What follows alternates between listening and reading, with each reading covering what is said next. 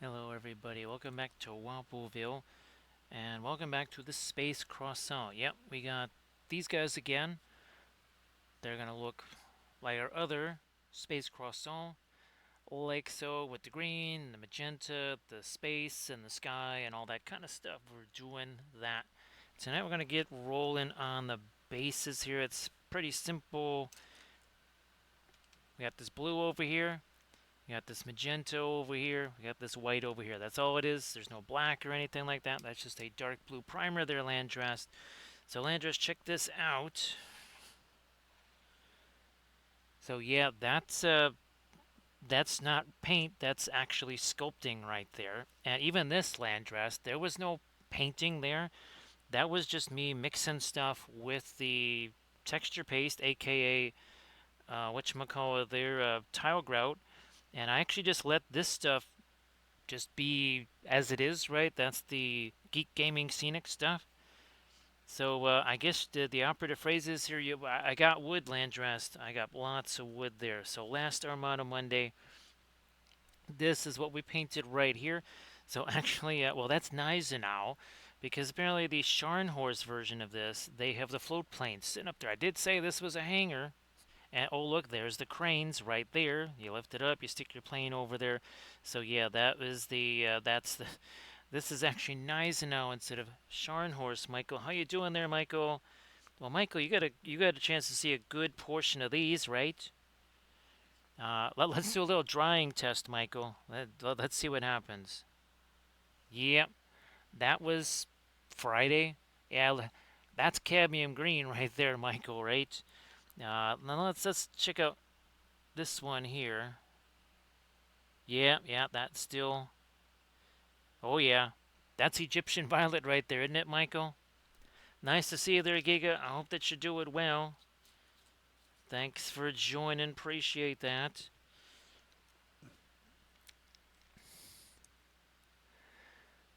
Let's see. So now, Gig, were you looking for the Twitch one, or were you looking for the army painting series? Because the army paintings, I think it's series 19. Actually, oh, let me see if I can. Yeah, it's probably gonna take me a long time to scroll up there and find it. Where the heck would that be? I think it was Series 19. Yeah, it's probably way. Oh, wait a minute. Here they are. Yeah, Series 20. Okay, I was almost right. I was pretty close. Pretty close there. That's Series 20. Yeah, the Ostearchs. Actually, I would. I think either way would be okay with them, whether it's pre-glaze or whether it's the darker primer method. Okay, yeah, Giga. Actually, Giga, that that link, the Patreon link there to the Wapelius channel, that's like a master search engine. It'll search the YouTube channel. It'll search the what are they?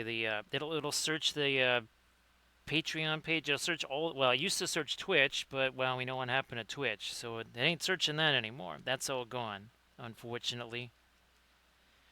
You know what? Fine. I'm gonna throw me a little bit of thinner on there. What the heck?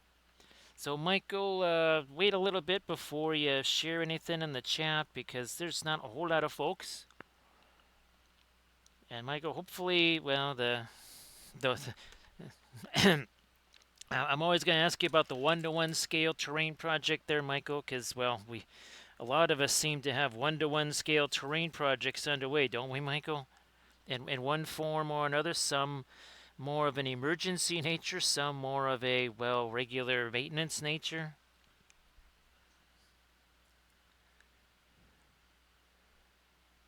So Gigabyte, usually something neutral, unless it's going to be the source lighting part. That's really the only time things get dramatically different.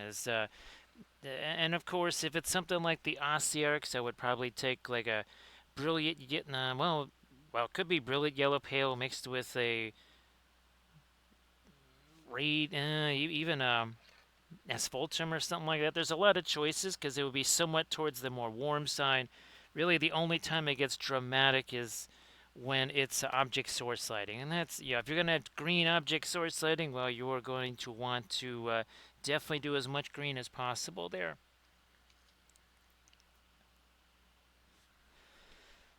Now, Michael, hopefully Mother Nature has also cooperated maybe a little bit more because I think.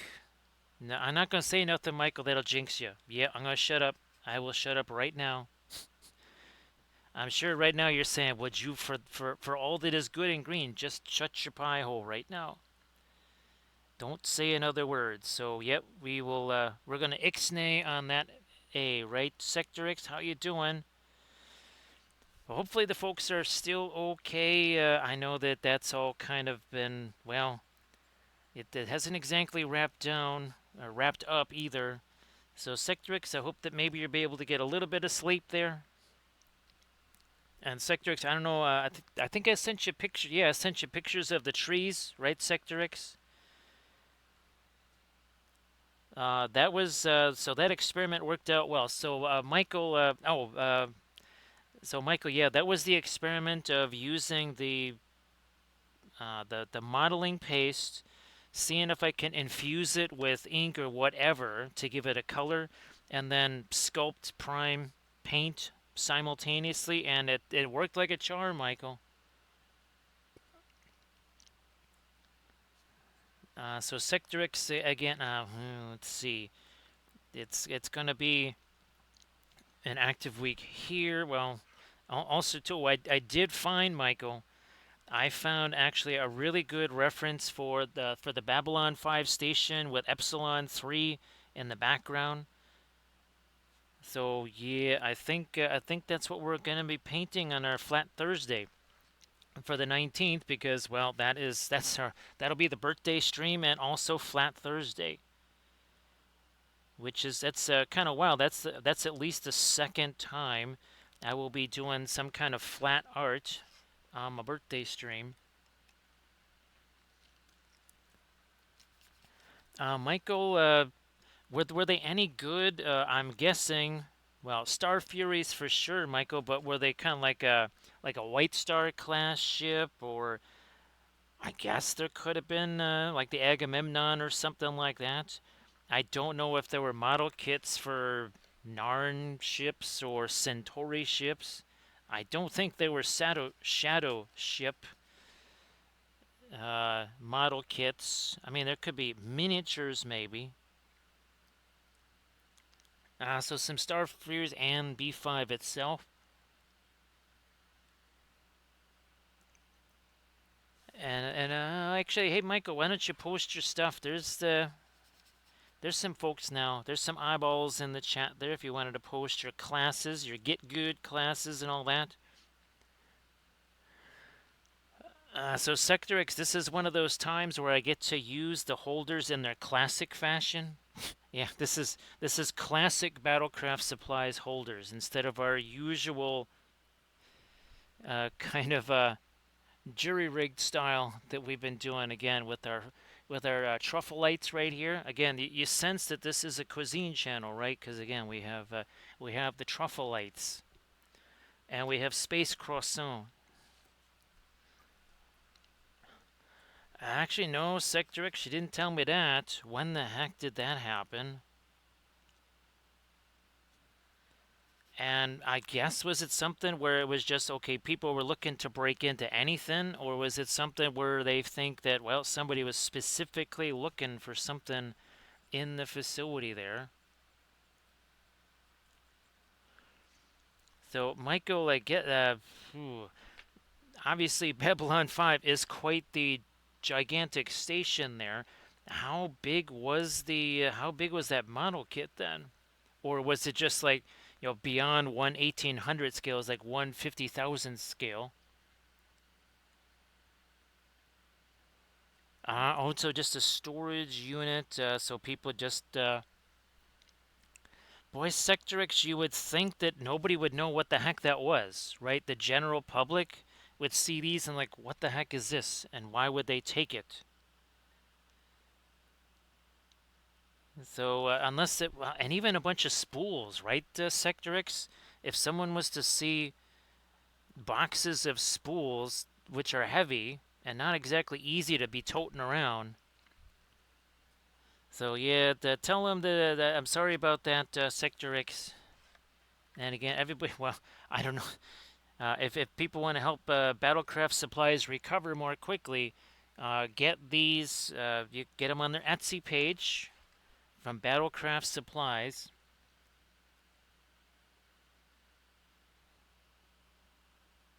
Okay, yes, so, yeah, I know that I don't have. There's only computers in the house. Everybody check out that tabletop events link there that Michael Paints Minis just shared. And everybody also give Michael Paints Minis a follow because, Michael, you were going to kind of ramp up some streams, right, in the lead up to ReaperCon. Now, we're using all Alkids here, by the way, so we're switching. It went from the Doomsday palette, the Bankruptcy palette, the Money palette, to it went to the Bargain Basement palette, the Discount palette. Yeah, that's what it is. It went to the Discount palette because, again, this right here, there was some pricey stuff sitting on this miniature, and they're going to be sitting on this miniature for a while. These are not going to dry anytime soon. So that was one thing. Well, remember I was saying in the other direction, I was getting kind of spoiled by all of the, the colors and the intensity of those colors. Now it's kind of on the flip side of things, where it's like, well, okay, I was getting kind of spoiled with all of the fast drying and setting. So everybody, again, please give Michael Paints Minis a follow so that you don't miss any of those streams. So yeah, thanks, Michael. Again, I got one that I'm going to do as a tutorial video. That's going to be the green one. Michael, if you want, I can kind of send you the reference images there. Yeah, let's keep going with this. Let's keep going in that direction. And again, those are from Archvillain, Tome of Demons release. Actually, Michael, oh, that's right. Did you see I was painting on the council last night, Michael? I had all of 90 minutes to paint that not Archvillain, the Artisan Guild, that orc figure there. Yeah, well, 2 hours really. No, it really wasn't 2 hours because I was also doing some little side demo things.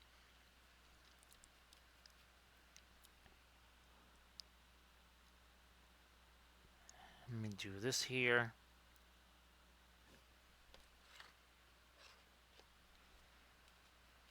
So somehow, of course, all of the secondary pieces that I printed for a lot of the ships I was going to do on Armada Monday for, well, not Necrons. Well, we're going to probably have at least a couple weeks of Necrons here for Armada Monday. And then I'm hoping to actually switch to one of my fleets, and that's the stuff that I got from Grand Fleet Admiral, I believe it's called.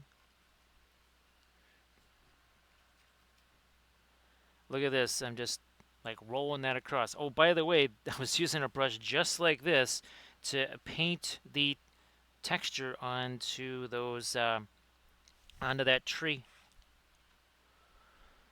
Now, Sector X, have you been able to distract yourself a little bit with the with the Titan project at all? I mean, even if it's just for a few minutes a day or something like that, just for a wee spot of distraction. I would, I would say, oh, maybe we can try and do like a super late night hangout or something like that tonight if you're still, like you can't sleep or something because of stuff going on overseas. But I've got to actually, I got to pack that orc fleet and ship that thing off tomorrow. How you doing there, Midwest Miniature Guy? Everybody please give Midwest Miniature Guy a follow. Great to see you there, Nurgle Matthew. I hope that you're doing well. So, Midwest Miniature Guy, again, if you want to post anything in the chat, I know you just finished your stream, so you don't have anything exactly right now. What we are doing, some bases on our Space Croissant here. So that's what they're going to be looking like. We've done a bunch of these on stream. Our last Armada Monday was a little bit different, a little more down to earth, so to speak. right there. That was our last Armada Monday a week ago. And our last couple of streams, you can see them right here. There we go. That was our last couple of streams. These crazy Zygomors from Archvillain, who we have named the Truffleites for right now. And our last 2D art stream. Let me see if we can find our Hobbit deal here. There you are. That was last week's Flat Thursday, Hobbits in Space. That was the Space Shire.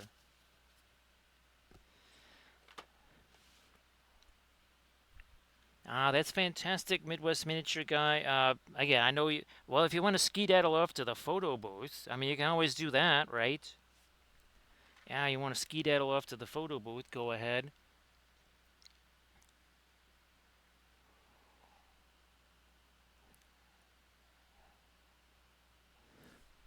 So yeah, Sector X, I have to.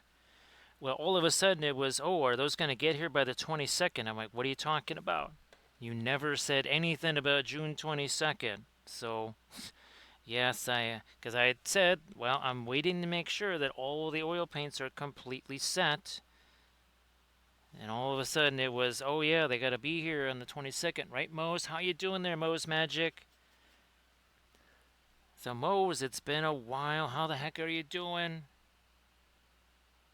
And again, also too, we did our series of streams, our midway observation, midway anniversary week's observations. Here was one of the things that we painted there too. We did the Dauntless Dive Bomber, we did the 1/1800 scale Enterprise, but for Flat Thursdays we had a flat top. So that was 2 weeks ago. Had some fun doing that. So glad that you're doing okay there, Mose. Glad you're doing all right.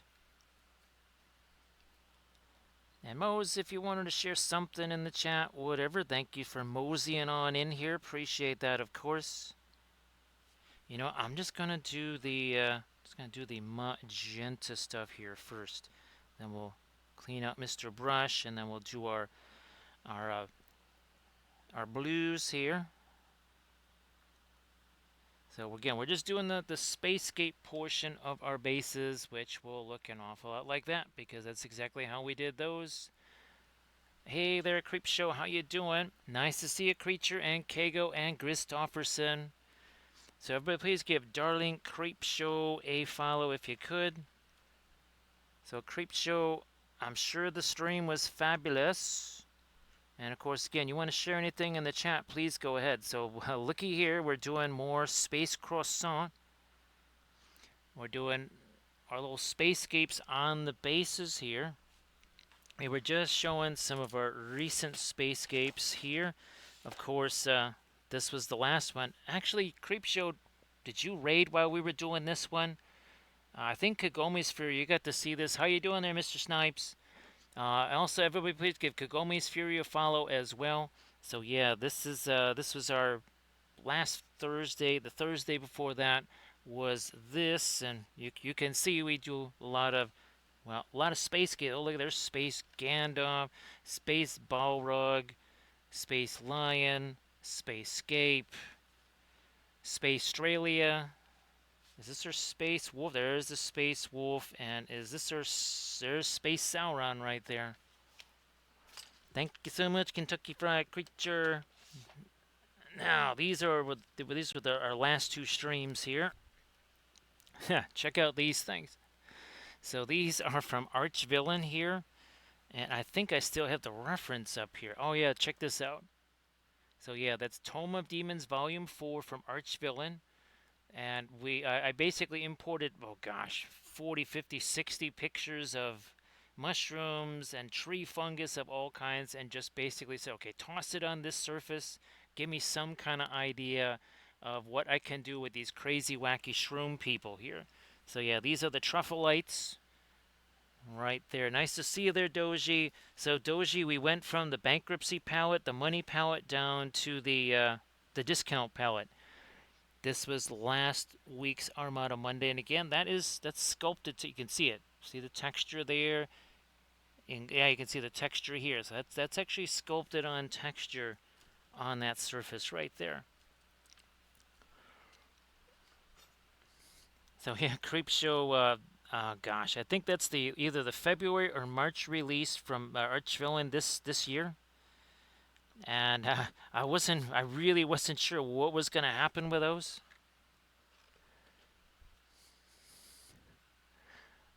From Baroque to Broke. I like that. Yeah, we have to do some kind of meme with that Gigabyte. Yeah, we have to do some kind of meme with that. So, yeah, from Baroque to Broke. There you go. That's because this. Let's put it this way: there's probably like one color, and there's several instances of just one color from the Zygomorphs palette that would have cost more than everything that's on the palette here combined. And not by a little, by a lot. So again, everybody please give. And also, great to see you there, Grizz. Appreciate that. So again, that's Tome of Demons. There was those actually, believe it or not, those weren't the craziest critters as part of that release. There was crazier stuff than that. Yeah, hard to believe, I know, but there was crazier stuff than that. Welcome back there, Diadems. Great to see you. Hope that you're doing well there, Diadems. Now we're gonna here. Let's start to get some of our blues here. You know what? I might even just try to get more of this stuff. No, I'll just use a whole new brush here. I'll use me a whole new brush to do this with our blue here. There we go. Again, just kind of softening up the edges there.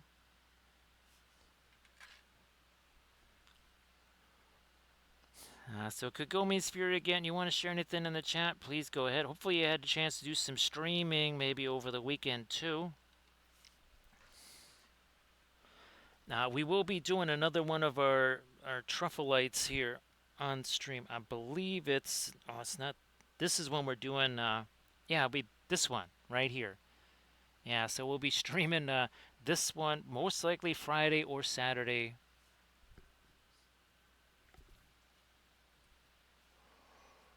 Now, I'm glad that you were able to get a game in there, Mr. Snipes. Oh, and of course, hopefully everybody had a great Father's Day yesterday. Yeah, hopefully everybody had a great Father's Day yesterday. And again, everybody please make sure you give Darling Creepshow a follow. Midwest Miniature Guy also.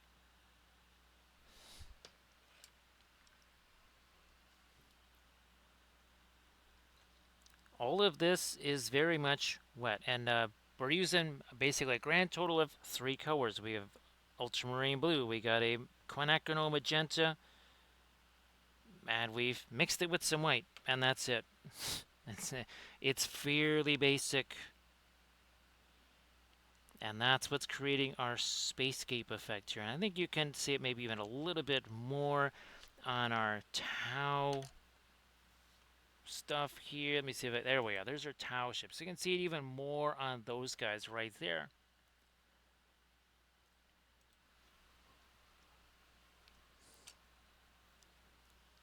Continuing here to, yeah, let's just soften up these edges.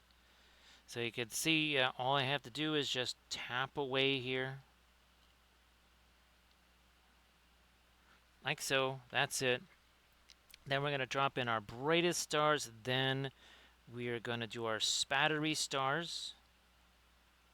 Then we get into a whole bunch of dry brushy stuff on our space croissants. Then we got to start getting in our object source lighting, our glowy things.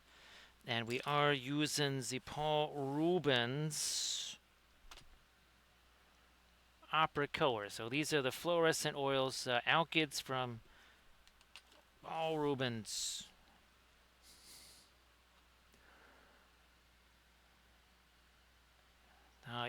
Doji. I mean, it's not all that different than the marble stuff that we do, right? It's not super different from that one. Do I have anything that's got a marble base that's easy? Oh, here we go. Well, I mean, yeah. Well, this is fun, but this is, oh yeah, our elves. That's right. That's what we're doing that kind of stuff on. Gigabyte. We're using space margarine here. Yeah, it's 0G margarine. There you go. Let me throw in here some of this, maybe a little more of that right there. So that means it has less calories there, Gigabyte. Fewer calories for your space margarine. Yeah, Doji. I mean, all I did was roll the brush around. We did the smoothie thing, and now instead of doing the spattery stars, you would just do some kind of little marble veins or whatever, the usual thing, right? Something along those lines.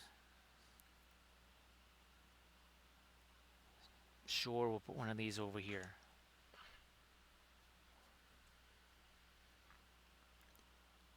So again, Mr. Snipes, great to see you again. Thank you so much for being here, of course.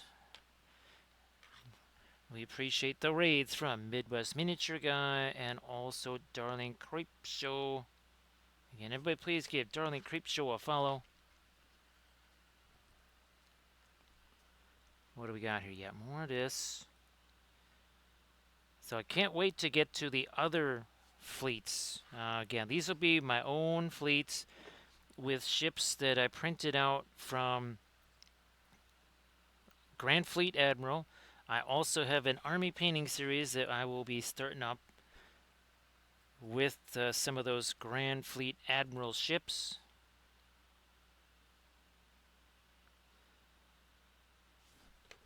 Do these guys here. And we're not even a half hour in yet. We got 8 of these. 8 or 9, I don't know. I prepped about 2 dozen, so if I lost count, it's just because there's that many. I'm going to go a little lighter now. Let's try that here. Also, maybe a little more thinner. So here we're using our oil paints. However, these are alkyd oil paints, essentially oils that are going to dry faster than your traditional oils, especially again like our fungus people, which have all kinds of super slow drying colors on them. How's about we welcome in Muse's Touch and Night Whisper? Great to see you there, Night Whisper. Of course, Muse's Touch, great to see you. And Muse's, if you want to share some stuffs in the chat, please go ahead. Everybody give Muse's Touch and Night Whisper a follow. So Muse's, great to see you. And Muses, thanks again for painting the Kathy miniature. Appreciate that. And of course, again, you want to share that. I know you got some at least some Facebook posts on that. So yeah, if you want to share your Facebook posts, please go ahead. And Night Whisper, I know you got all kinds of fabulous oil painted stuff that you can share. So please go ahead and do that. We are painting some more of the galaxy's favorite space croissant. Yes. Yummy, tasty space croissants. This is a cuisine channel after all, right, Night Whisper? Yeah, no problem, Night Whisper. You get off to that photo booth there. You don't have to rush too much. We're only just now underway. What, 29 minutes ago? That's it. We are working with their oil paints like always. We'll show you some of the other things that we've been doing this week. Nope. We won't go any further with that. We're going to leave that right there. So now we're going to take some of our ultramarine blue, do the same thing here. Some of our spacescapey things that we did. We did this last Thursday. So that's Hobbits in Space. Week before was our Battle of Midway observations, and we did a 1/1800 scale Enterprise. We did a Dauntless dive bomber, also 3D printed, and we did that for our Flat Thursday, which we've done lots of stuff for that. Also, last Monday, somewhat more terrestrial in origin, was Actually, Gneisenau. So not Scharnhorst, this was Gneisenau. I was prepping Scharnhorst. So, and of course, here is our fabulous fungus people. Zagamores from Archvillain. This is the first two. We got two more we'll be painting. Then there's also like the big giant boss lady, like gigantic. That will probably be a series of videos on the Patreon page because that's way too big to fit on screen here. Like a lot too big. As in probably twice the size of what would fit on here.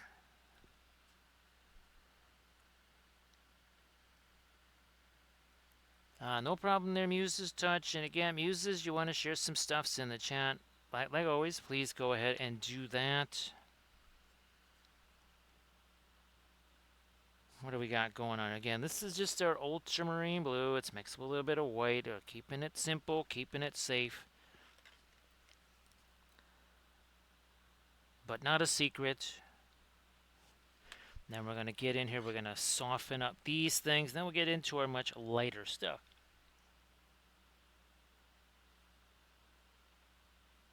That's it. Oh yeah, we finished off our mounted baristas. Where's our? Oh, I don't have her out here, do I? Oh, I did. I just posted this, didn't I? Yeah, I think I just posted this to the Patreon page today. So this was episode 1. It's all about moonlight effects and also reflections in water. So our next episode, we're going to be doing a whole lot with the water effect. We're going to be getting the tribal tattoos on here. So that's kind of the two main things that we're going to be doing in the next episode of that series. No problem there, Doji. Again, Doji, appreciate you being here. And Doji, if you wanted to share your stuff real quick, like before you have to get back to work, please go ahead and do that, of course.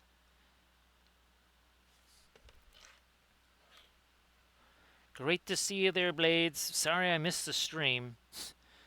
Today was just one of them kind of days. It was just, everything was working way slower than it was supposed to. Everybody, please give Blades81 a follow. And of course, Blades, why don't you post stuff in the chat? Of course, Blades, I don't have that orc figure handy right here, or do I? Actually, yeah, here, I can grab that. This was what I was painting on that Council of Miniature Painters. Let's dig this thing out. Because, oh, it could be handy for some film noir. That's right, yes. So this is what I was painting on the Council of Miniature Painters last night. Artisan Guild. Yeah, Artisan Guild there. You put this over here. There we go. Okay, that's safe, I think. Sort of. So Mr. Snipes, these are, oh gosh, I think Lee McCall did these. Now Lee McCall also again does these. So all of our 1/1800 scale ships, those are all from Lee McCall. He is on My Mini Factory.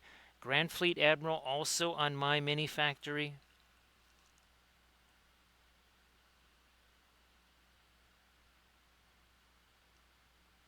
That's fantastic. Hey, Night Whisperer, could you maybe send me on Insta? Send me the pictures of that Marine you're talking about. Yeah, if you don't mind sending me the pictures of that. So Landrast, I think what's going to happen is that Armored Wolf is going to have the Cathay stuff sent to him. He's going to bring it down when they come down here for the Adepticon meeting in July. So it won't be all that long, Landrast, I guess, before I'm trying to do the Cathay Army painting series. Yeah, what do you know about that? So sorry that your back is giving you troubles there, Kagome's Fury. And again, Kagome's Fury, if you would like to share stuff in the chat, please go ahead and do that. Geez, Kagome's Fury, I'm wondering if that's something that the anodyne device could work well for it. But it depends. If it's, especially if it's more of a nerve type of a thing, it works really well for that. So yeah, I guess it would kind of depend on the nature of it. But yeah, it's and you can get those on Amazon. I do suggest getting the higher quality ones because those come with timers, so they will switch off instead of basically continuing to cook you like say a McDonald's burger under one of those heat lamps.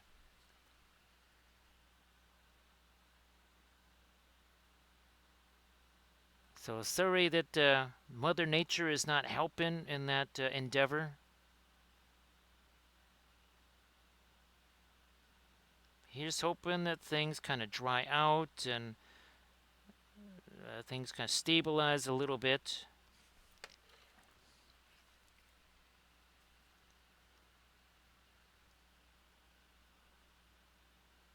And again, everybody please give Darling Creepshow a follow. Actually, Creepshow, you finished. Oh, was that a communicant, Darling Creepshow, that you were painting from Trench Crusade? That's all done. I can't remember if that was either New Antioch or that was probably Trench Pilgrims. Yeah, those probably Trench Pilgrims that you were working on there. And again, if you want to share any of that, please go ahead.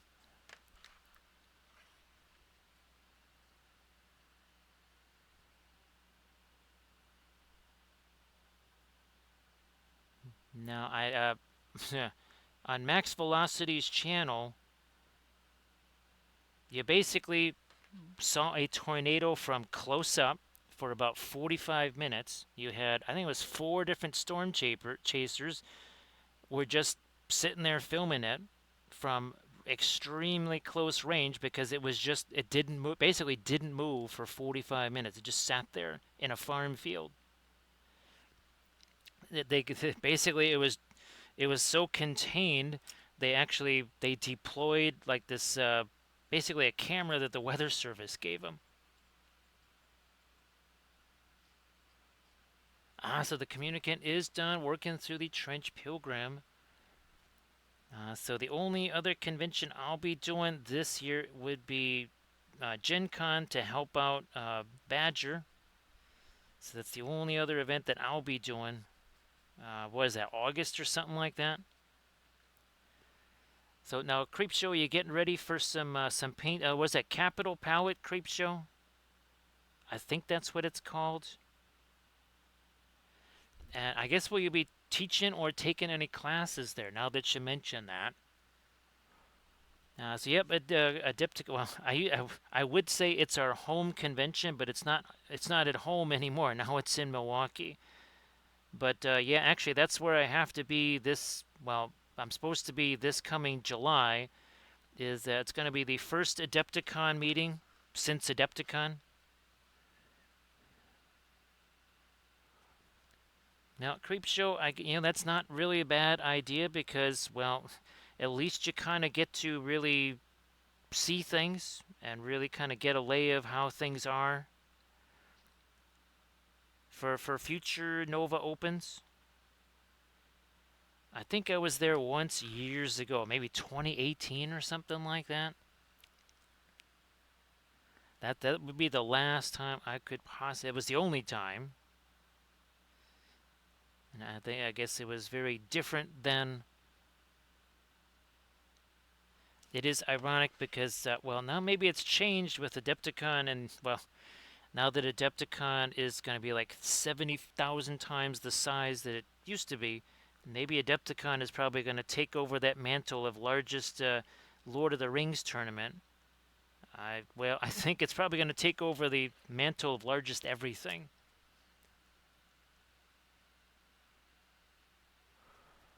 So yeah, Creepshow. I think it's safe to say that Nova Open is a miniature focused convention, kind of like Adepticon. I guess LVO, you could say that is another one of those. And it's very different from something like a Gen Con, where miniatures at best are a sideshow. Actually, they're more like a side to the sideshow at something like a Gen Con. So yes, something like a Nova Open or an Adepticon. If miniatures are the thing, those are definitely going to be more the places to be. So yeah, creep show. That's not well. At least there you can kind of get a feel for what's around, and then when you do work on something, you can feel like you've got it. Okay, I'm kind of making something for what they like to see here, or whatever.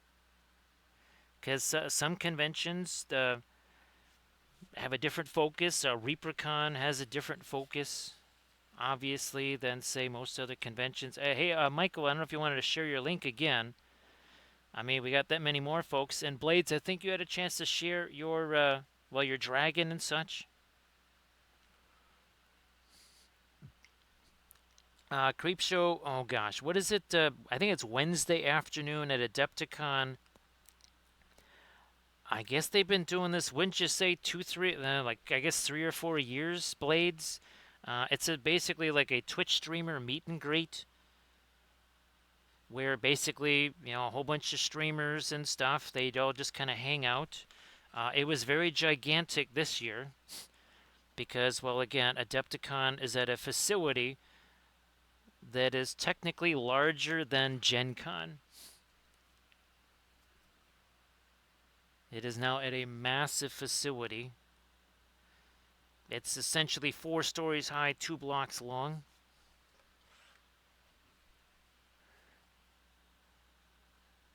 We're almost to our spattery stuff here. We'll get to that in a momento here.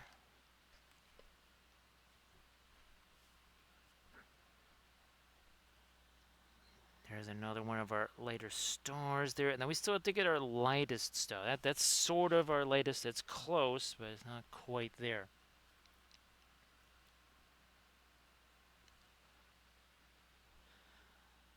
So yeah, Blade, sorry I couldn't join you earlier. There was lots of stuff happening. I think I was actually trying to get to the store to get some supplies.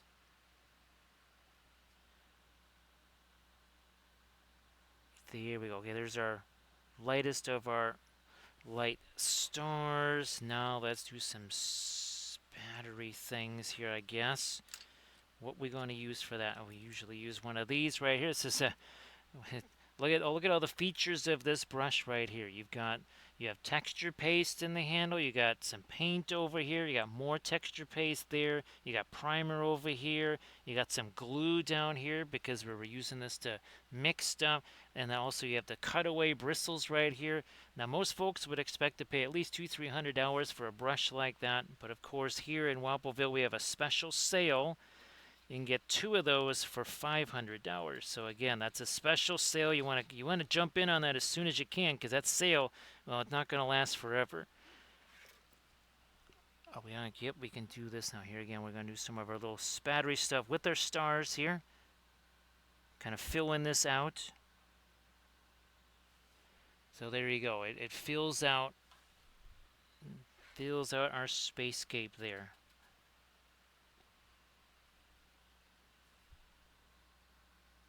I mean, it's practically a steal. Now, it doesn't specify who's doing the stealing, but it's a steal of some kind. Doesn't necessarily have to say which side is gaining and losing in the stealing part there.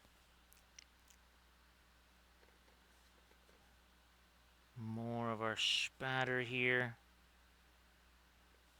Again, you can see it very quickly distributes a nice random pattern of stars.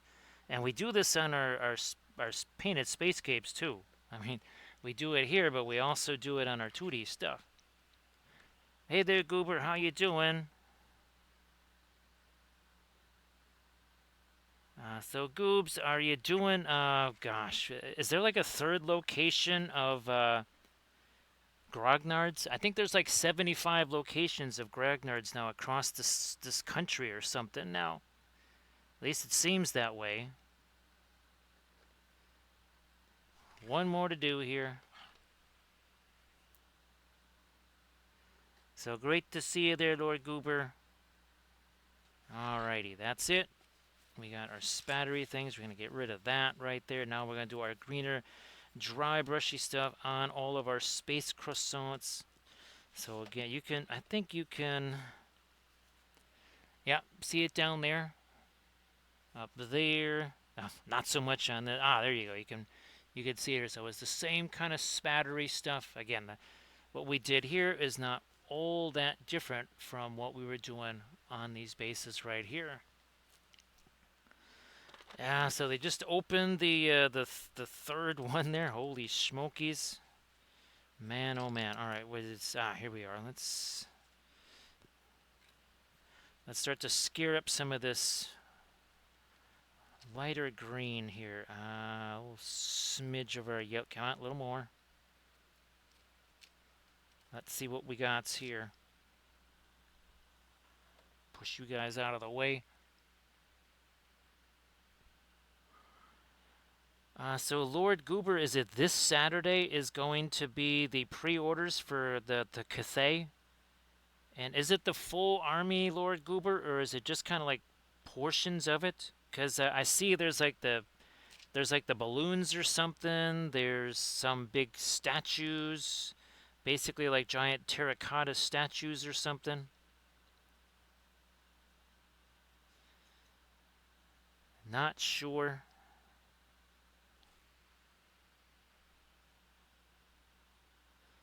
Continuing again with our little bit of dry brushy stuff here. We will go a little bit lighter with this too. Then we got to get all of our magenta stuff going.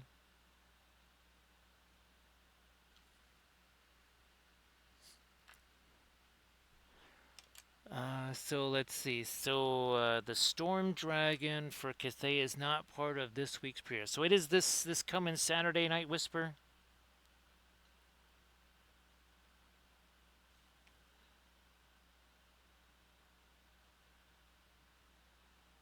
All right.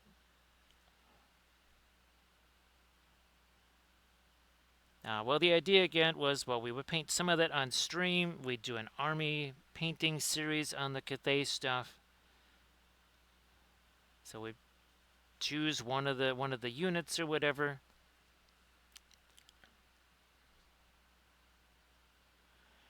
Now, I don't know if there's like the mega army box type thing, and then there's individual units, or are there little sub groupings or something like that.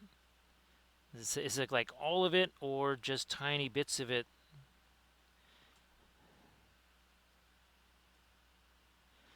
So already very, very different, right, from what we had just a second ago. That's dark green primer, by the way. That's not black. There is no black primer on here. There's dark blue on the bases. There's a very dark green on the ships themselves. So Night Whisper looking to get the big storm dragon. Actually, Night Whisper, I don't think I've seen any pictures of that. All I've seen is the one kind of grainy picture with all the stuff there. I don't know. Does it actually have the dragon in it? I have no idea. Basically all things GW have been kind of not part of my visual reference for a long time now.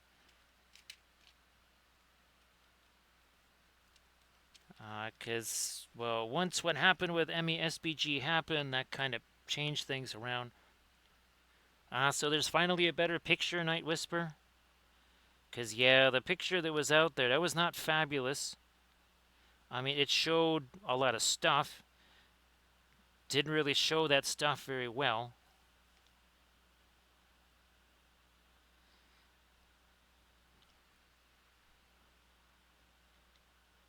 Continue here. Let's just continue with this. So, Blades, are you mostly recovered from Sunday then? That was rather bizarre. I'll have to shoot you some more messages. So say we all.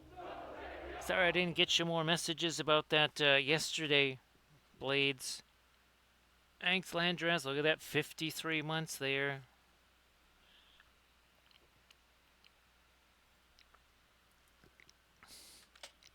So yeah, well, Landras, remember minor detail.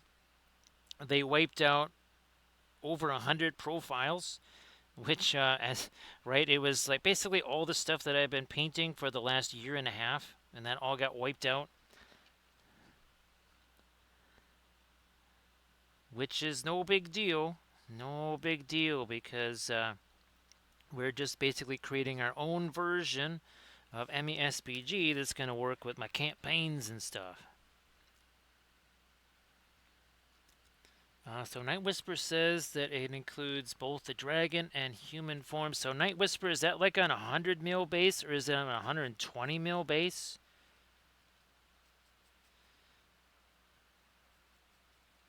Let's do this here. So now, Landrest, have you ever tried to add a little bit of extra color to some of the AK interactive basing things? Well, like the sand or the crackle paster. Well, you can't do something to the crackle paster. That would affect how that works. I'm pretty sure. Well, it would thin it down. Still, that would be affecting it, though. So yeah, Goobs, I thought that the Tomb King's dragon, whatever he was on 100 square. So I did a base that was 100 square. And it seems like he's not on 100. He's like on a 120 by 100 or something. Nice to see you there, Sleepy Slang. Boy, this is mighty early for you, Slang. Yeah, it's got to be, what is it, like 5:37 in the morning there or something? Or is it 4:37? So, yeah, these are, well, this is a cuisine channel, right, Slang? And oh, I did get the portobello mushrooms. They didn't have, like, the whole ones. These were somewhat larger, so I basically just sauteed them. I didn't bother putting them in the air fryer. I did discuss with Kathy's sister yesterday a few possible recipe ideas for the air fryer, doing a marinade on them. Basically, which way to do the marinade, as in essentially turn them upside down like a bowl so that the marinade actually stays in there instead of just like putting it on the top and it just all runs away. Now, here's hoping that you can get. I know there was a few days worth of not fun stuff for you there.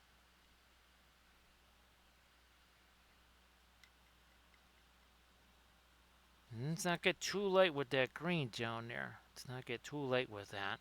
Again, we're doing our original lighter green on these guys. Then we're going to do one more kind of lighter version of that. Then we're going to get into our all of our magenta stuff. And then possibly some more glaze things too. And of course, Slang, if you want to share anything in the chat, please go ahead. We will probably be taking the Perline Black and maybe some of the Phthalo Green and doing a little darker glaze in some places on our ships here.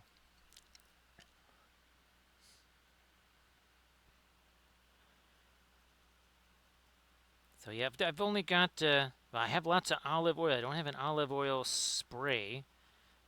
That is one way to kind of, it's almost like priming your food, right, Lord Goober?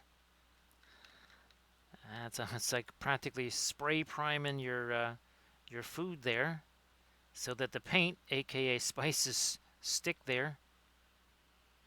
I'll have to see if there's something like that on the Amazons.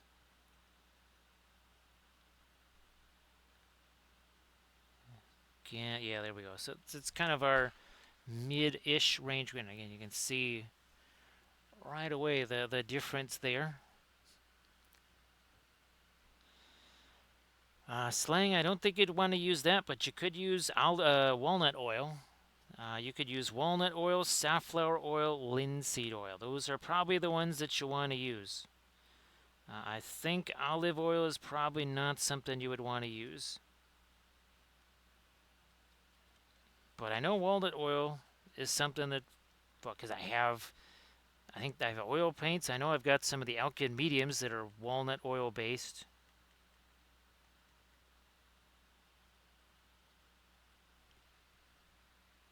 Let me make sure that puppy's in there.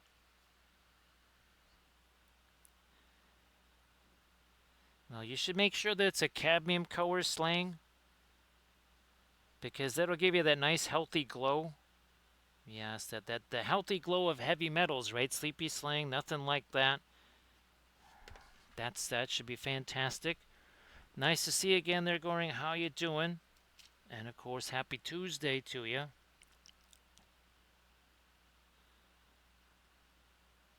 So again, we are 55 minutes in. We got, what, 8 of these going on. We did all of the spacescapes on the bases. Now we are just starting to get into our lighter dry brushy stuff here. Then we're going to get into the magenta glow stuff. So trying out some peanut oil there. Well, if you combine that with some jelly, it should be right tasty.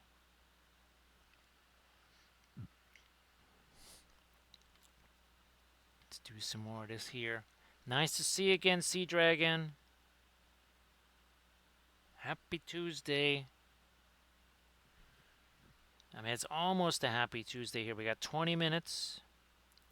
20 minutes to a happy Tuesday. Now, our next stream is supposed to be, well, that'll be the birthday stream on Thursday. And I was able to find some fabulous Babylon 5 images, and we will be doing, well, it's also Flat Thursdays. So we will be doing some flat art on our birthday. So it's a very flat birthday because it's a very flat birthday. Now here's again, there's our lighter stuff, and okay, we're just still working with the alkyds here. So it's quite the change, Sea Dragon. Okay, that's what's happening. Like, where the heck is that Indian yellow coming from? That's what's happening there.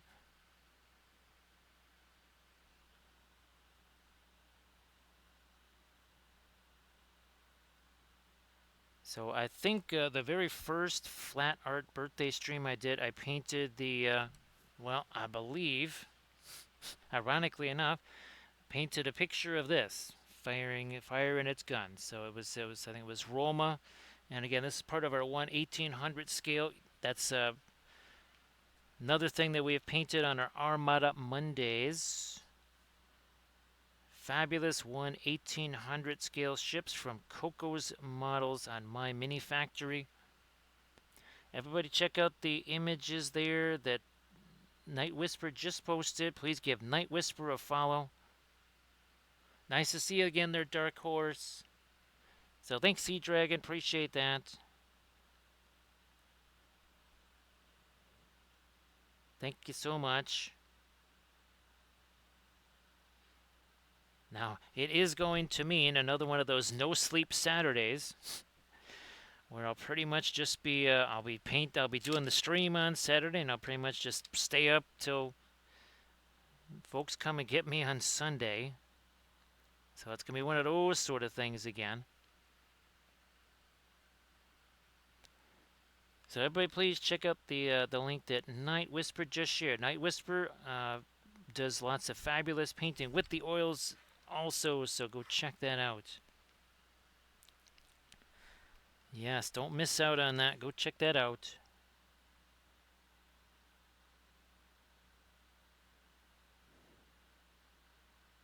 Alright, well, continue here. Won't be doing any of this on the ventral side, only on the dorsal side, because, well, I mean, for all intents and purposes, we need this to catch more light than the ventral side.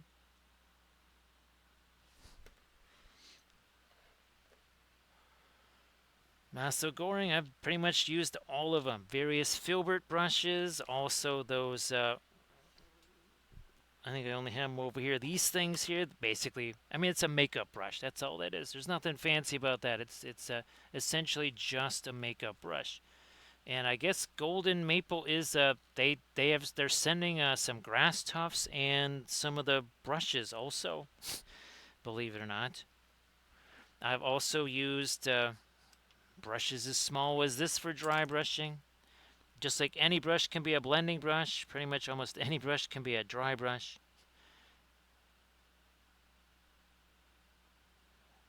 We tend to use pretty much the same brushes for all different types of things. Now, that sort of an activity is going to be rough on a brush. That's why we kind of have these more crafty type brushes that we use for this sort of thing. For the rougher stuff, yeah, we'll use something more like a craft brush. I mean, these are what, maybe $1.60 a piece at most. versus our Princeton brushes, which are more like $5.50 a piece.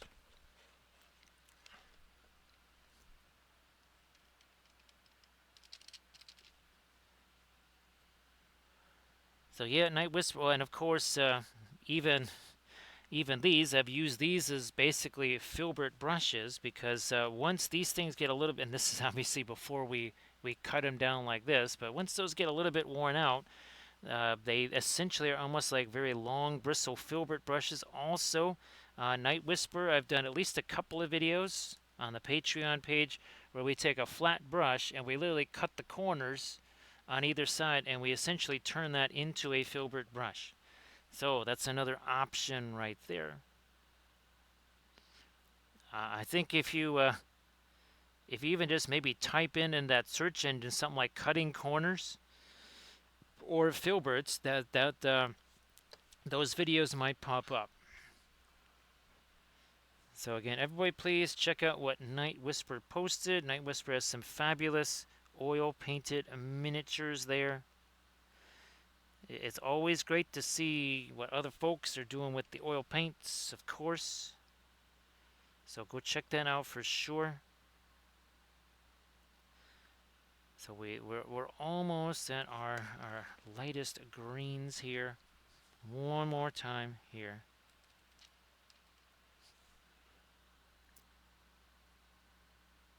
I think I might try to go one more level with this maybe.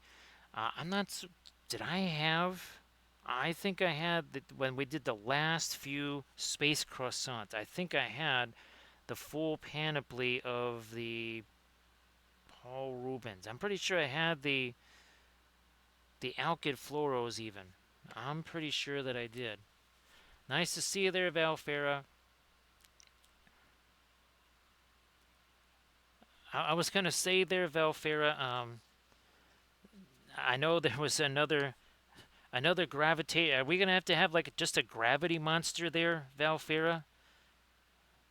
I'm not quite sure exactly what he would look like, but maybe we need to identify the gravity monster there, Valfera, so that he doesn't feel like he can just kind of run amok.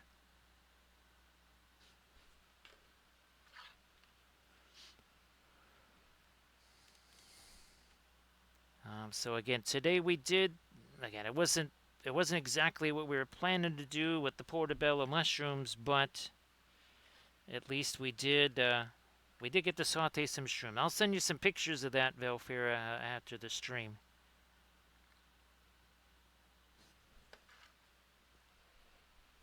Where are we at? I don't need two of them. I only need one of them here.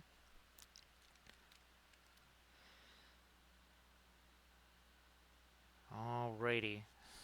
And of course, if you check out the Instagrams there, that's got some video of the entire orc fleet. And actually, that guy is on my mini factory. I don't remember what his name is, but he is on my mini factory. Basically, just type in orc BFG ships and he might show up. I mean, it showed up when I was looking for Tau BFG ships. So if it shows up in a Tau search, it probably should pop up in an orc search. Just throwing that out there.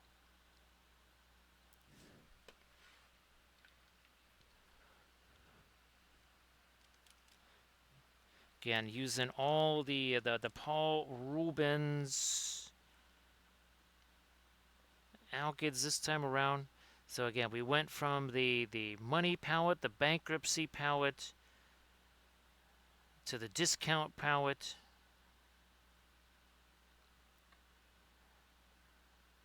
Very much the poor man's palette now. No cadmiums, no cobalts.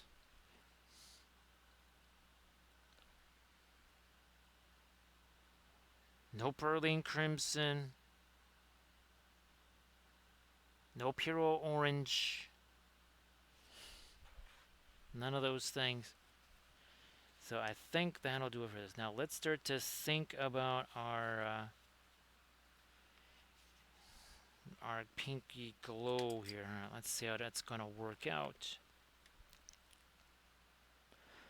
And you can see here what it is we're up to. That's what we got to get up to next, is that pink glow. So Sleepy Slang, let's put it this way. Not wrong shelf. This was one of the colors we were using there. If you get this full price, this would basically be almost all of the basically all of the the non whatchamacallit fluorescent. So the other big set, all of the Paul Rubens paint, or this one tube. That's what you're looking at. That was one of the tubes. There were two other Series 7s there. So basically, for the palette that I had, you could get probably 3.5 full sets of the, no, more like 4.5 full sets of the Paul Rubens stuff, at least. Maybe more. And that's like a conservative estimate right there. That it says very conservative. It could well be more than that. Well, Slang, everything is a trade-off, just like we were talking about during our 2 Zagamore streams. You're going to get a massive increase in intensity. You're also going to get a massive increase in drying time, because I painted this on Friday and there's parts of it that are just as wet as they were on Friday. Because we're talking multiple cadmiums, cobalt. That is going, so price is the downside, and of course massive drying times also the downside.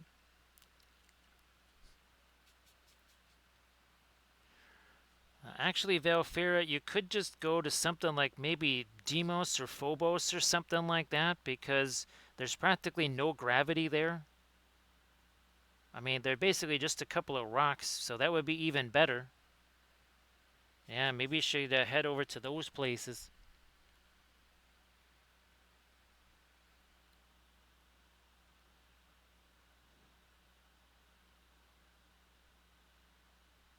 Actually, all kidding aside, I can't remember the last time I actually had any kind of a croissant. We used to get those at the store. Well, now that I got the toaster oven, maybe it would be even easier to do those, because wouldn't necessarily quite heat up the house as much as, say, the oven might.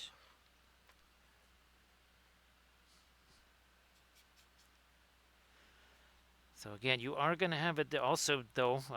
You're not going to have the fluoros, but then maybe you might say you don't need the fluoros if you have something along the lines of the cadmiums.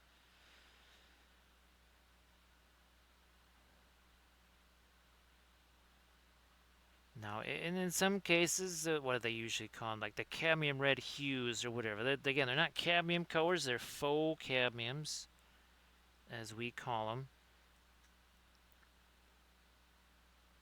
Right, it depends what it is you're looking for. I'll have to keep an eye out for those, Valfera.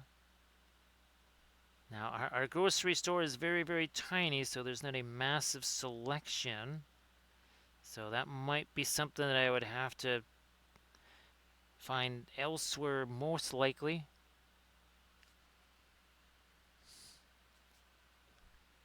Where we? Here we are. These guys here. And what are we? 1 hour, 9 minutes in. Yep, we've done all of the stuff on our bases. Now that we did all our dry brushy stuff, now we're getting to some of our glowy things.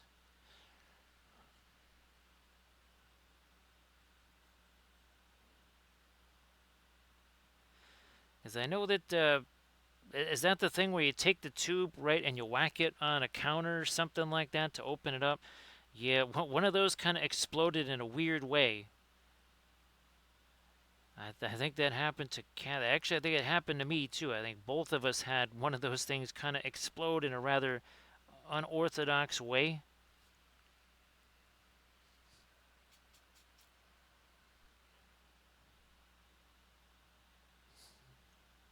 rest of our magenta stuff there.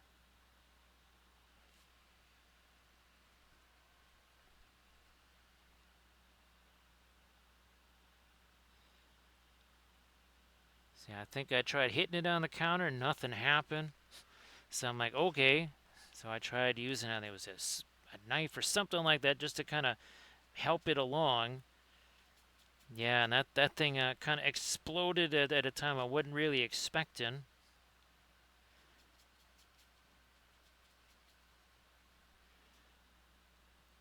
Let's see, how many was we got? 8, 2, 4, 6, 8. Yeah, we got 8 of these things going here. I think we'll probably see at least one more stream. Probably next week we'll be doing another batch of our space croissants here, and then it'll either be back to our. It all depends too what ships that I can get prepped, whether it's the 1/1800 scale uh, ships that got repulse hood. Of course, for whatever reason, all the repulse stuff didn't get printed, so there's another. Yeah, like the repulse turret sprue that didn't get printed. Got like 20 sprues of hood stuff. I also like all of the repulse, all of the launches and boats. Those printed, but no turrets. I'm like, what the heck?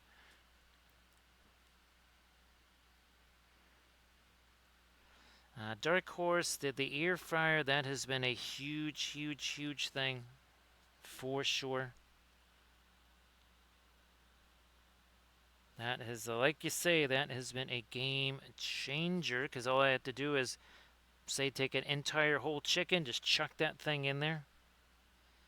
40 minutes later, essentially, it's done.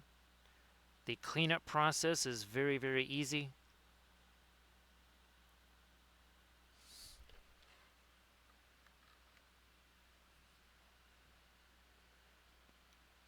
And again, Kikomi's Fury, if you wanted to share anything in the chat, please go ahead.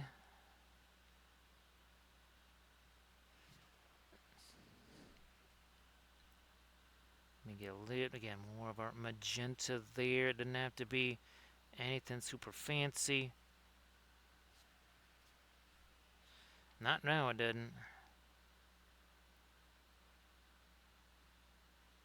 As that, yeah, I think we did these as magenta too. It's been a while since I've seen these ships. For me, pretty much Adepticon. Yeah, that was the last time I saw him.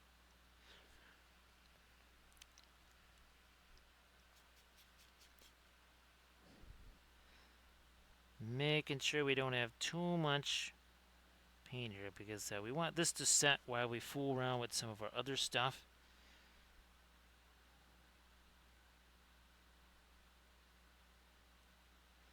Oh yeah, these also. Don't want to forget about these guys here.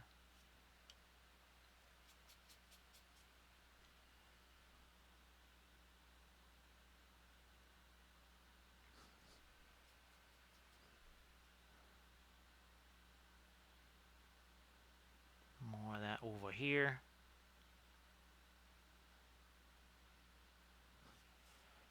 Yeah, let's get the underside of this here. So we're just taking some of the floral magenta and some of our regular magenta here, at least to get started with this. Breaking it down.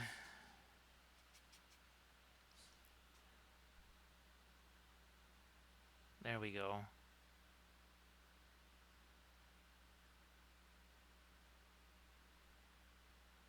Oh, that's right.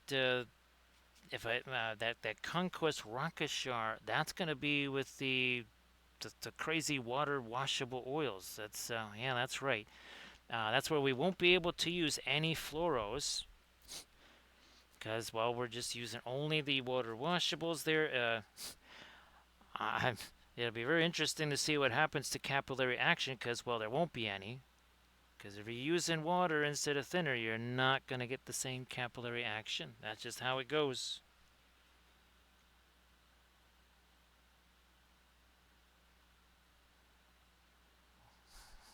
Is this our okay, this is the... No, we still got the one larger ship yet to still put the magenta stuff on here.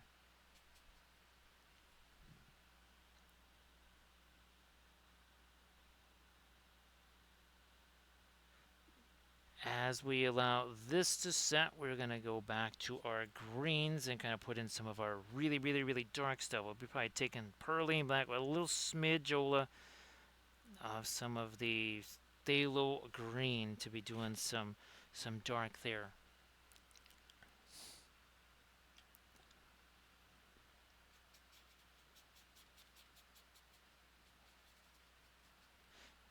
Again, using the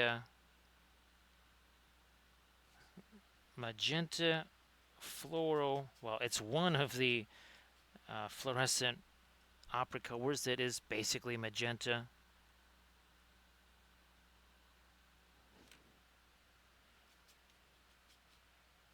We're getting there. We got these guys to kind of fill in here. You can see now that is a pin line wash pretty much in there. That's if it's not a 100% pin line wash, boy, it's super darn close to it. And we're not really brushing it on so much as we just drop the paint on there and then say, all right, you do the rest. We got these pyramid things over here to do. We got these over here.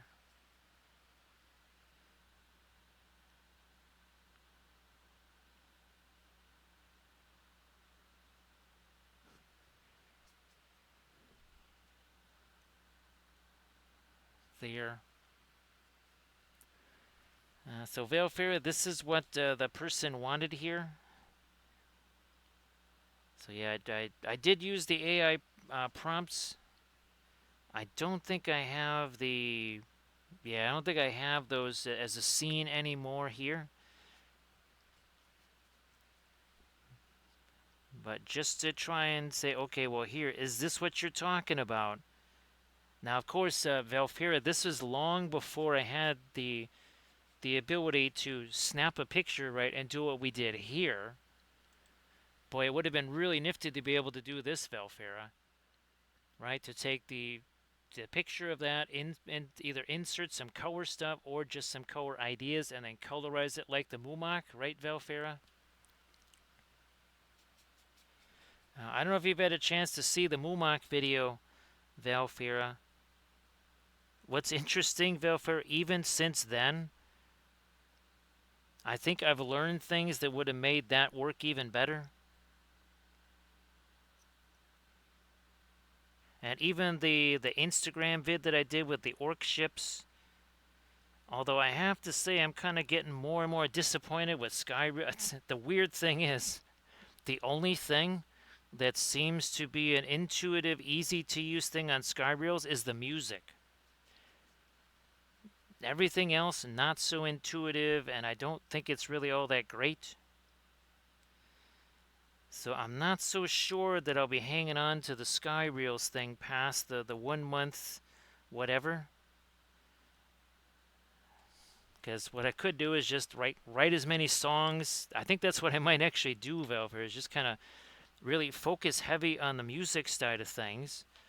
Do as much as I can with that before essentially the month is up.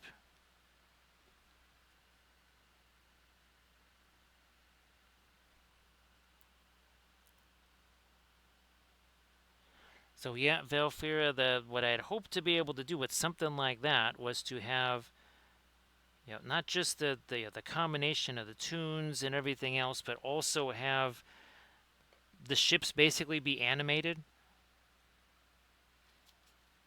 But it doesn't seem to do a really good job of that. It seems to like animating its own stuff instead of your stuff, if you see what I mean.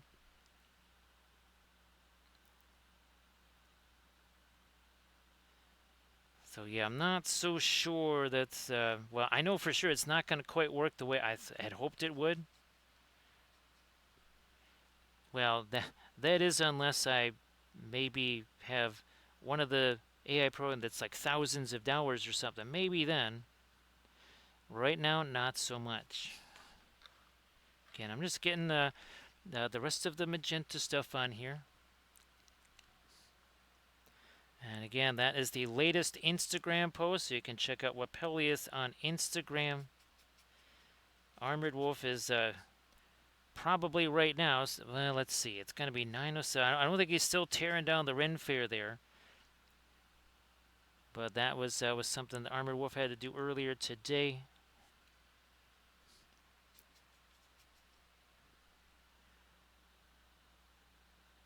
Almost forgot that. Okay, so I think these are getting filled in now. Oh, no, we did forget these. Okay, well, first we'll do this. Boom, here. Oh, also that one. Let's get these little guys over here.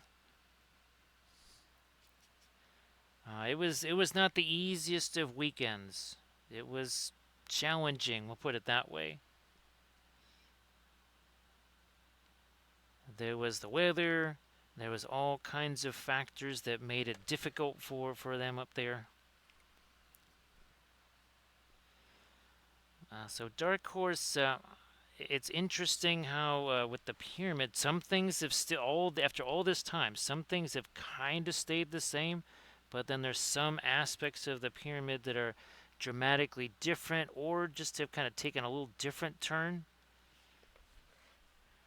Because I suppose you could say, like what we were doing before with the green, that was kind of our shaded base coat, and now I guess you could say we're trying to establish our object source lighting as soon as possible. I think I actually went right past it. There we go. So you can see on the bottom of the pyramid right there, you've got shaded base coat, you got your non-metallic freehand and object source lighting. Don't we always say do your freehand stuff as soon as possible. Do your object source lighting, especially object source lighting, as soon as possible, as early as possible, because, well, I mean, otherwise you might be painting the same area 2-3 times.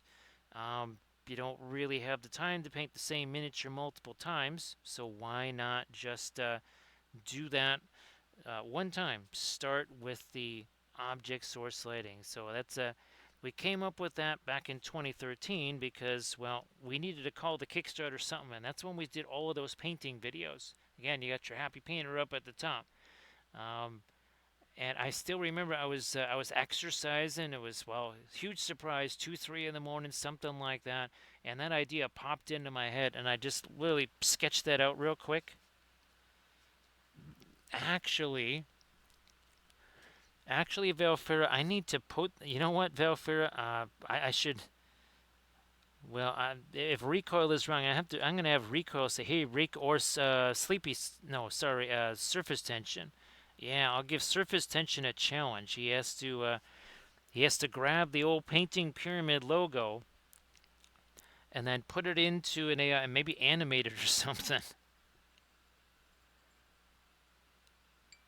and see what in the world kind of thing it might come up with. I have no idea. The other thing I got to start maybe doing is, and I know we were talking about this in the stream last night. Is this, yeah, we can use this. Sure. Perlene black. Some of our indigo here. See you later there, Kagome's Fury. I hope that you start feeling better. Hopefully the back gets better, things dry out, all that good stuff. So yeah, Dark Horse, thanks for choosing that, because it would be interesting to see what would that come up with. Right? For maybe something that's a little bit easier to understand, or maybe just a little more visually pleasing. It's the new painting pyramid. It's like the new dynasty painting pyramid, right, Dark Horse? Again, sorry about that. Might have to grab me another cough drop here. I'm just trying to darken this up as best as I can. We're basically creating ourselves another. Talk about pin line wash. You're gonna see that here. Oh yeah, big time. Here, give me some of this. Not that much of it either. Put you over here. All right, let's see what happens now. So again, we're just gonna go like that. Spin it around here. We're just gonna take it, touch it. That's all we're doing. That's it. Actually, I think that had our that also had our magenta in there too. Okay, so we'll add that in. Fine. So you can see how it's kind of rebuilding a little bit of the darks in the tiniest of spaces there. Might also do that down there too.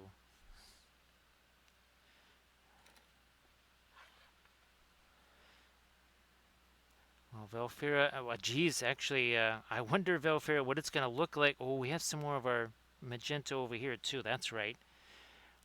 Probably not going to see any kind of glow, right? Because we don't have enough shading there. But we have to gear up those the Zygos, Valferic, because those things, man, that was pretty stunning, wasn't it? To see the difference in film noir with the Zygomors, especially when we turn around on the back. Yeah, that was pretty wild. Might be a little easier to see. So again, here this is not going to look like a whole bunch of anything right now.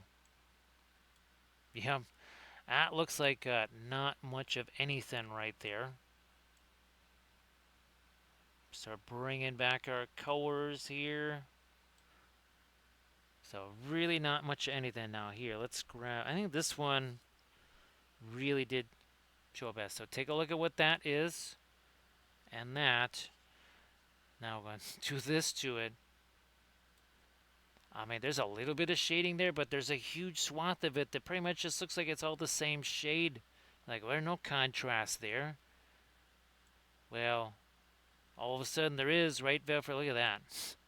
Like, I mean, you got cobalt blue there, you got your violets, you got magenta, you got yellowish green, you got a bluish green, you got, well, the Severus blue here, you got red and pinks up here, more violets.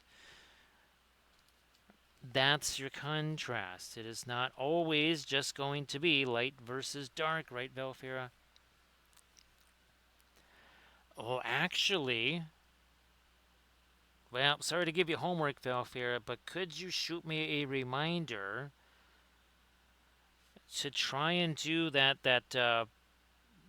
whole the contrast thing there, where contrast is more than just light versus dark? Because if AI knows how to spell Velfira, it might be able to do the color blindness test version. It might be able to create that graphic. That it just that has completely escaped me to even try that, Velfira. Now I have to try that graphic. It might just work. I mean, the biggest problem was that it wouldn't be able to spell it right, because if you haven't tried to use AI things, the spelling portion of it, well, it lags behind, right? Till just a little bit, Velfira.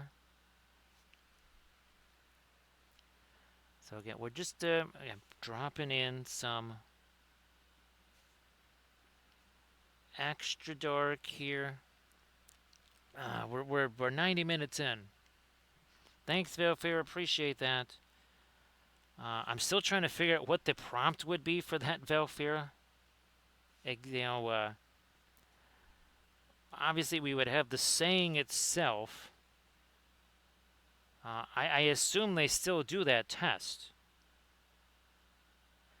I mean, it's an easy test. It's literally just look at this picture. Do you see numbers or do you not? If you don't see numbers, then we got an issue here.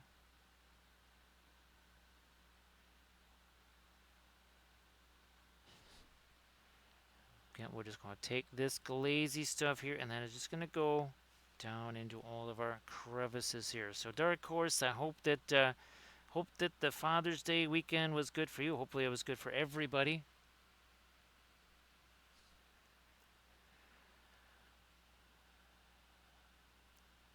Uh, actually, now Velfira, I was just I'm not trying to be a Weisenheimer here, but as you see it defy gravity like that, Velfira, you're like, I wish to be like a pinline wash. I wish to defy gravity.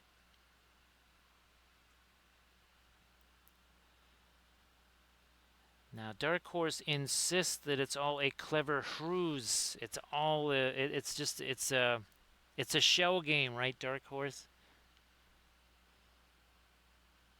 Yes, it's a shell game to make us let our guard down.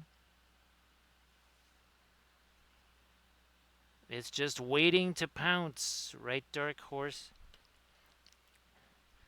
Once the humans have been sufficiently fattened up and fed, then it's time to strike.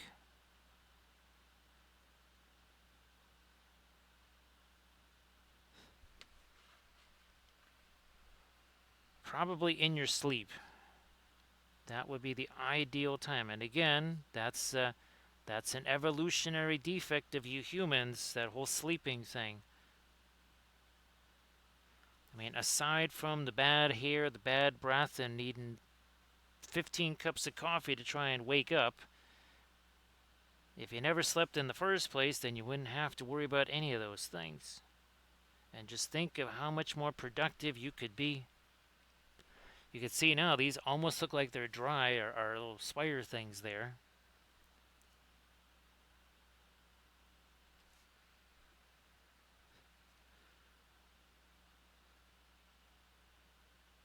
And we need to change that scene where Gothmog is saying that the time of the orc is here, and we'll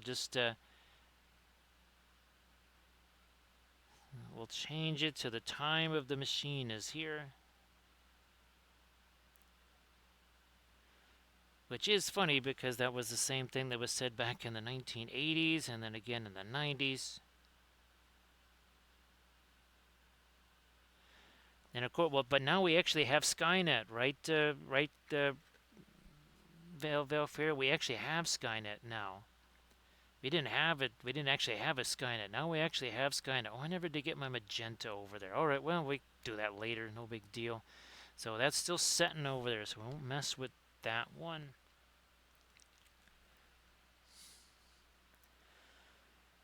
So Arda Michael, if you want to share anything in the chat, please go ahead. So Arda Michael, what was the? There was some. It was either a question you had in the council, or it was just it was a joke or something like that that you said during the council. I'm sorry, I can't remember what it was, Arda Michael. Yeah, my apologies. I can't. My brain is it's too compromised. I can't remember what it was. You probably have a much better memory and recollection than I do. Now, is this going to have to be super thin down? Is it going to have to be thicker? It's the that difference in consistency. We've got to play the consistency game here. So I'm going to try this first. We will see how well this adheres, and then we can make adjustments from there.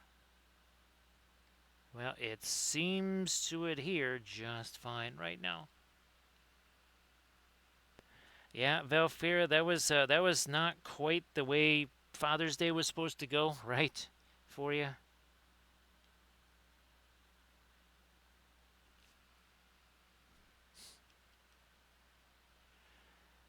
Now, yeah, Erda Michael, let's see. If it's been more than 5 minutes, I'm not remembering anything.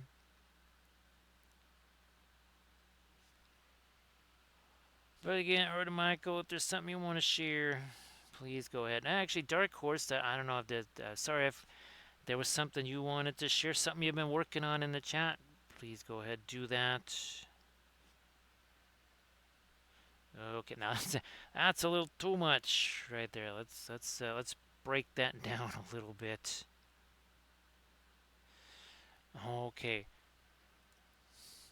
So we're just kind of starting to feel through maybe some of the lighter portions of our magenta here. And it's a constant little cycle of, okay, we work on an area, then we get away from that area because we want to let that paint set. We move on to something else.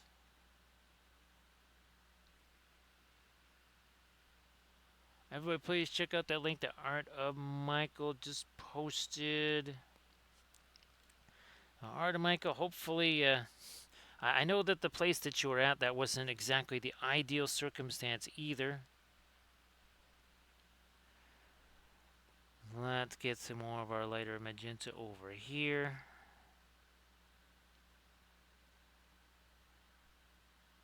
Like so. Now let's not fool around with the stuff down there. We're just gonna throw a little bit of our lighter magenta out here, I think.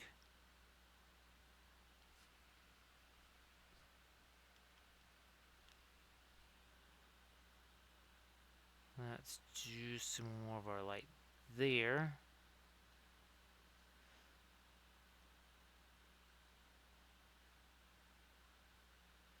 So I guess this, let's say it's a mid-July. I'm not sure when the Cathay stuff is supposed to actually ship. Obviously, it's pre-order. If it's pre-ordered this weekend, that would be basically about June 20th.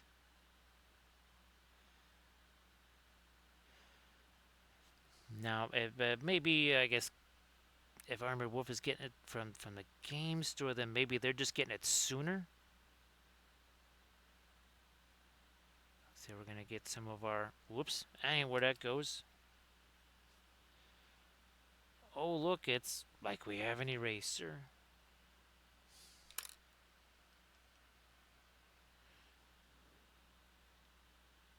There we are. There you go. How many of these? I think there's maybe a couple of these. One, two. Oh, there's four of them. Okay. Four of these type here.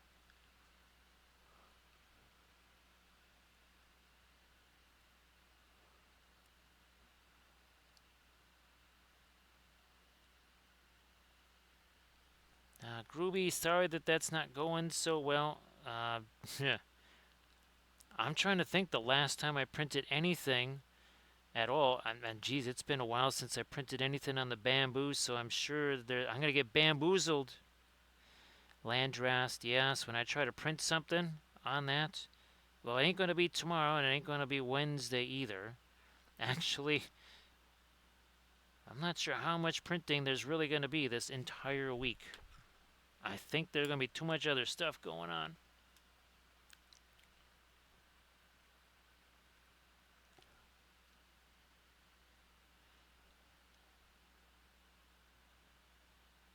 Let's do our, again, our lighter pinks right here. Utilizing, again, the Paul Rubens fluorescent opera colors. Eventually, this is what we're heading for right here. These crons, so you can kind of see what that looks like there.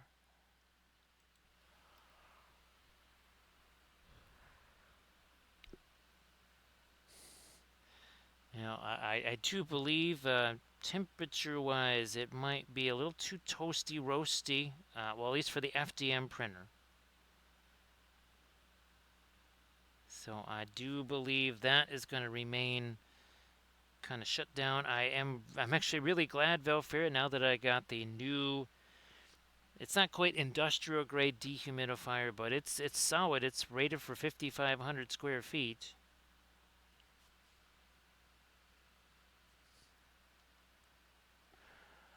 Groovy, yeah, I have a ton of stuff to get caught up on with of all kinds, resin and otherwise, but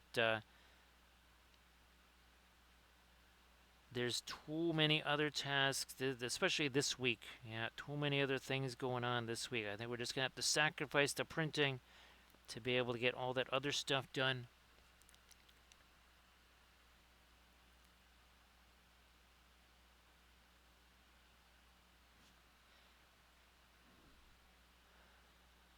And we'll lighten this up here.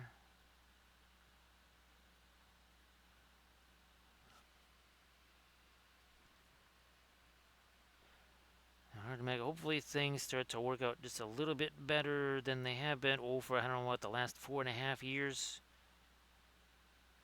Because, right, Valfira, it's been an interesting last 4 years.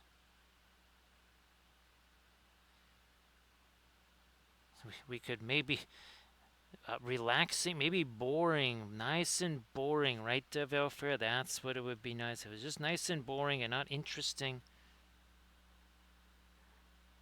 So again, we had to let this stuff set. You can see here, see how that's see it's got the shiny stuff going there. That is not set. This, however, not shiny. That means it's set, and that's why our paint is adhering pretty well right here.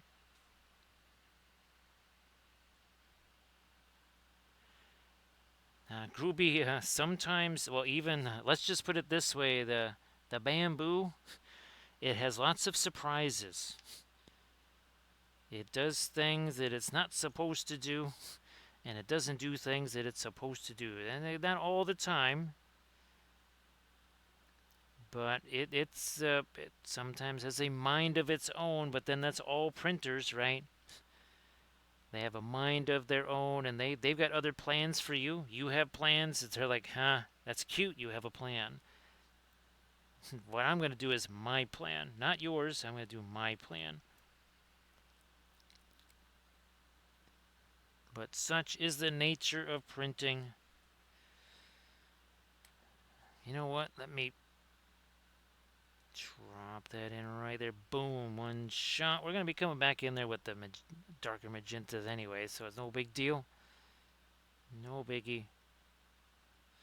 But you can see how all of a sudden we have lots of little bit of contrast in there.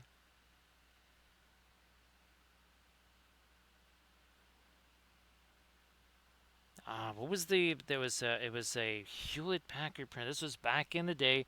Well, first of all, you had to put RAM on the printer. It didn't matter what computer you had. You had to put RAM on the printer, and it was individual ink cartridges, and half the time the cartridges showed up half empty. Yeah, it was super fun. But yeah, you actually had to buy RAM for your printer back in another time.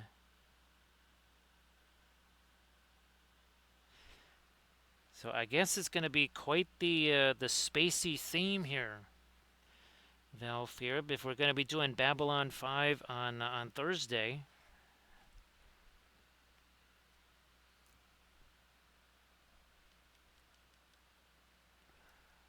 Yeah, remember Valfira, when you say, "Man, I wish something exciting would happen." Now you're like, "Yeah, someone else can have exciting. Let them have all the excitement.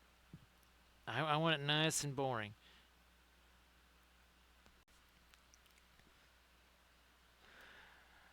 Boy, those things were crazy, right, Arda Michael?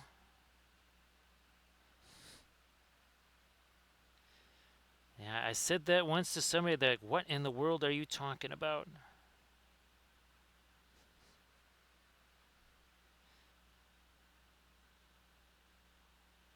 And the yeah the 50-pin cables that you had to use to plug in, and of course you inevitably bent one of those 50 pins at some point.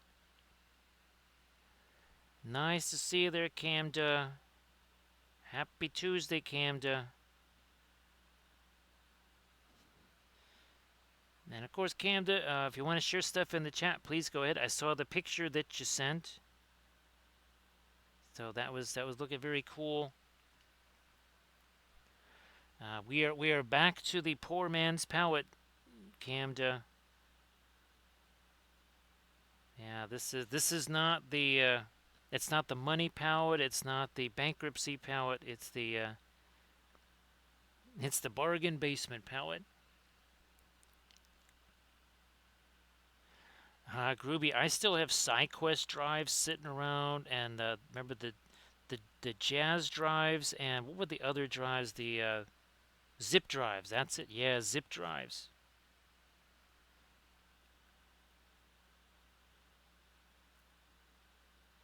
I have a bunch of those still. Everybody check out that Instagram link there that Camda just shared. So great to see you again, Camda. And of course, Camda, for your viewing pleasure, a new video has been posted to the Patreon page.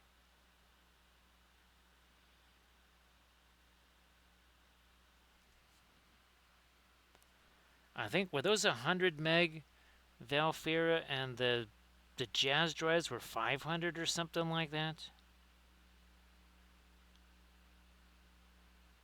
I don't remember. It's been a while. And of course, this experiment was massively successful here. So this tree is actually made out of tree supports, and there is no paint on here, at least not in the traditional sense. That's the painting, priming, and sculpting happens simultaneously. So the tree texture and the ground cover was all basically essentially sculpted while it was being primed, while it was also being painted. Now that works really well on something like those trees because, well, it's mostly going to get covered with foliage anyway. So why would it matter? It doesn't have to be perfectly shaded. And if afterwards you feel like you got to do some stuff on it, well, wait till after all the foliage is on there. Then you see what you can, well, still see. And then you go in there and say, all right, yeah, I'm going to put a little extra shading here and there. I don't even remember what the how big the SideQuest drives were there, Artemichael. But I'm pretty sure the SideQuest drives came first, and then there was the zip drives, then the Jazz drives. The SideQuest drives, I remember those as being notoriously unstable.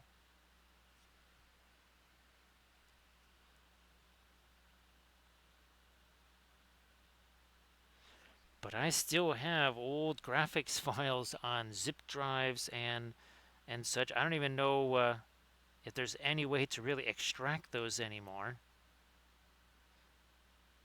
Not that those files would work in anything today, I don't think.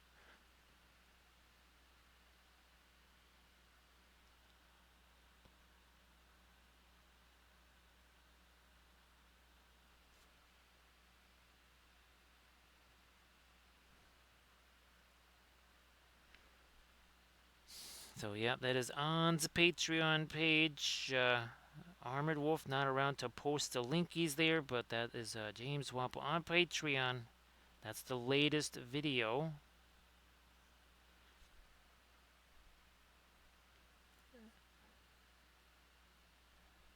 Oh, TIFF files. You actually heard of Michael that there was some kind of file. Out of desperation, I tried to turn it into a TIFF file.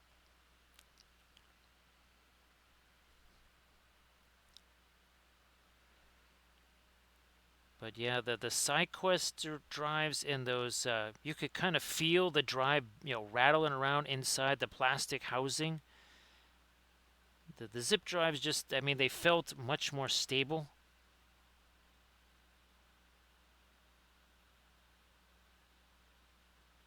Okay, we got that going now. That our big ship is finally starting to, yeah, our magenta stuff finally starting to get much more set.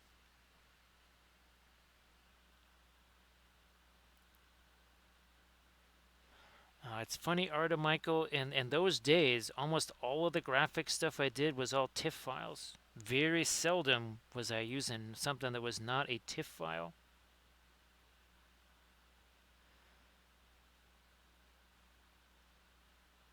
And now that you mention it, yeah, almost the vast majority of the time, what I was using was a TIFF file. Thanks, Landras. Appreciate that. Landras just posted a link to the Patreon page. You do the Army Painter pledge level. Like we always say, get that popcorn ready because you're going to be watching for a while because there's got to be 2,400 hours now, right, Landrast?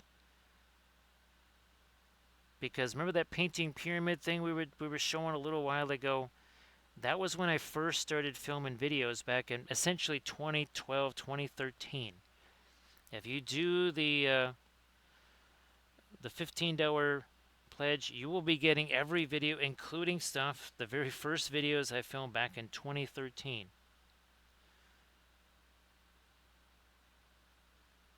Needless to say, over the last 12 plus years, might have made a video or two. Also, by the way, every month, 20 new hours of videos. And that was just earlier today, right, Landrest? I put up the Moonlight video. This was episode 1. It's going to be at least a 2-part series.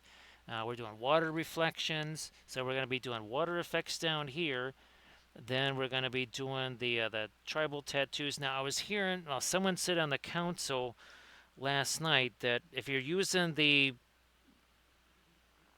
any kind of resin and you're using one of those 405 flashlights or whatever, I guess you're supposed to wear some kind of like those yellow glasses or something. That even if you're not looking at the flashlight itself, even if you're looking at the object that you are hitting with the flashlight, you're supposed to still wear these yellow glasses. I don't know if that's really the case or not. That's something I'll have to Google or whatever to see if that's really the case.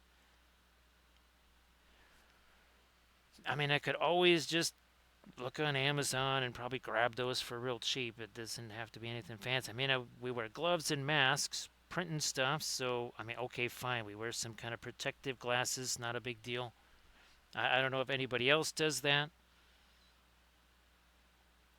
Because I know there's a bunch of folks that, for like gap filling and stuff, will use the resin. See you later there, Groovy. Hopefully that all the printing stuff kind of gets worked out there, Groovy, for you. Well, now it's a happy. Well, okay, we're definitely into a happy Tuesday here. It's 12:38 ish, something there.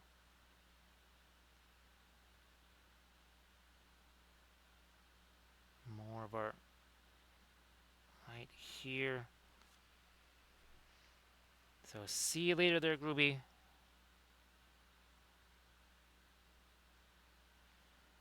I might actually have to get a little bit more magenta out on the these little areas too.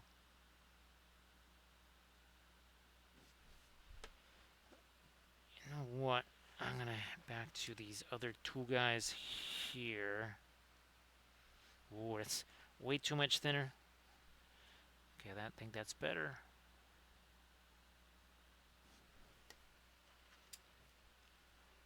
Oh, I did that one.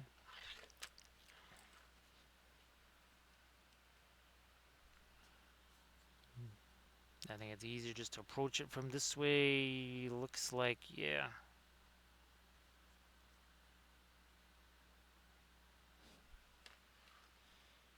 Now, okay, we did those two. Now we gotta get to this bigger one here. So yeah, they were saying that it doesn't matter, you know, if you're not, it doesn't matter if you're not staring into the UV light. It just that light in general. Now again, I've never heard anything like that. That is the first time I've heard anybody say that just the light itself is something that you need to avoid. I don't know, again, if that's really the case or if that's just whatever.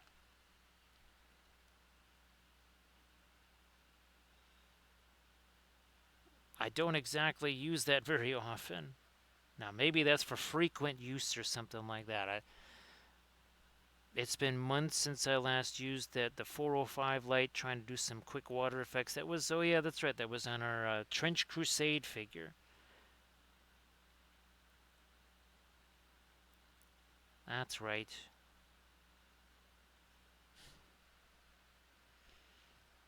You know what, I'm going to scare up a little bit of this here.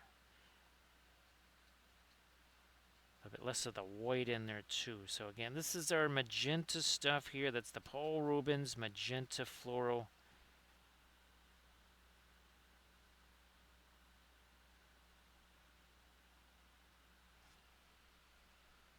A little more of that in here. There.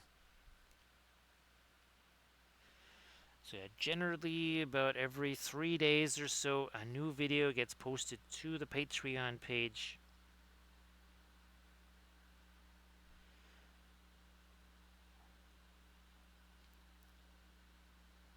I'm about to start, speaking of Battlefleet Gothic, I'm about to start an army painting series on a fleet of Battlefleet Gothic ships. We will be painting bases like the ones you see here, except a different color scheme. So we've done plenty of examples of what this type of, what that looks like. I mean, I've done them on the Patreon page. We've done them here on the Twitch channel. So there's plenty of examples of that type of base. I want to try and do some other types of bases or other colors.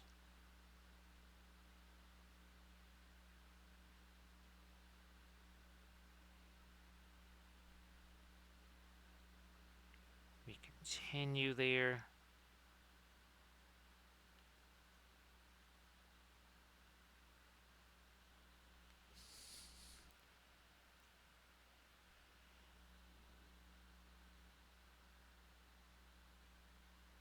All right, let's get a little bit of light on these things here.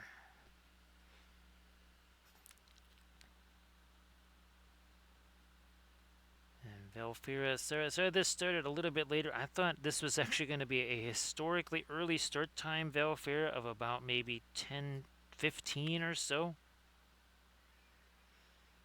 But there was just too many other things that I had to do before then. Again, I've just kind of given up on doing printing stuff, I think, here this week.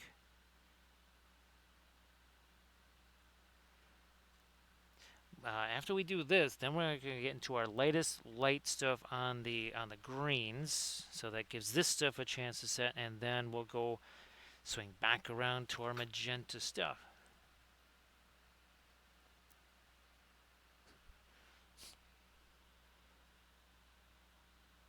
Now I realize some of these ships get a little bit tiny here in the frame, but we're kind of going back and forth between ones that are a lot bigger than these.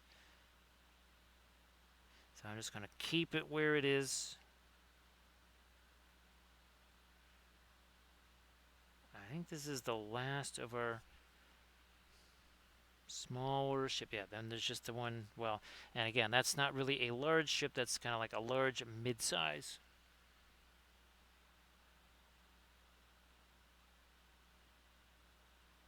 Let's work this down here.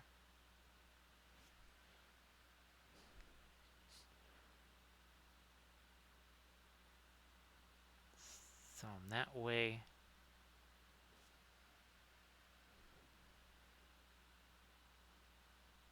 Here.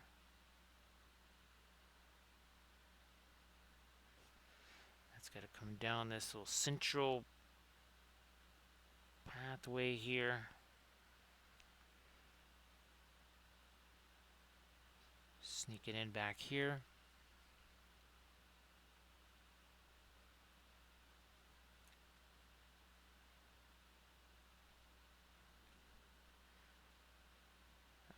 Oh, yeah, we got a couple more of these to do on the back of this.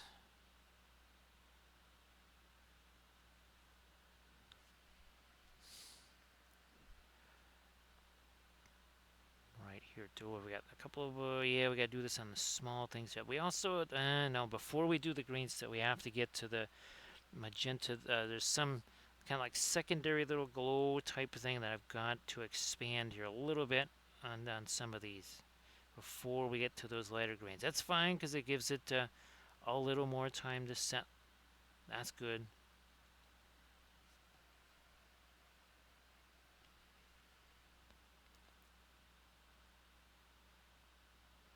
Ah, see, we need some over here. Yeah, and it's been long enough since I did these guys that there's just some things that it's like, oh, okay, that's right. I forgot we did this. I forgot we did that.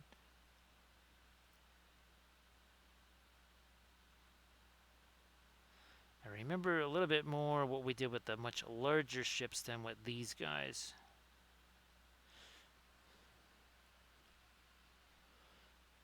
And most likely we'll be doing another batch of these next week on our Armada Monday. Then we switch to, it's either going to be some more of our 1800 scale ships. It kind of depends again what's prepped and ready to go.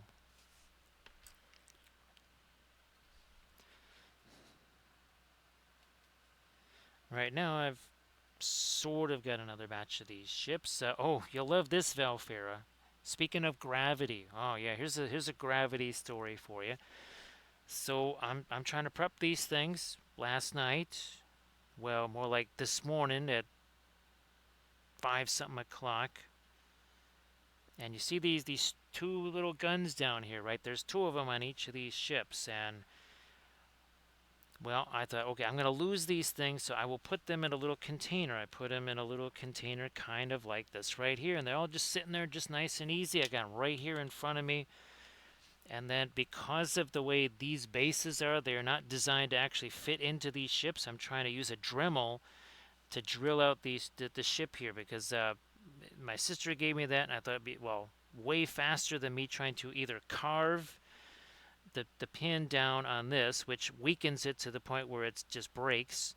So I was trying to use this Dremel, and I didn't have like a good drill bit for it. I had to use essentially something that's just designed for widening a hole, but not like a drill bit. And I set the thing over here, and of course, for whatever reason, it decides to fall over, and it hits this, and of course, it doesn't just hit it straight, it hits this end. This thing goes flying through the air, and instead of having 4 of these guns, I have 3, which is why there's not one of these ready for next week. Because that's what I was going to do, is basically the same kind of batch that you're seeing here, that was going to happen next week. Except thanks to gravity, we're not doing that. So I wasn't sure if you would find that entertaining or horrifying, Velfira. But yes, gravity is very much a fierce beast, right? And it does not have your best interests in mind either.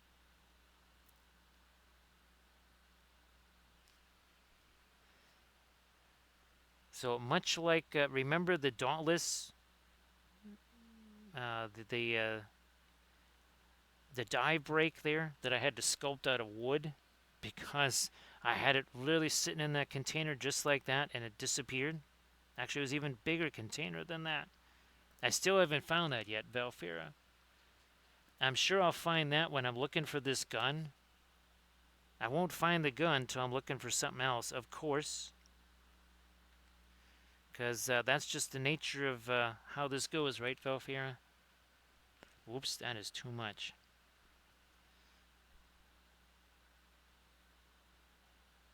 Let me go over to this. We might just be hitting that, say, with the... Yeah, I'll just hit that with the magenta glaze. The heck with it. I'll just do this. It'll be easier to do a pin line wash of the lighter magenta there than fooling around with that. No doubt about it.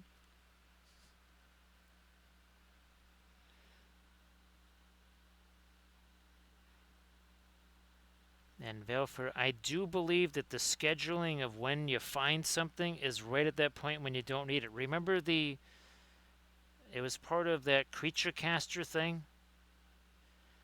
And it broke off while I was filming? And I put it right next, it was literally right next to me. And it sat there, and it was there the entire time, but when I looked for it right there, it wasn't there anymore.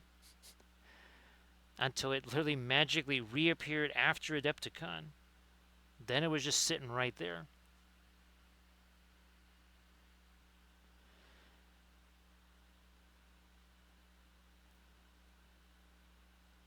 Valfair. What's interesting is, you know why I couldn't find the fungus people? Because they were in a container with a lid on it. I kid you not. They were in a container with a lid to try and keep them dust free and protected, right? Because that makes sense. Well, maybe not as much sense as I thought. Yeah, didn't quite work out that way. They were cleverly disguised as inside a box. All right, let me get this. Let me get this magenta here. All that mixed together like you do here.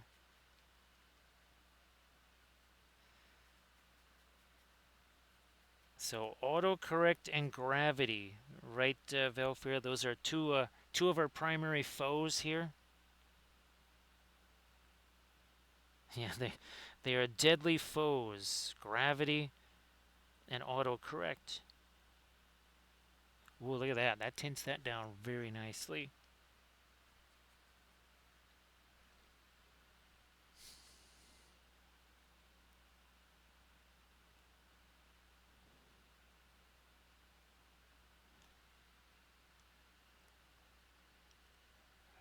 Yeah, and actually, what was the thing that I did? Oh, yeah. So I brought out the big bag of the marble dust Valfira, which I never actually used it, but I brought out the big bag of marble dust, and the first thing I did was step on it and broke the bag. So yeah, so now it's been double bagged. Needless to say, I've got to find some kind of a actual hard shell container. Oh, I think I know what I can put that in. I think I know what I might be able to put that in. So yep, as I tried to work my way over to the chair to start filming, first thing first thing I did was stepped on the bag and put a hole in it. And marble dust is somewhat free flowing, right, Valfira? So Camda, the modeling paste, effectively, that's what marble dust is. Also, do I have a container of it here? Oh, wait. Nope, that's not it. That is metal medium. So, well, it's the Vallejo container. It looks like this, except it's plastic putty. So basically, when I looked on the active ingredients for plastic putty, and it said marble dust. There's a couple of videos, Camda, where we're using the marble dust mixed with the heavy gloss gel, and then also I used it to kind of enhance the modeling paste.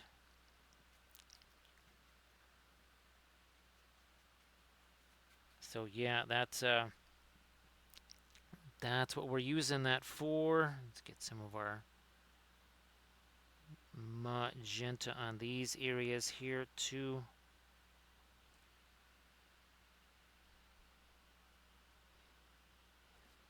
Cammed it. Well, that makes me feel good. So I walk into a room and I have no idea what I wanted in there. At least now I know somebody bought something and went, wait a minute, there was, what did I need for, well, why did I get this? I, I feel a little bit, but oh gee whiz, there's a whole set of these. It hasn't, man, oh man. All right, fine, whatever, we'll get these.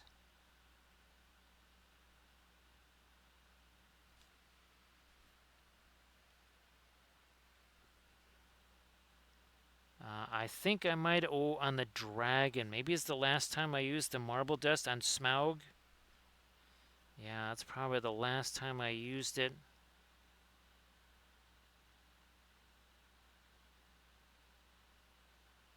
It was on Smaug.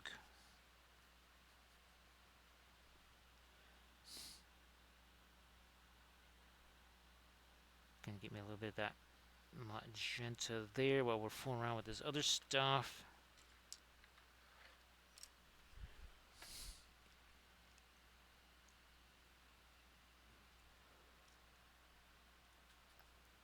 It's actually, well, again, Valfred, it seems like the golden maple stuff is actually on the way.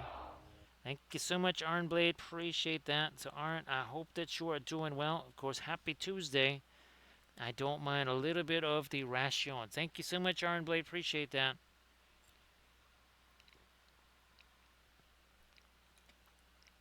I hope that everything goes well. Oh, yeah, let's get a little. There we are. Now, of course, if this had been the not Paul Rubens Floros here, there's no way I'm doing this. There's no way this is happening. I.e., it wouldn't be happening probably on these either because they wouldn't be set enough yet.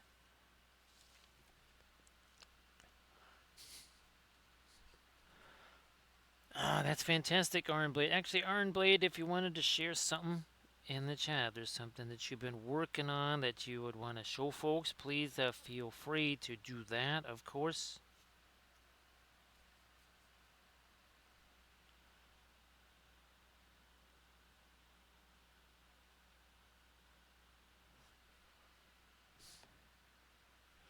And it's definitely nice to kind of change genres a little bit, right, Ironblade? Because sometimes you get a fresher perspective on the original genre when you kind of move to something else for a little bit.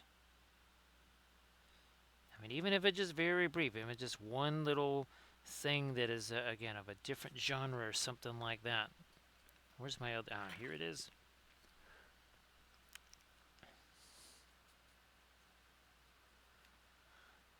So again, using this magenta. This is a floral magenta right here.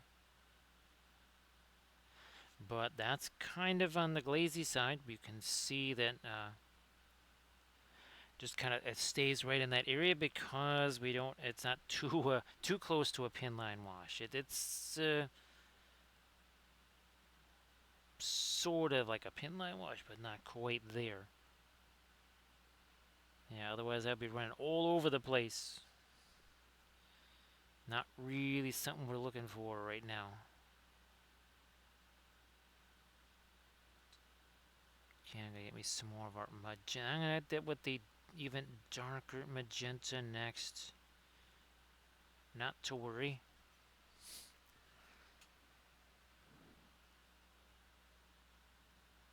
Okay, we'll leave that be.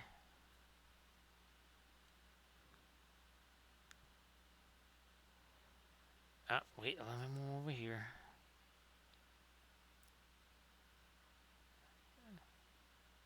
I already thought I did this side. I guess not.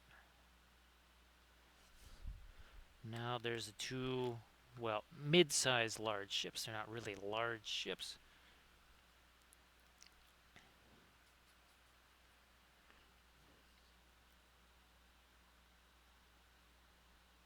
And even that's the other interesting thing about the Paul Rubens Alkyd floors is they have kind of almost a weird opacity to them, which is very handy. I don't think you could say the same for the Marion Street versions. I don't think so. Again, don't ask me what it is about one versus the other one that kind of creates that, because I don't know.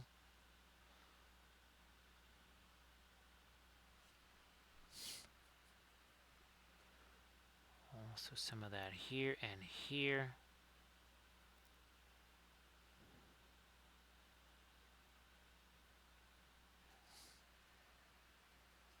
We'll probably have to put some more of this kind of mid-range floral magenta out on the palette.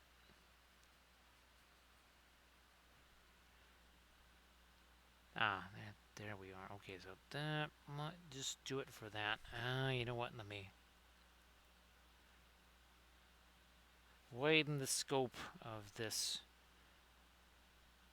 magenta just a little bit there. Again, nothing crazy, just a little something.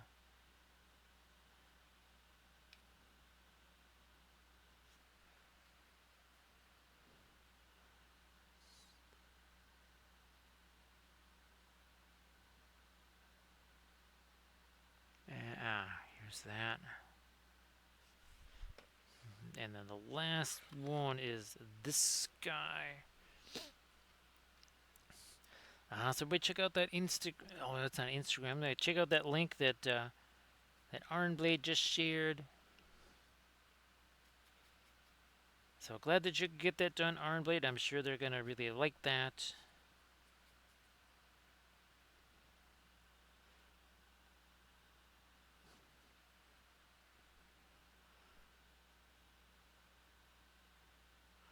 Let me do this here.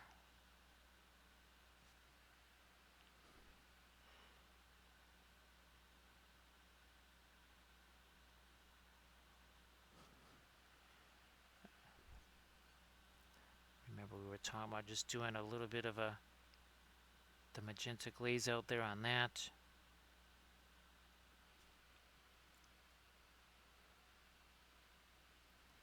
So Iron Blade, we painted those probably about the first 30 minutes or so. Painted all of these. There's multiple videos on the Patreon page. There's also vids on the YouTube channel. It's a very simple process of just taking the ultramarine blue and the magenta. It's almost the same kind of technique we use for doing the marble. We just plop those kind of on there, and we take a blending brush, a brush that has no paint on it. We essentially blend all that stuff together. You know, I'll just say those are also going to be magenta then. Fine.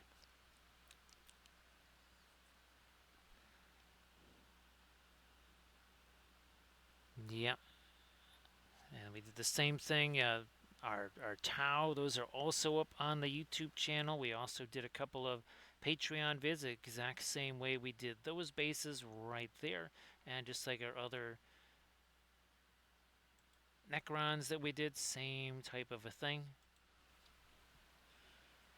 The oil paints, of course, make it very easy because, well, the oils, it's wet, which is why we can just kind of plop that paint on there, then come back later, and then essentially smooth that paint, push that paint around.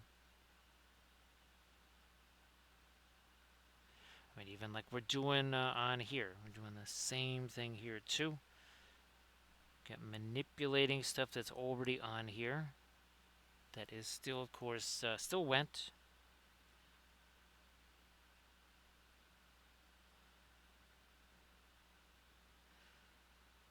And of course, oh, that's right. Again, if you want to be able to see these things, you're going to have to subscribe to the Linseed Fellowship YouTube channel because, again, they took away all of our Twitch highlights, right? Those are gone. This essentially is going to be like what we used to have on the Twitch channel. There's no ads on this channel or anything like that. There will not be ads on this channel. That's what that is. That is not about that kind of content there. Thank you so much, Grant Oracle. Appreciate that.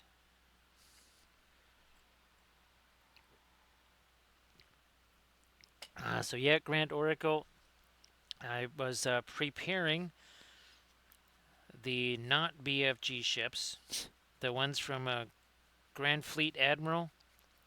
So those I think are basically almost ready to go. I just have to get them stuck to the bases, and then we'll be all ready to rock and roll with that series. So hope Father's Day was fabulous there, Grand Oracle. Nah, we'll just leave it be. We will leave that be as it is. There's another one of our little pylons back there. No more over here, right? Nope, no more there. I tone you down a little bit there. And then we're going to hit this thing.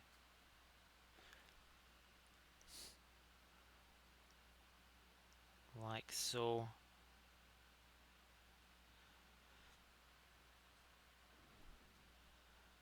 And more here.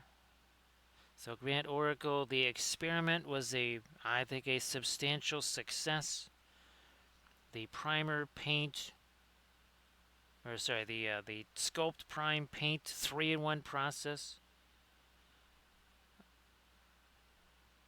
I had no idea it was going to work until I tried it. And I think it's safe to say that it does work. Ah, that's fantastic, Grand Oracle. Yeah, I'm glad that you could do that.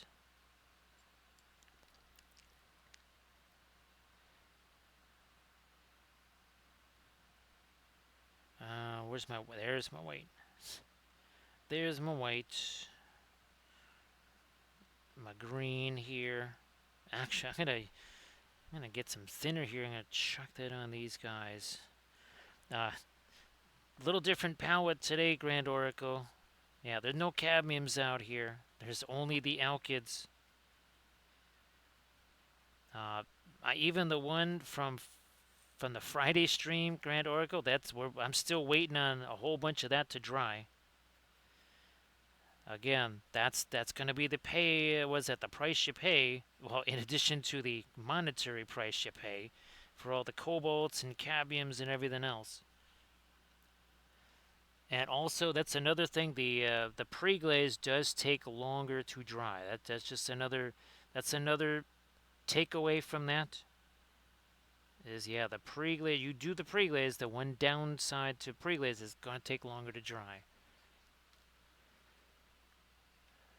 So the new video that I just posted is the Moonlight one. This one, well, let's see, probably on the 20th or something like that is when this one will get posted to the Patreon page.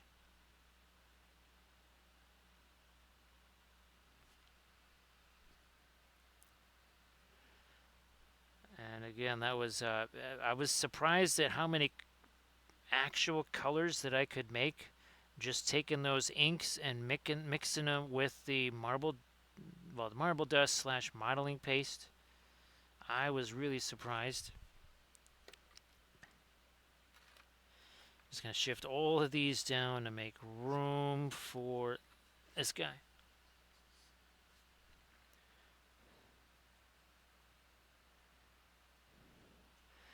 Now I even kind of expanded the test a little bit to include mixing the inks with the tile grout to see what would happen there. And in a matter of speaking, I was able to actually essentially paint with tile grout, which I find endlessly entertaining. And again, that is on the Patreon page.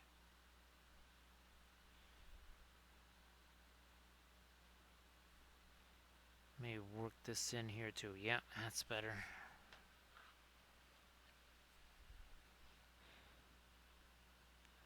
Now, hopefully, maybe you might have got a chance to paint some stuff there, Grand Oracle. I know now that having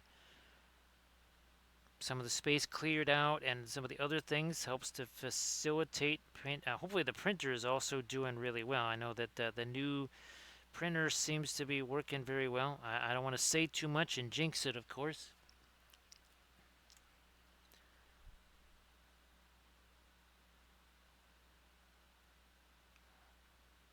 I was talking earlier that I'm pretty sure that this week there will be no printing of any kind. There's just not going to be any time for it. Unless maybe later this week, but I don't think that conditions on multiple levels are going to allow for any kind of printing here.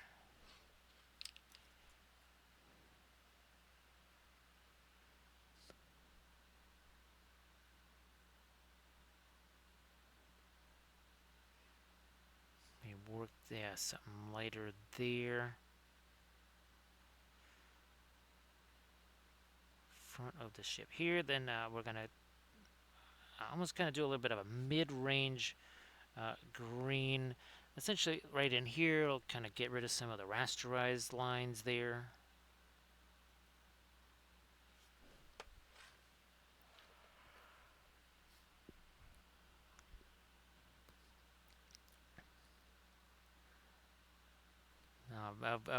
I've got a Babylon 5 image all set for our Thursday stream. So Flat Thursdays will continue. I guess this is going to be a week of interstellar stuff then. Yes, indeed. Starting off with our space croissant. Oh, by the way, I can still go lighter than this if I wanted to. I think I actually did do a pinkish glow up there. So how's about we maybe change that here? I think I'm going to start with this first, though.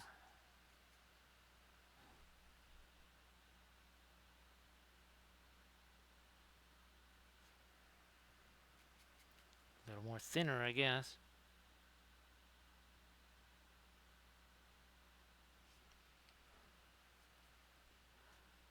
This side.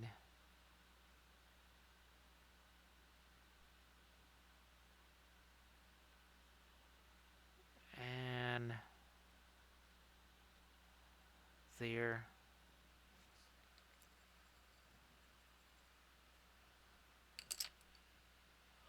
Nice to see there's surface tension. More pastries, more better, right? So surface tension, why don't you go ahead and share that link, like always, to your oil painted stuffs.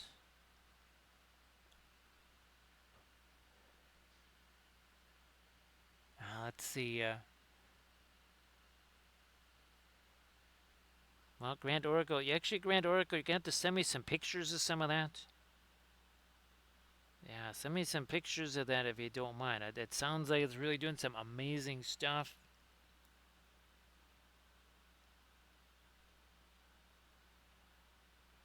Here we go.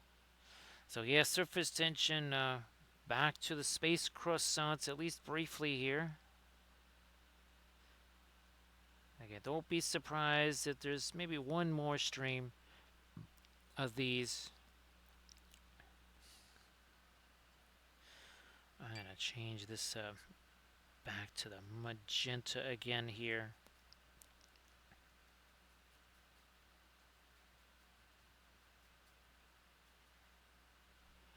And something there.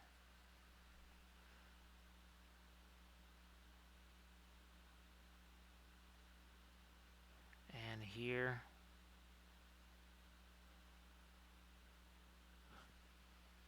So everybody check out that link. That surface tension just posted.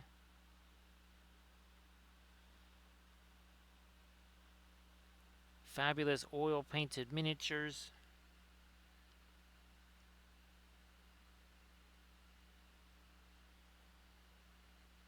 Well, that is really a fantastic Grand Oracle. Pretty amazing.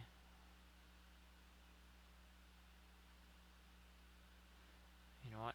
I think okay. Let me get this one too. Fine. There.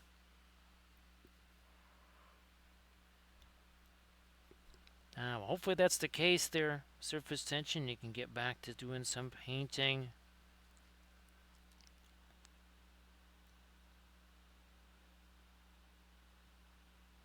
All right. Okay. There we go. Now I'm gonna maybe. Let's wait. Let's wait to get the later magenta stuff on there. Let's do this first. Can't kind of breaking this back down again. Yeah, well, it's kind of that way, right, Grand Oracle? If certain things are going to carry a cost, I mean, it's the same thing with the oils, right? Williamsburg is Williamsburg. And if that's what you want, you're going to have to pay a Williamsburg premium. I guess, is that what we call it? The Williamsburg premium.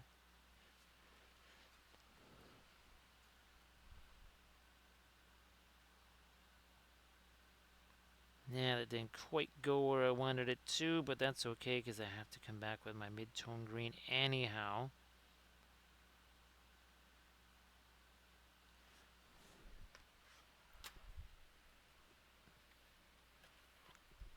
Oh, geez, there's one more of these guys. And then our large mid-range.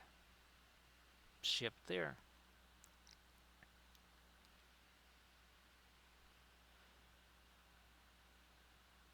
Grand Oracle, well, I know they say time is money, but time kind of is. Even if it's not what you do to make your living, if you don't have the time to do it, but a certain kind of thing makes it possible or facilitates that, then it is well worth it for sure.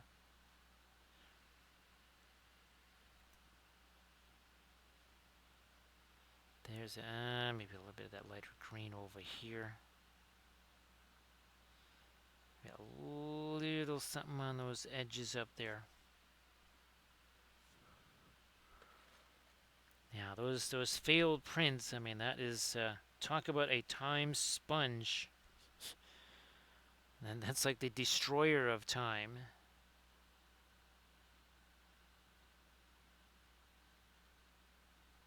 Yeah, we could always come back, and you know what? Maybe not too much of this later. I'm going to maybe come back with the darker. I wonder. No, I don't think. So we did do something glowy there on those guys. Okay. Down the center of those. All right. So there's a little bit more glow than I remembered. Not a problemo. I'm gonna do some of that here. I think after I get some of this really light stuff in here on these crazy little round things, whatever those are.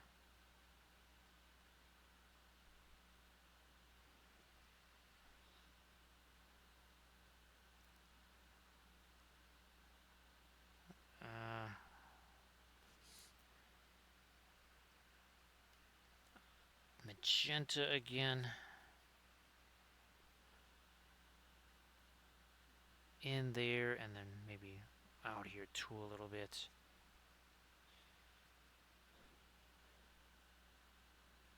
Sort of forgot about that side.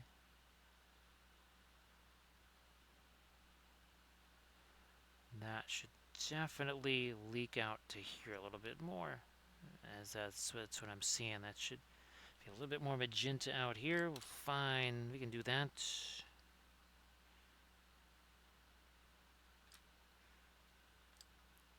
Over here too.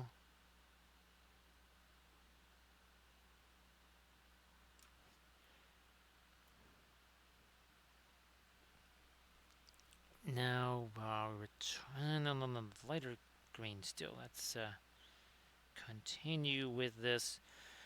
So surface tension, the sky, I'm almost tempted with the sky reels thing to just like make as much music with that as I can, and then maybe just let that fade, because the image generator on that thing is terrible. I mean, I knew it wasn't supposed to be that fantastic. I'm doing that with other things, but it's really, really, really hideous.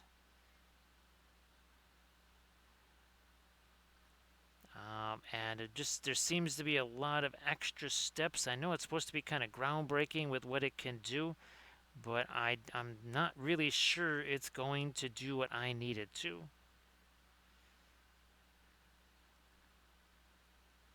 The stuff that I was hoping to be able to do with these different things in combination, I'm not really sure that's going to be possible. Nice to see you there, Inganes. Everybody, please give Inganes a follow. Of course, Inganes, if you want to share anything in chat, please go ahead and do that.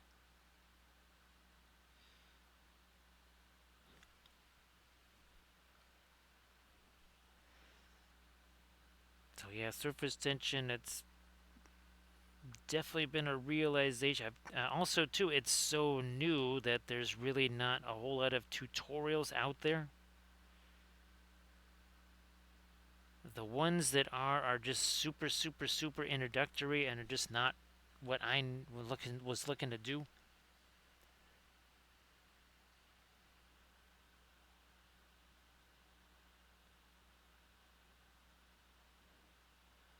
Now, who knows, maybe it might still work, but there's definitely a bunch of stuff that I was trying And it just doesn't seem to be quite working as I was hoping it would.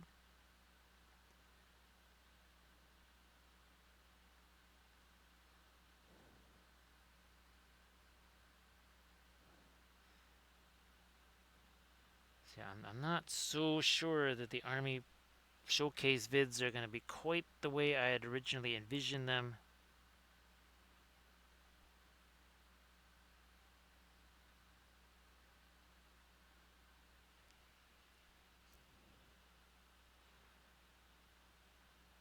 Maybe, okay, fine, I'll throw a little bit of that lighter green on there. Now let me go back to this. There's that mid-range green we were talking about. A little bit of the perline black here. I think, oh yeah, here we go. A little bit of the Indian. Come on, Indian, yeah, there we go. So it's not quite a light, it's not quite dark. It's a little bit in between. But it's also more opaque, and that would be for areas like that, again, where I can kind of see the weird little stair step type things going on there. We don't need that.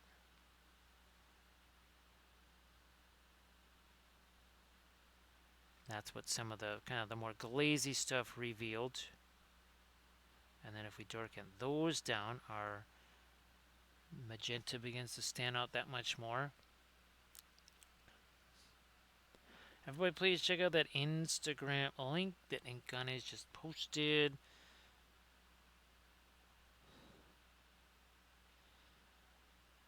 Yeah, surface tension at best. What it looks almost as if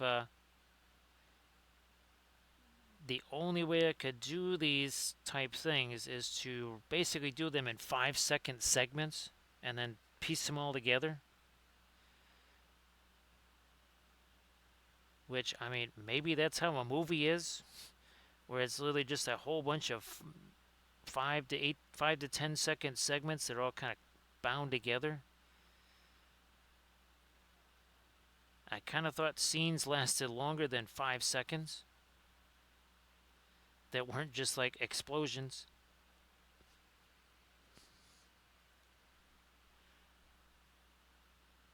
Now, I do believe there are things that would do the stuff that I was hoping to do. It's just that, well, they are probably insanely pricey and maybe not even really generally publicly available.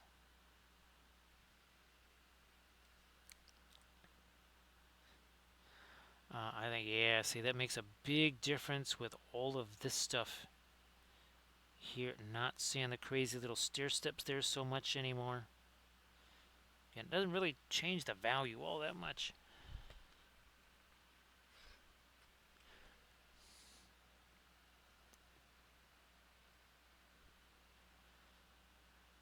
So again, everybody please give Inganes a vote. Check out the Insta link Inganes posted. Check out the link that Surface Tension posted. And again, all fabulous oil painted miniatures. As we continue with sort of our mid-range green here. Oh, and also 2.5 hours ago, these, well, they were just primer. There was no spacescapes on the bases.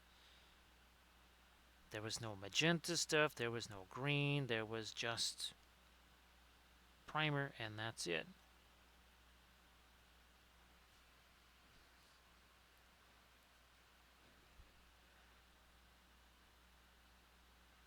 Let me hit this here too, yeah.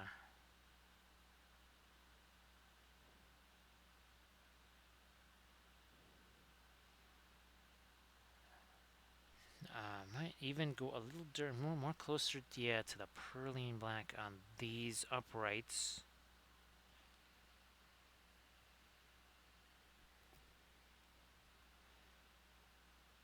And it's funny, Surface Tension, we've been joking since the start here that after the money palette, the bankruptcy palette, whatever you want to call it, now we're into either the poor man's palette or the bargain basement palette. Because this is nothing but Alkids, and it's mostly the Paul Rubens. There's a couple of the Griffins out there, but those aren't exactly wallet busters either. They are of a modest pricing, to say the least.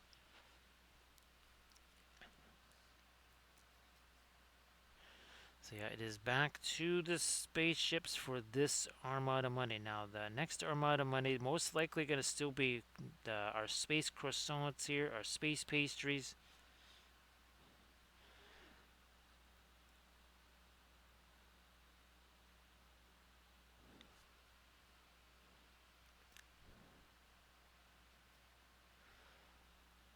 Yeah, there was, and I kind of did the is this dry or is it even set test on even the one I did Friday, and the cadmiums on that. Guess what? Those are not dry by any stretch of the imagination. Whereas some of the other ones, sometimes it's like a contact dry where it feels a little bit tacky, but it's technically not really wet. Oh no, that one is very much wet. And again, that was from Friday. I'm not really used to that, for sure. Again, here's some of that kind of mid-range green.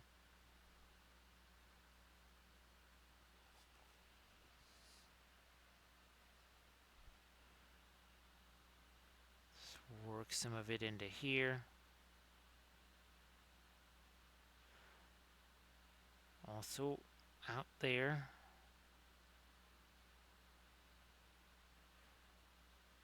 So it kind of just it cleans this stuff up a little bit. Also gives it a little bit more of an interesting green instead of just, well, mostly primer green.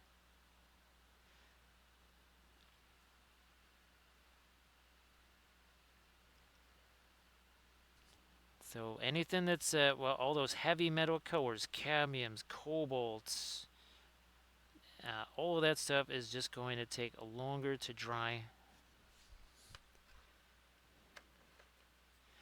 Whereas obviously none of our alkyds have any kind of cadmium stuff in them or cobalt. That alone is going to help these as far as a drying advantage for sure. And then of course, well, then you chuck in the alkyd medium, and that's another huge addition. Well, it's not really alkyd medium; it's more like alkyd resin that's kind of directly put into the paints, as opposed to us kind of after the fact trying to add alkyd medium, which didn't quite work the same. We found that out the hard way. Certain colors, like your brown matter, that dries super fast because that's essentially based off of a plant type of a thing. Usually your Mars colors, it's ironic, they're made out of metal, but your oxides, those tend to dry more quickly. They also tend to dry very matte.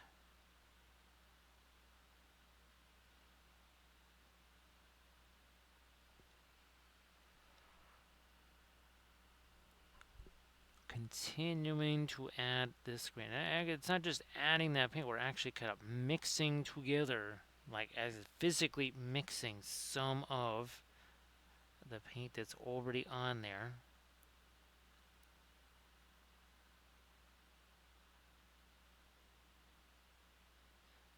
Get rid of that a little bit there. That went a little wonky.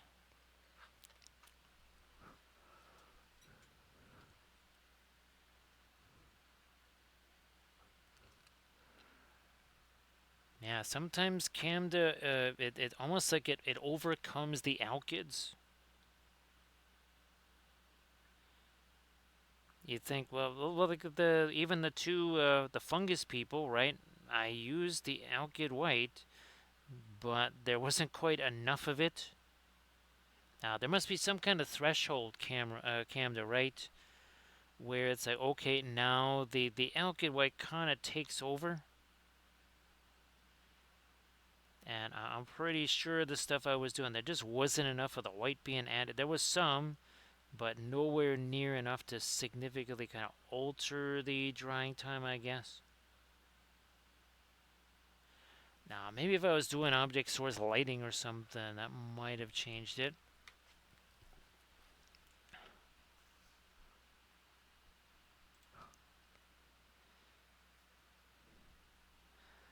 So yeah, oh look at this. See, you can see all of this rough, see all that weird texture in there? See how that kind of went away? And here, again, same deal. Didn't really change a whole bunch of stuff, except it's more about, you see how rough it is on that side, and then here, look at that. See, it's a, and it's not just one color, there is some gradation there as well.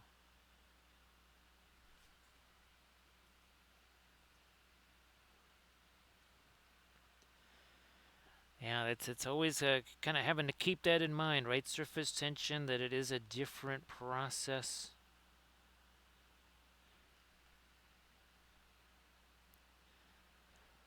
Surface tension, I have to.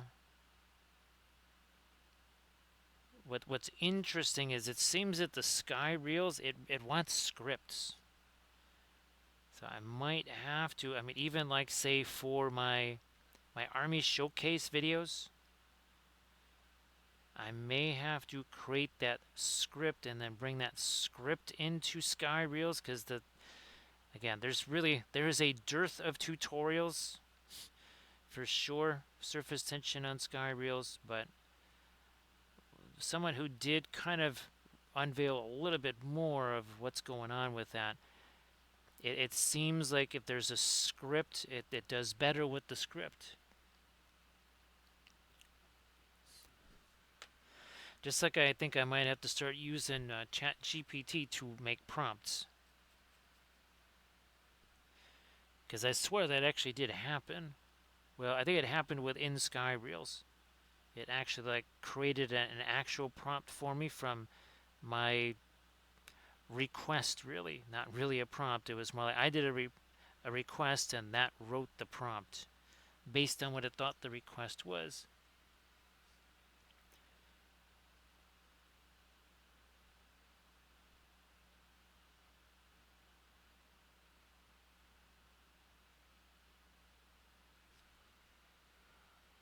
Hey there, Armored Wolf. I was telling him that it was going to be a long, long physical day of.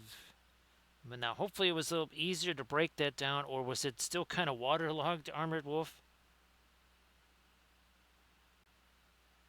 Because apparently Juno was getting kind of whacked.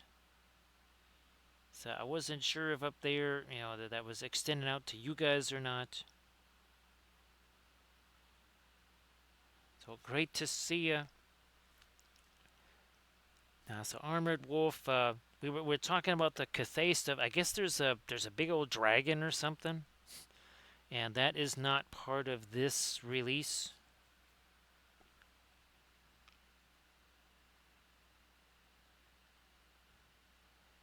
So well, at least there was some sun to dry things out.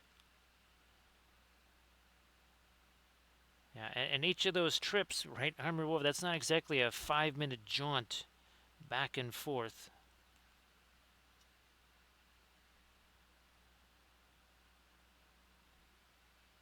So Armored Wolf, yeah, I guess there's been some better pictures shown. All I've seen is that original kind of fuzzy picture where it's got the two floaty balloons or whatever, and a couple of the terracotta monsters or whatever. So I haven't seen any kind of dragon type thing.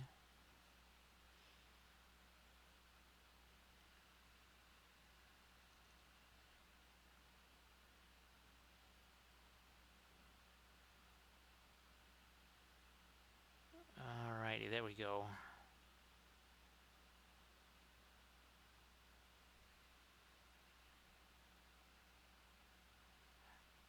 Yeah, that's I mean, was it almost a little bit worse kind of just taking it down this year than previous years? I mean, it's the same set, right? I don't think it's really changed. Now, let me get some, here, this is again the Perline Black. Let's start doing so much darker stuff with this.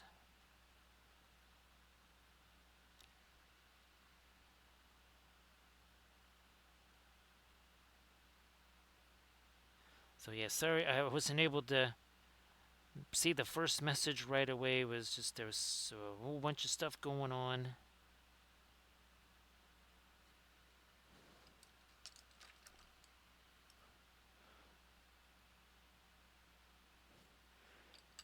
So I guess that'll be like a subsequent release or whatever. Not all at once. It looked like there was a couple of cavalry units, a couple of different infantry units. Again, I don't know if that was two. That's probably one kit that makes two different types of uh, whatchamacallit monsters there, the terracotta monsters. I mean, I don't really know what better way to call them. Thanks, Armored Wolf. Let me darken this down on that side here. Also up here. Sometimes you just gotta make things darker to show some light.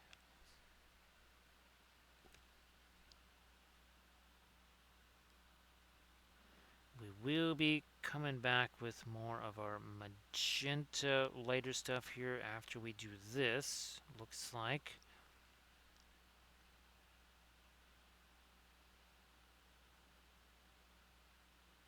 You know what, I'm just gonna darken you down, okay.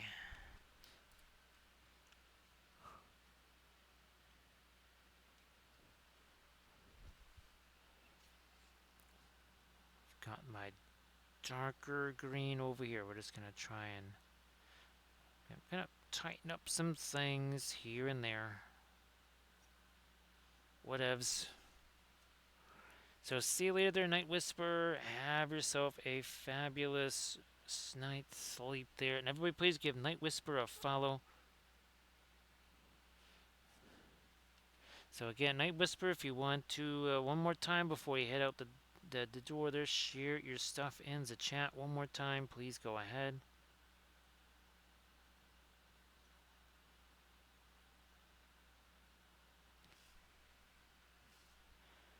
And thanks, of course, for the raid, Night Whisper, Darling Creep Show, Muse's Touch.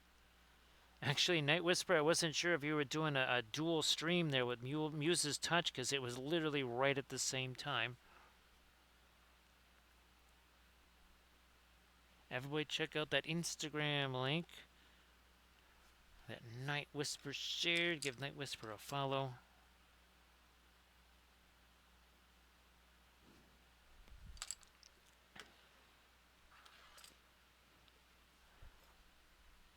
Okay, that's that make it because it's been a little while since we had the dual raid from Cap and Kaylee there, so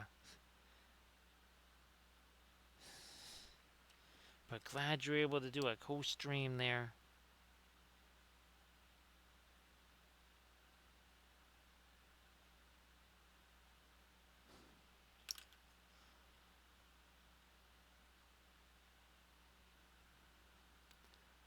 More stuff here.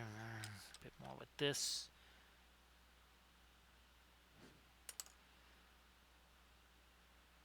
All right.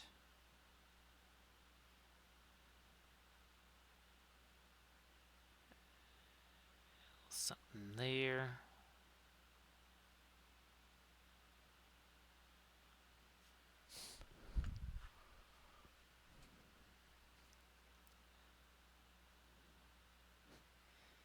And here,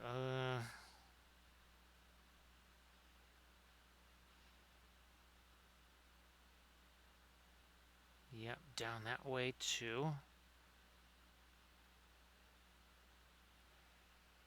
A little dark there.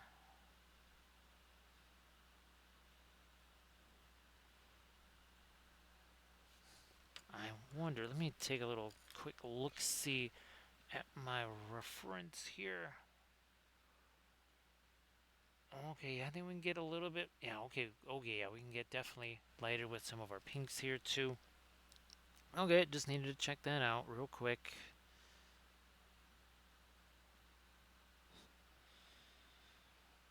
I'll probably, no, we'll do the lighter stuff first, then we'll come back with our darker magenta to really make sure whatever edges are not too wacky. So yeah, we'll do that. We'll go with the lighter stuff first. It's always easier to take the lighter stuff and darker stuff and kind of cut away where maybe some of the lighter stuff kind of went over areas where it wasn't supposed to go.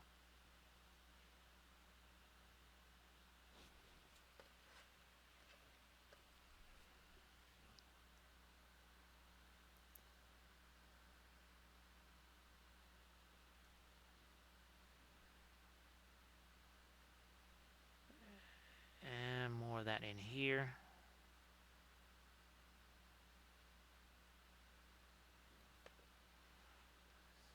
Also there.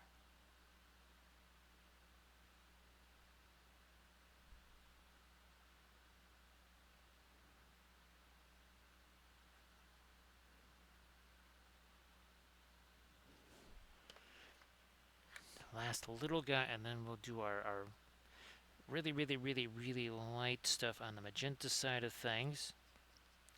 And then we'll bring in our darks. I think it's the best approach. Fine, we'll just darken that up. Just be easier.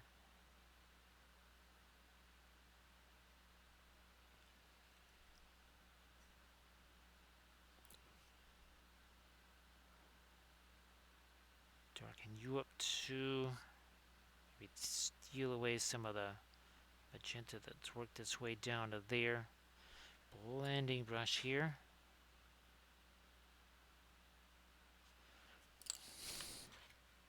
And now it is time, I think, to try and get to some of those like really light magenta things here. So we will take maybe this right over here. Let me just get my thinner right on top of that, like so. Start breaking that down. Actually, let me get a little bit more of my fast mat weight out here too. Yeah, let's use this. Let's use this. So we're working on, what, 8 of these things? Yep, 8 of these guys at the same time here. All at once. All with the oil paints.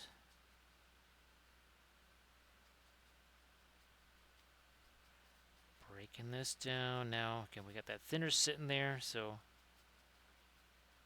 this is, again, not a pin line wash either. Definitely not.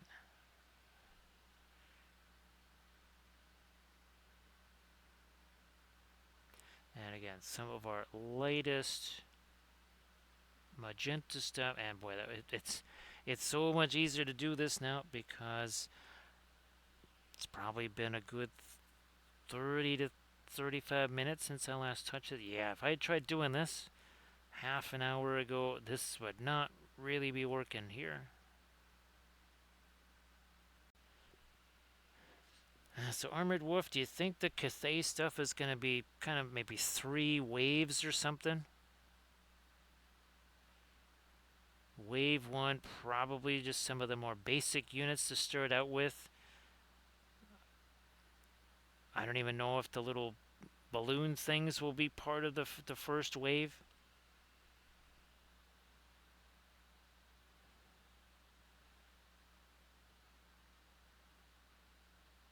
And it's just going to be them by themselves, right, Armored Wolf? It's not going to be the whole, like it was Tomb Kings and Bretonnians. It's not going to be Cathay and somebody else.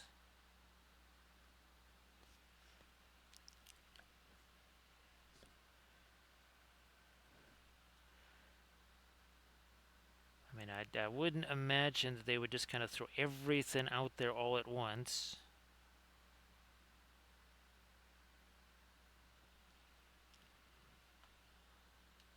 Push these guys back out of the way here.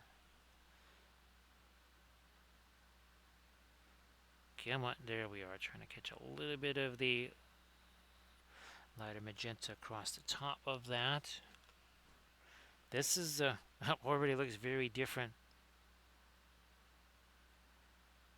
That's a big difference just doing this. I think there's a couple other places probably. Yeah, we're going to get some lighter magenta in a few other areas too. Maybe not as light as this, but definitely some lighter magentas.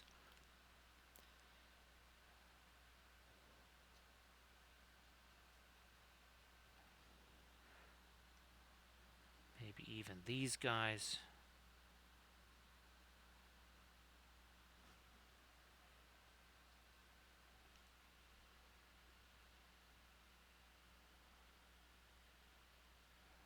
Surface tension. Yeah, was it the gyrocopters for the dwarves? And then was it more of the? Well, that was more dwarf stuff, right? The the basically, like you say, the airship type things.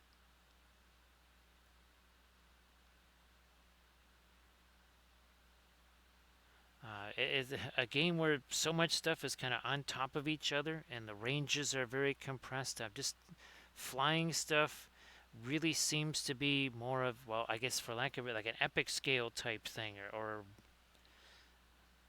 War Master. I think that was this the small scale.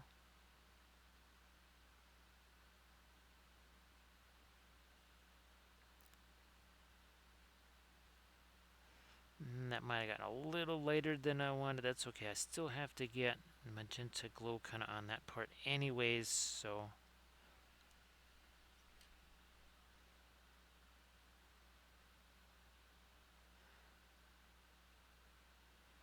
especially when like everybody else is running around with spears, right? Surface tension and bows, and all of a sudden here's flying stuff like powered flying things,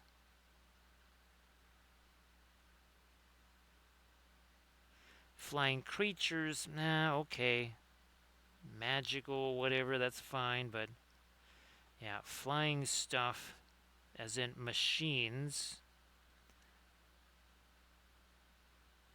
always does kind of seem a little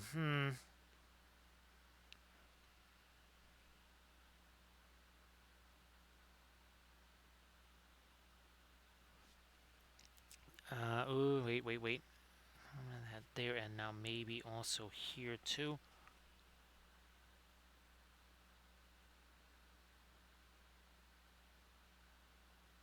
All along in there.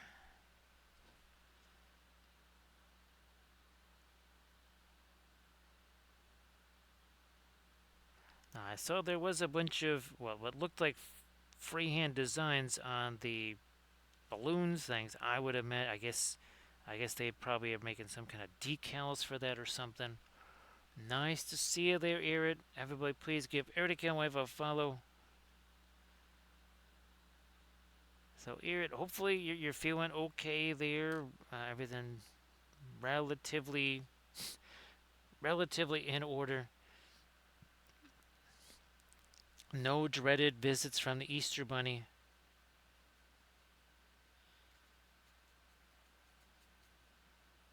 Breaking some more of that down. And that will maybe go here.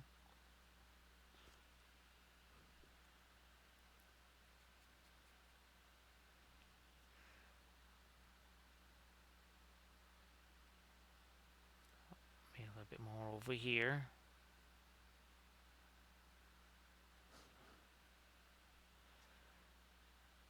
Sure, we'll get some of the magenta on that as well. And then maybe some up here. Maybe even more thinner. Either that, I gotta go less. I don't know. We'll see. It was more thinner. Yep. Oh, yeah, more thinner. That did the trick. So, of course, Irid, if you would like to post your Pinterest links, please go ahead and do that. And everybody give Irid Canwave a follow. It'll be the usual Friday, Saturday streams this week, Irid. I know there was a little change this week. Everybody check out that link that Irid Canwave just posted. So, Irid, what's really weird is that I kind of replanted all of the seedlings that did not come up, or the seeds, I guess you could say, and like almost instantaneously the next day, one of the ones I replanted came up. None of the other ones have. Now, of course, they are all different plants, and even the one that where stuff did come up, more have come up. So there was like a couple that came out, and then there was three. Now there's like 5 or 6 plants there, where originally there was like two that came out, maybe three. So I don't know. Hopefully that means that maybe more of these other ones will also come out.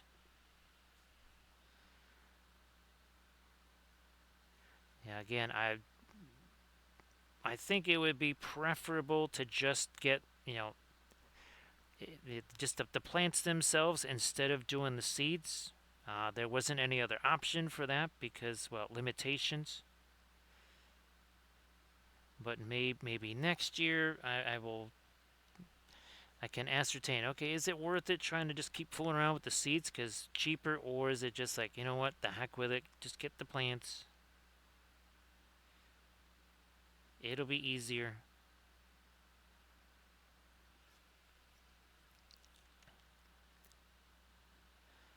All right, so I think, yeah, all right, let's get you off to the side. Let's do this one here. We will say farewell to surface tension. So surface tension, have a good walk with the hound into the gray wastes of Welshlandia there. So yeah, Era, the plants just were not an option, unfortunately, because the only way I can get them is through Amazon. Yeah, there is no. They one place that might have been within walk-in distance of me that is closed now. So the only real option for actually getting plants would be to order them off of Amazon. And much as the whatchamacallit's worked out, the hostas, those worked out. I mean, those are hardy plants, right, to Arid? You almost have to try to kill those things. So Arid, no vehicle means nothing is close. None of those things are close. So again, if something I'm going to do, it's got to be within walking distance. Now, the nearest Home Depot is definitely not walking distance. Well, it's within walking distance. It would take you a good half a day to walk there and back.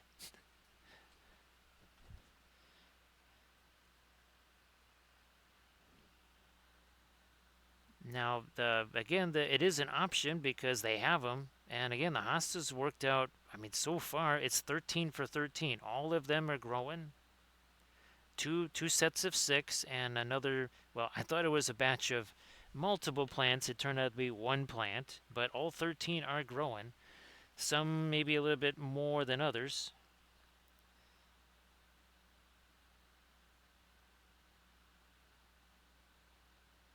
It's just well, obviously now that I have the garden area rebuilt, right, Arid? Uh, let's say next April or something like that. I would get the seedlings and start the plants and start a little bit earlier than this year. This year it was very much a very sudden thing. It's like, okay, well, let's try this. And of course, if the eatable stuff doesn't really work, I could just chuck some marigolds in some parts there because I have marigold seeds. Again, the earlier, unfortunately, was not really an option, but next year, at least now the garden is again constructed. Because yeah, Arid, the whole situation with the folks next door and everything that shut that down effectively for a good 25 years.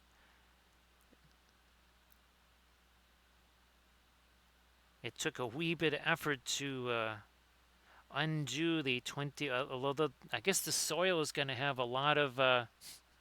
It's going to have lots of nutrients in it because it hasn't been used by anything except maybe some weeds.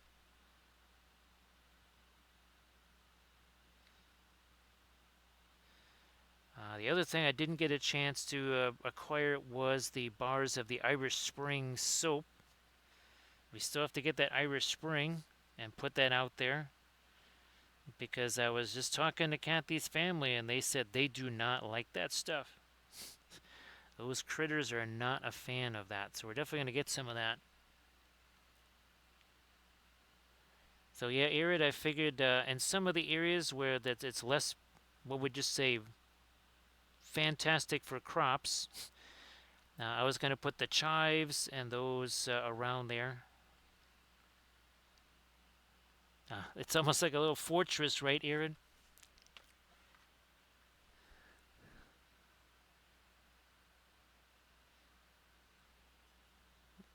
Also here.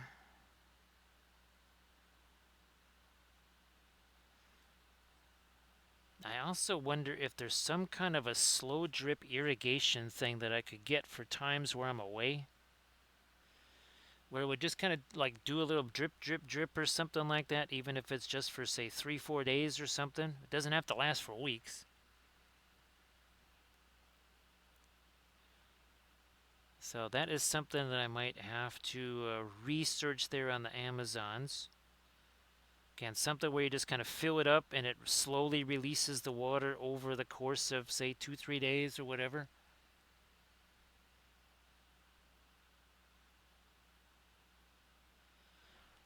Oh, that's good. Is there anything besides just irrigation that is a good term to look for? Because obviously my first term would be like drip irrigation. That would probably be my first prompt, I guess, if you would call it that, or search term. I'm gonna give me some magenta down in here. Yeah, that makes a whole lot more sense in there. Yeah, that makes much more sense. Let's do that on these guys too.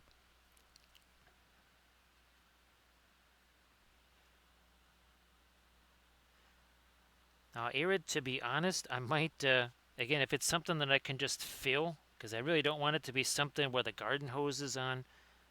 But if it's something I can just kind of fill and then leave for a couple of days, I might, I might make even more use of that elsewhere.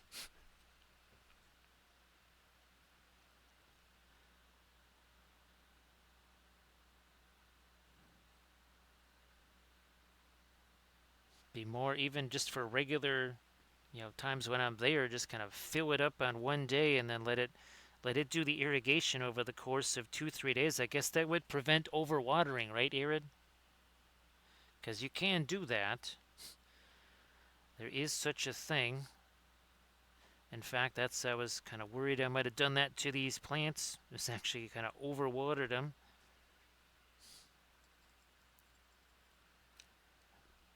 Yeah, the drip irrigation might be more attuned to the actual amount of water they would need. All right, now we're going to get to our super light pinks here.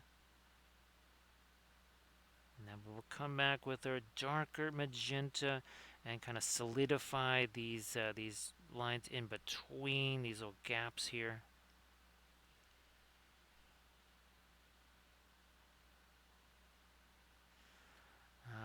Yeah, thanks, Irid. Thanks for letting me just kind of hash out that idea there,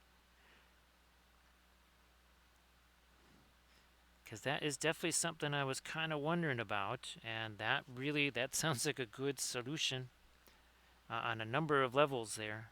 Oh man, let me see if I can't. Yeah, tighten up that stuff a little. That's getting a little wonky there.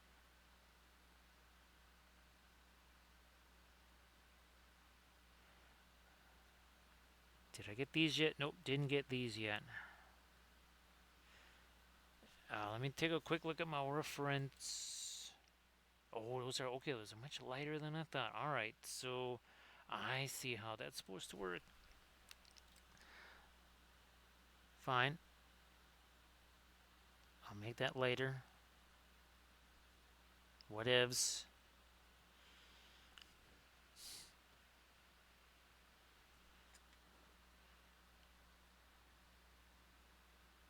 Same. Nope, nope. There we go. So they're starting to get a little bit more of a glow to them now as well.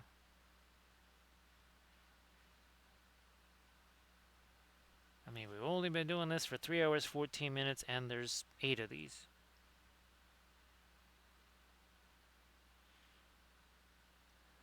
think we're doing pretty well time-wise here, so you can see again. There's a difference. See how that one's got even more of our glow happening there. See, I gotta remember drip irrigation. See what pops up. Of course, hopefully it's not the only option is just like stuff for practically farms. Like the kind of garden, say, that Kathy's family has. It's, well, bigger than my entire yard. Both front and back. Hopefully there's drip irrigation for, well, relatively small gardens.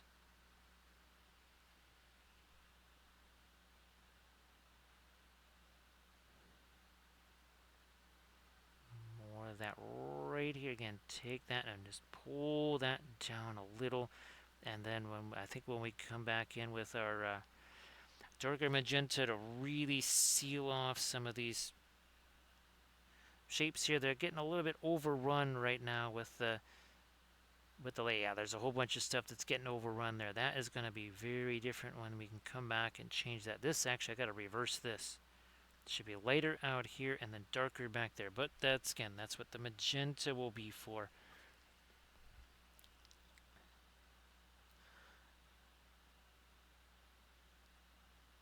Some of our light, again, on these things here.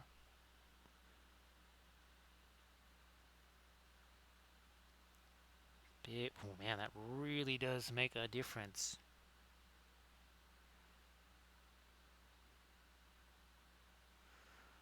Maybe these guys, these little guys over here will do something.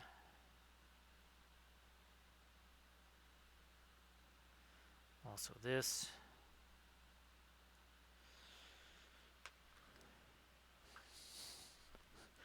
I think there's still one more of these guys to do. Right? Or is there two? One more of these guys to do.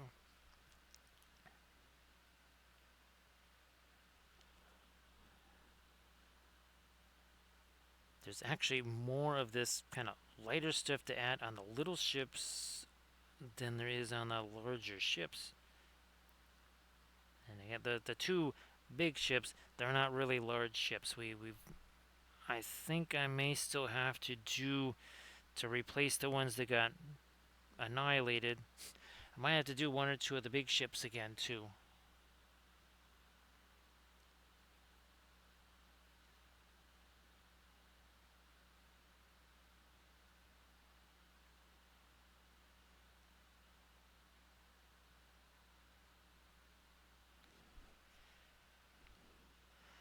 All right, this little engine right here.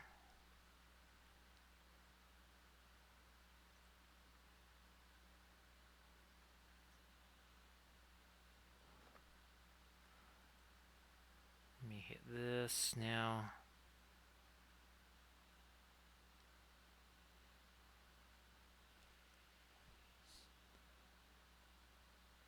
Get these lighter too.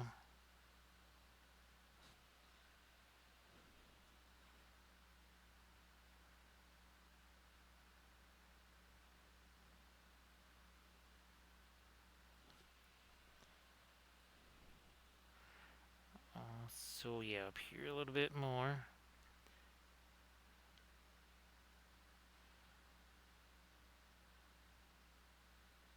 These crazy little stripes here, we got those.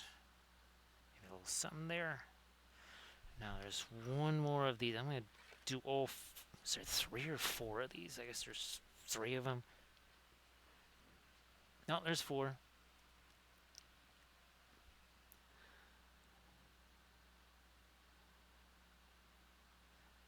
Making that lighter here.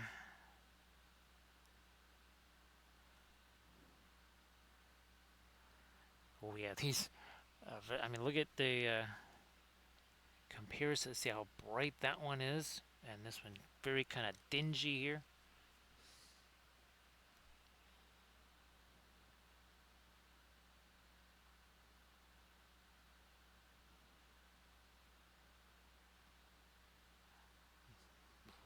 down. Lighter here.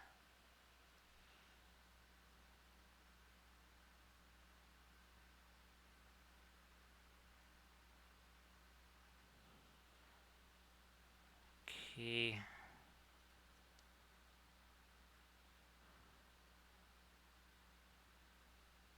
More of our light here.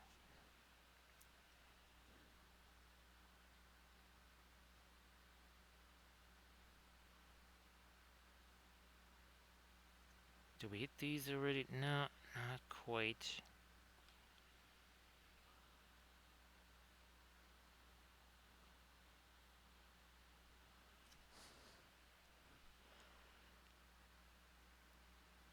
Light there, and let's do that too. Oh, yeah, we better get these.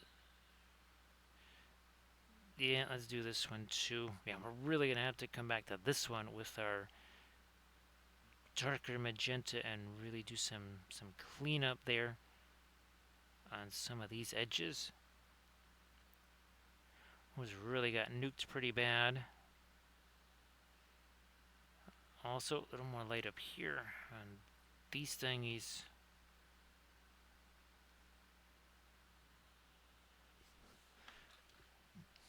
I might have already done our light on the... Nope, I haven't done the lightest light on this yet. We actually got some other... Yeah, we need to do some of our lighter yellows on that too, or yellowish green anyways.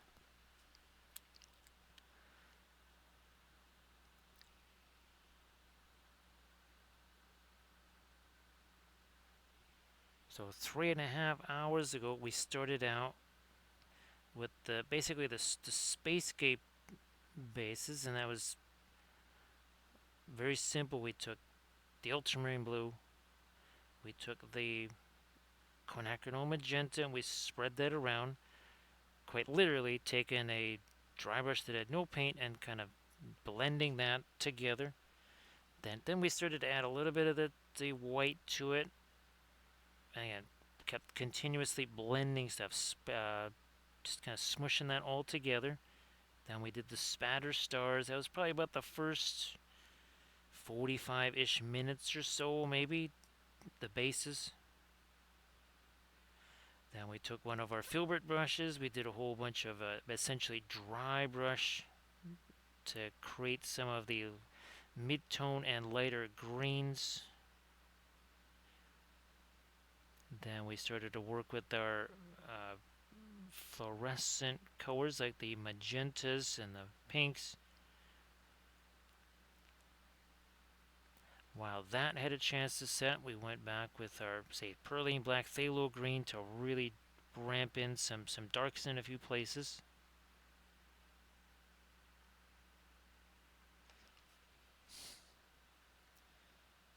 Oh, and by the way, this is not white, as light as this might seem. I mean, that's pretty light there, right? That is not white. That still actually has a color to it.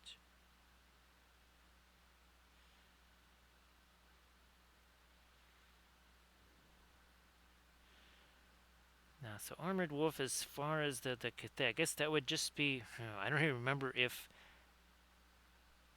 Sigmar and Old World were two different categories with your Golden Demons, or if they're both kind of shoved into the same ones. I wish I could remember. I just can't. Right now, I cannot remember if there was any difference, or if they all just kind of got lumped in together.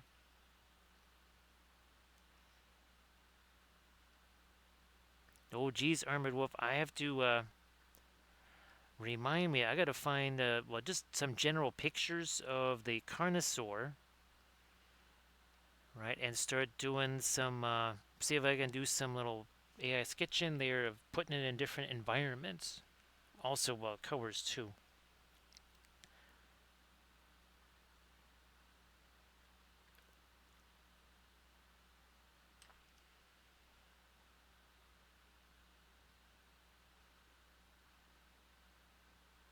Alright, and let's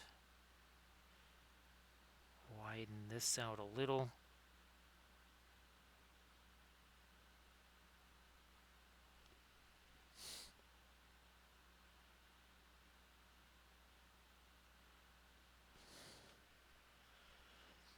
wonder if I can utilize the GPT to come up with something lore based, since I don't really know anything about the lore.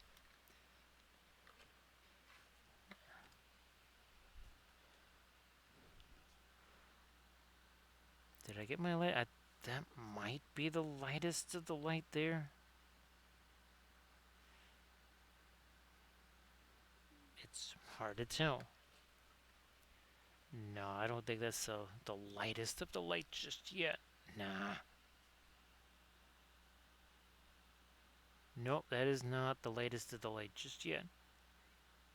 I mean, it's in the neighborhood, but that is not the lightest of the light.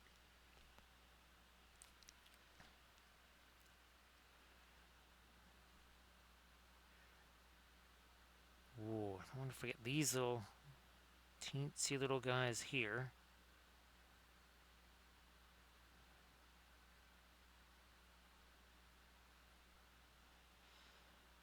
Boy, that does make a difference.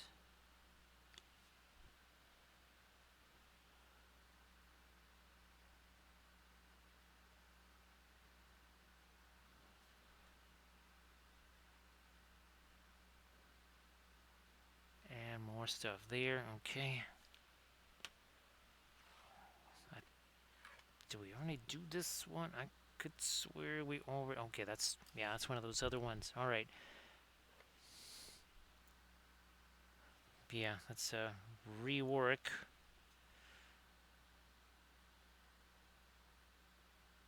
this. And man, I'm sure it's going to make a big difference with the... once we get that darker stuff in there, too. How you doing, Denethor? Everybody, please gives Middle Earth's favorite pyromaniac a follow there. How you doing, Denethor? Great to see you. So Denethor, we've been joking about how we've returned to the discount palette here after the bankruptcy palette. Yeah, no cadmiums, no cobalts on this here. No, none of those. And this one from what, Friday here? Yeah, the cadmiums and stuff. Oh yeah, those are. How's the cobalt doing? Oh yeah, that's yeah. Shouldn't have messed with that. None of that stuff. Those are gonna take a while. Those are gonna take a little while to dry. And again, there is no accelerating that. They dry when they dry. That's the nature of those things, because it's not an evaporation process. It basically cures. It's kind of like green stuff. So Denethor, if you want to share anything in the chat, please go ahead. Denethor, I'm very excited because the experiment with the 3-in-1, where you essentially sculpt, prime, and paint all in one shot, that seemed to be very successful. I had an inkling it would, because we've tried it kind of on a smaller scale, and that has worked out. But now it's been tried on a very large scale, and it does seem to be working out.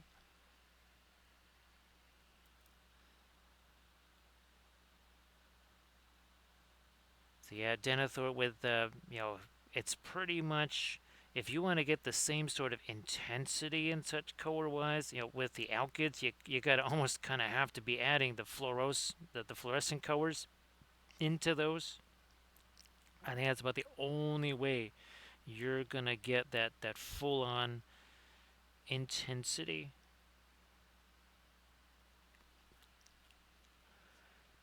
So again, everybody please give Denethor a follow. I wasn't sure if he had a chance to stream it all over the weekend.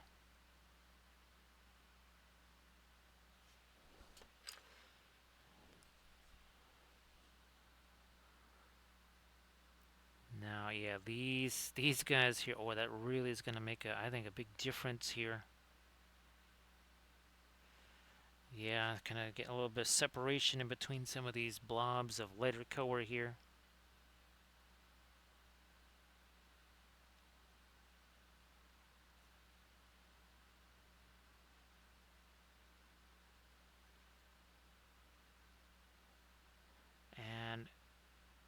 more there.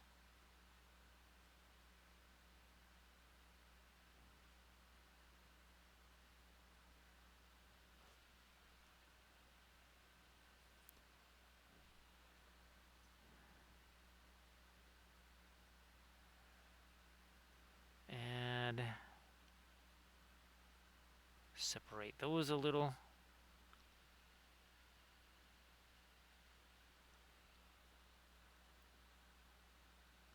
That's great, Denethor. Again, if you want to share anything in the chat, please go ahead and do that, of course.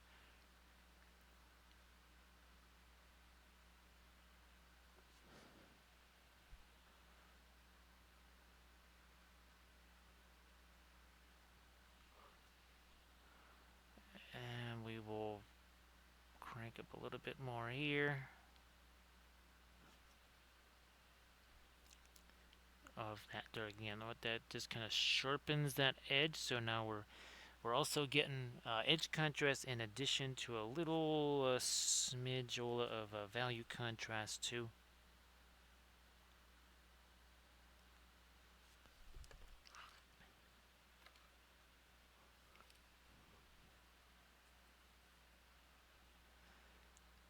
And Denethor, we're going to be doing, I believe for Thursday, we got Babylon 5. Yes, we're going to actually paint the Babylon 5 station. Found a nifty reference with Epsilon 3 in the background and everything else. Be the first time I painted anything Babylon 5 since essentially the show was on TV. So thanks again, and everybody check out that Insta link there that Denethor just shared. So yep, I think it was the 90s was the last time I painted any Babylon 5 stuff.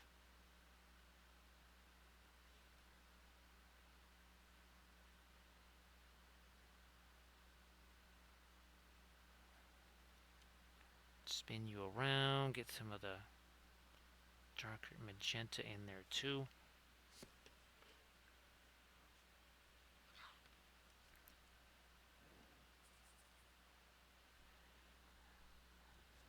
So yeah, that's we can, well, it's going to take a little while to scroll back that way, but if we scroll back there, oh, here it is. There we go. So there's some Babylon 5 right there. That was very fun back in the day. Did lots and lots and lots of Babylon 5 paintings.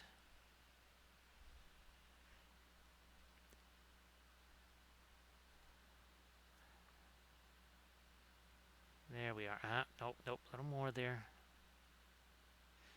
There we are. So again, all those sharper edges really make a difference.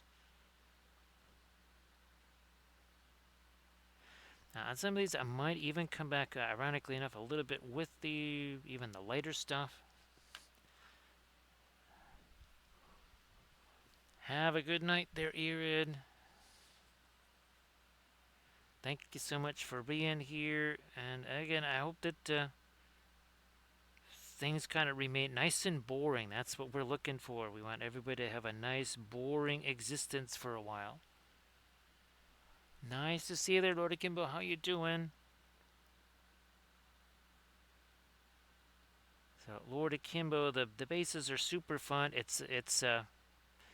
We get a chance to also kind of do the same concept on our 2D stuff. And again, here's some more of our Necrons, and then also too, here's our Tau ships. You can get a little bit of a better view of the spacescape bases right there. So have a good night there, Irid. And of course, well, we've certainly been utilizing that on some of our other spacescapes of Middle Earth here. Kind of a similar type of a thing. Now oh yeah, there's our space Gandalf and our space Balrog there. Here's our space Lion. So again, kind of the same, obviously a little different color scheme there. And yeah, Grand Oracle, this is what I was hoping to do for the Army Painter series, and I might even do that with the the stuff I was going to do on stream. So here's to some boring existence, right, Arid? That's what we all want. Let somebody else enjoy the interesting for a while. We'll take the boring.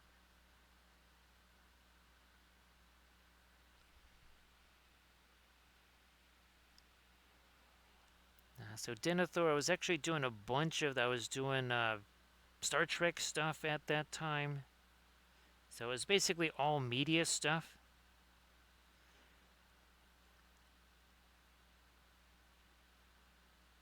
But that old, once the 2D art went away after 9/11 and stuff, we just wasn't doing that anymore.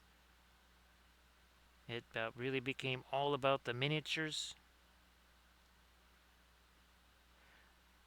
It just, for whatever reason, in art school, one of the things that I could do was do likenesses. I mean, my watercolor teacher, even my oil painting teacher, they could paint really fantastic portraits. They looked vaguely like the person. So they look kind of like their cousin or something. Maybe on a good day it would look like their sibling, but it never really looked like the person.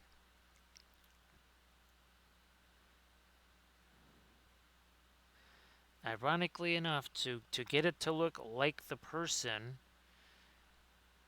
I bring it up because of miniatures, where with miniatures, right, a fraction of a millimeter is the difference between a giant gap or some kind of weird thing going on with miniatures.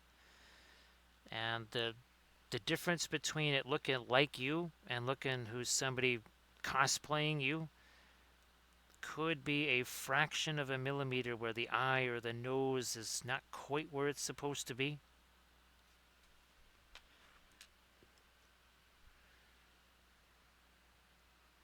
So yeah, to do likenesses, it's a tricky thing. Because again, there's a lot of different measurements that have to happen. You're constantly measuring and it's almost like carpentry. Yes, you're constantly measuring.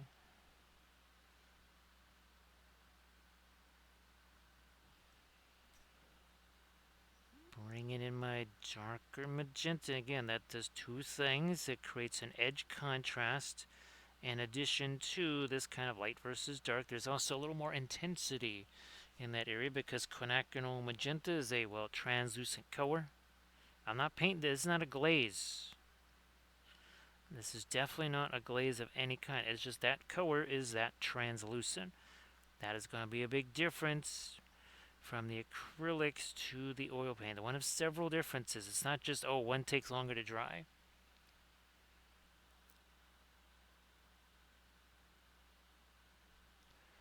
That's for sure, right, Denethor? I know they measure twice, cut once, or measure thrice and cut once. Oh, let me push that over to the side there. Okay, now, did we do this one yet? Nope, didn't do this one yet.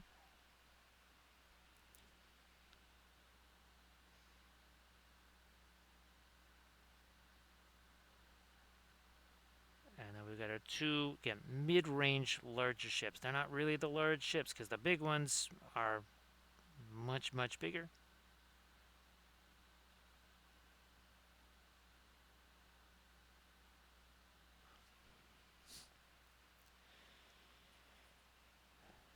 Yeah, Denethor, there's times where I've measured, remeasured, even kind of semi-dry fit it, and then I go to put it in there. And all of a sudden, again, it is a, we used to call them micrometers. They would just be a micrometer of an inch difference. Let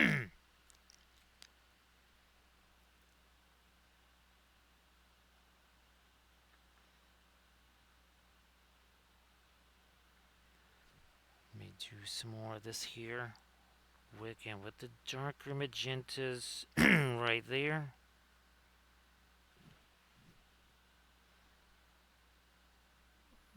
here we go.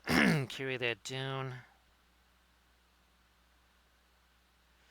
And it creates multiple forms of... Yeah, this one here was especially kind of... You can see the difference between that pylon and this one over here. Look at that. Big difference.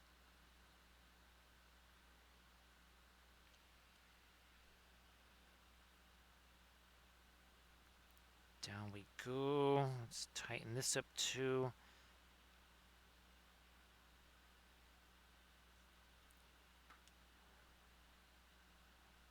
Also this.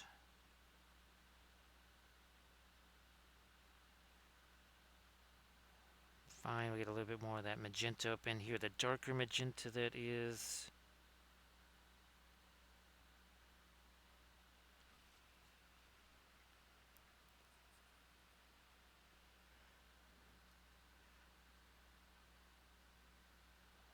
And more here.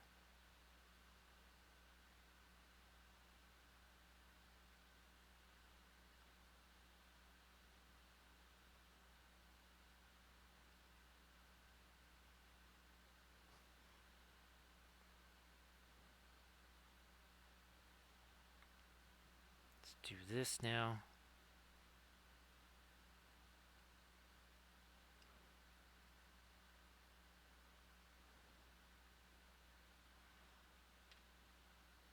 All right. This ship. And then we'll do our, well, essentially the biggest one we got. We'll do that one last here with this stuff.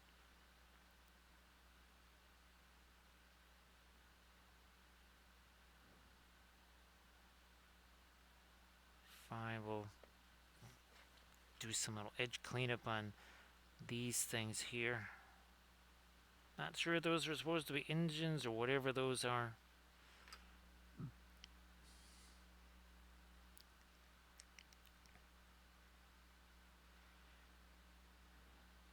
they're not really quite as much of the darker magenta stuff to do on, you know, actually let me backtrack a little bit. There we go. Okay. Nice to see you there, Symes. How you doing? Appreciate that. So Denethor, you're going to be seeing more of the space croissants because apparently, well, again, I think he trusted too much in his case or whatever, but apparently the Necron fleet got mostly destroyed. So that's why you're going to be seeing more Necrons. Otherwise, we would have been moving on to other fleets. Because it was the last of the Necrons. They were done until they were undone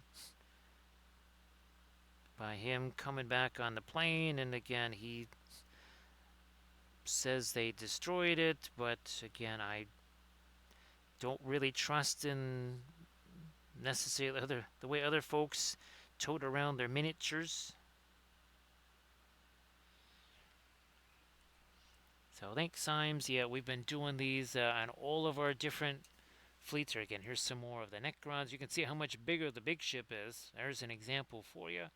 And then, of course, our Tau ships. And there was two other fleets. There was like an Eldar fleet that we did. And there was... Oh, and then there was the Orcs. Gee, Symes.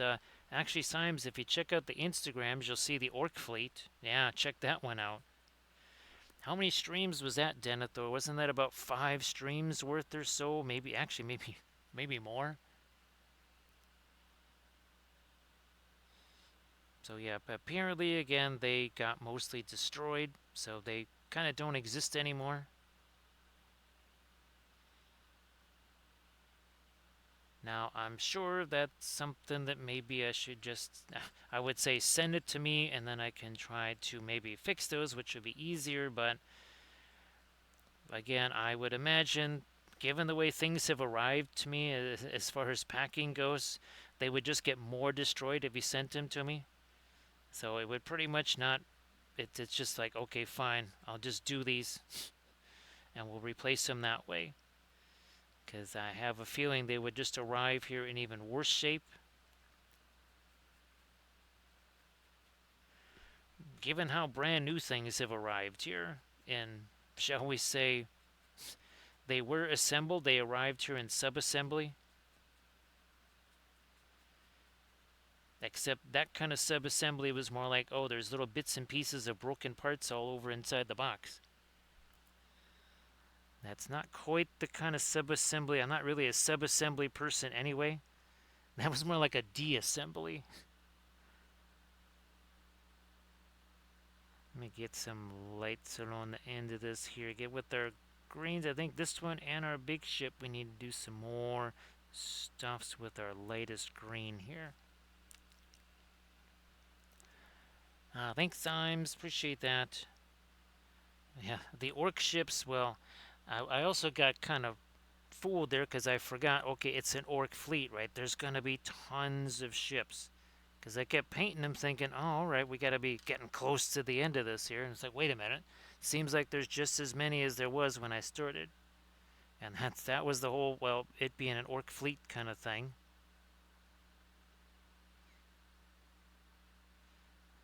Yeah, we didn't do these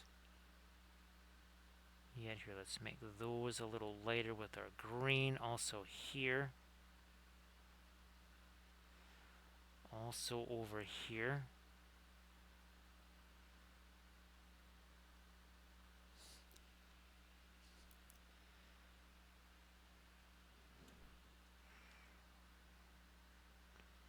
Let me do this too.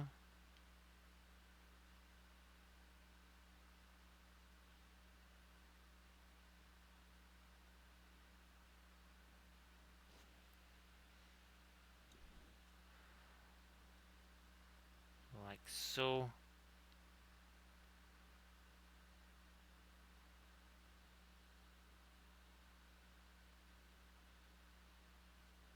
Yeah, maybe some lighter edges here too.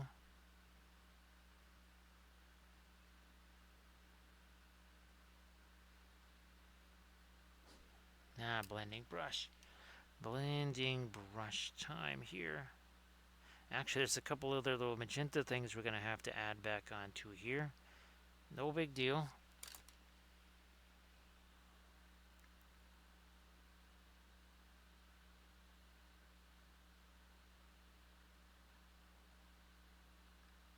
And it's very different from our last Armada Monday, which was more terrestrial in nature. So actually, this is nice now, because apparently the Scharnhorst version, so again, this is the hangar, right? The Scharnhorst version actually has the seaplane sitting on top of it. And again, it's also very different from what we were painting with our truffle lights, although we have croissants and now we have the truffle lights. So we have very consumable miniatures here. Oh, and of course, as we did actually get some portobello mushrooms. I ended up just doing the saute thing and I didn't put them in the air fryer.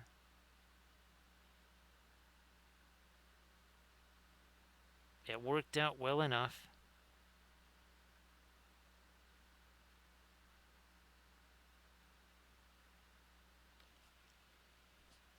Now I'm going to take a little quick detour from this to get to this.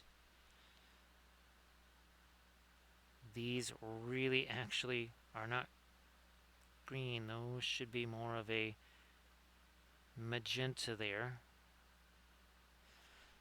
So we're changing this around a bit here.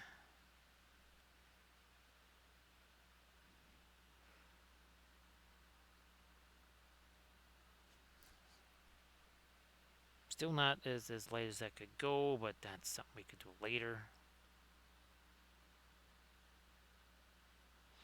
Okay, yeah, that's making a big difference here.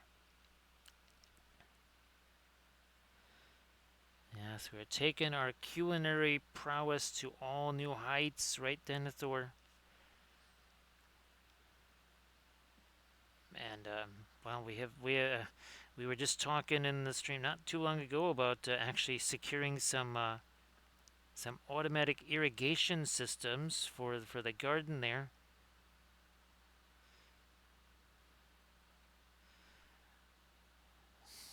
Yes, it's gonna be quite industrial. It'll be industrial scale gardening here in Wombleville with irrigation machines. There you go.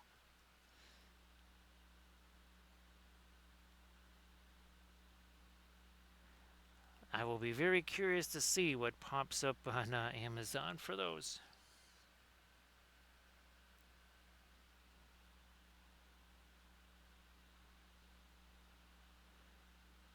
I have a feeling we're going to have to read the feedback very carefully. Well, we do it all that time anyways, but something tells me going to have to be very sus about some of those things. I mean, if anybody knows of a good automatic irrigation system or whatever on drip irrigation system on Amazon, let me know. Denethor, yeah, I've got cherry tomatoes was one of the 4 varieties that I was trying to plant as seedlings. There was purple tomatoes, yellow tomatoes, the cherry tomatoes. There was the yellow pear tomatoes. I'm hoping that those will boil down potentially in some sauces as well as the red ones used to. Because I used to grow those. The red pear tomatoes and those. Again, they tend to boil down pretty well in sauces.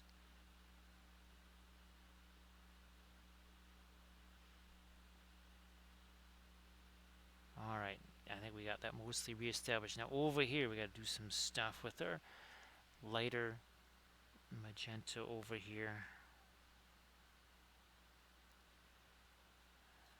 Yeah. Oh, geez, really got to do that here.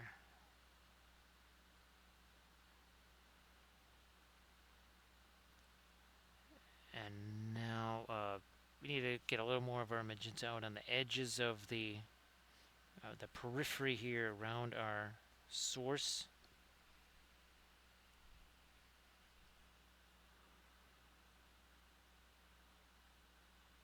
I don't remember. Was it cherry tomatoes in that scene, Denethor? I mean, I know there was tomatoes. I can't quite remember which one because it's been years since I've seen it now.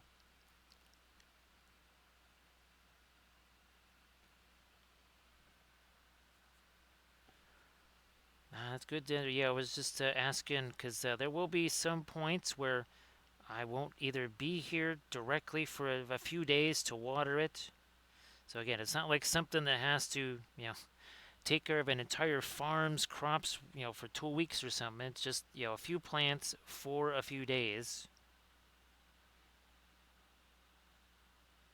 I mean, you wouldn't pour many gallons of water on those plants at any one time. And again, depending which Denethor it is, does he like them boiled in a stew, or do they like them? Let's see, where's there? Oh, here we go. Or do they just prefer them raw and wriggling? The other thing we have to get is our bars of Irish Spring soap to set up a defensive perimeter around the plants, and maybe I even need to start growing those marigold seeds to enhance the defensive nature around it. Oh, speaking of which, we forgot this here. Look at that. That needs some magenta right there.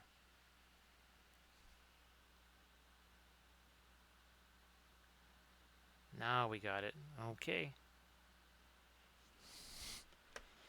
There's our larger one here.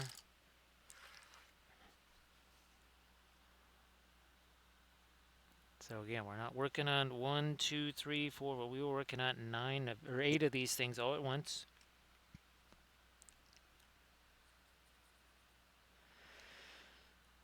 We never actually did get our darkest magenta on here. We'll do that now. Some lines here.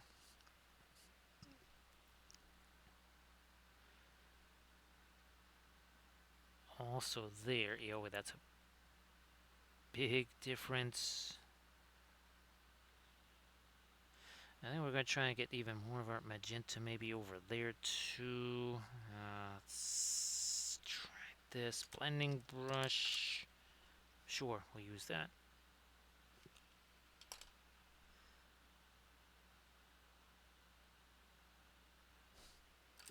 Blending brush again.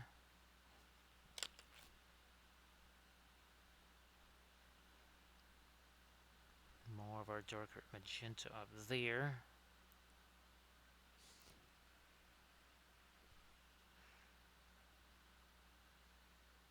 See how it enhances the edge of that.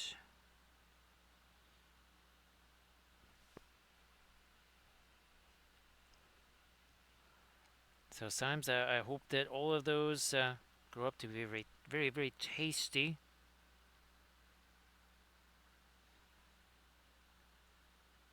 But yeah, these. Oh, there should be. Well, there was supposed to be purple peppers, yellow peppers, pretty much everything except green peppers. Wasn't really into that. I can just go to the store and get those. Kind of trying to do the stuff that's you don't usually get at the store. And again, our store is very tiny. It's a little tiny grocery store. So the selection there is limited, to say the least.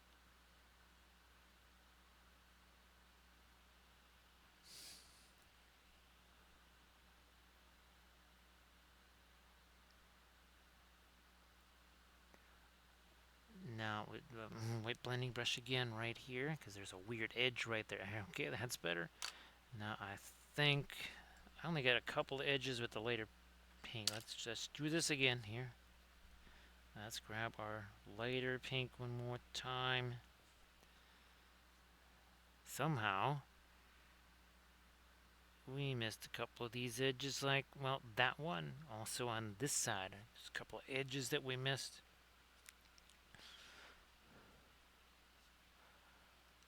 Oh, that's, yeah, that does make sense that they would work in that fashion, too. Yeah, I think so. Yeah, you're right, Denethor. I think I just ate the last of the little package of cherry tomatoes that I had gotten. Essentially like a post-stream snack or whatever. You know what? I will retreat here to some more of just our magenta. Maybe not quite as bold as that. Let me see what this is going to do here. Yeah, okay, there we go. It's kind of in between. That's what I was looking for. Something a little more in between here.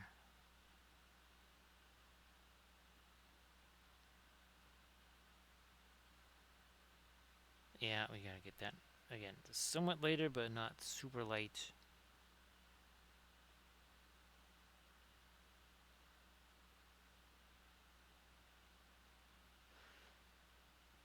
And again, another little programming note reminder. So the Thursday stream, yeah, well, that'll be the birthday stream. It's also it is flat Thursdays, and I believe we're gonna be doing our Babylon 5 painting. So that should be very fabulous.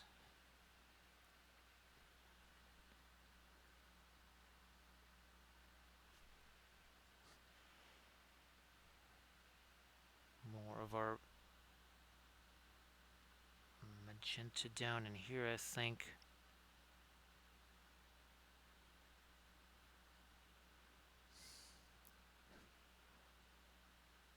No, that is too much. We will kind of retreat from that a little bit.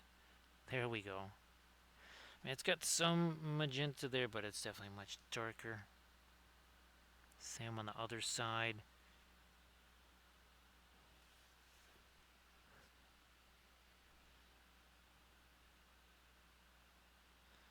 Move these guys a little.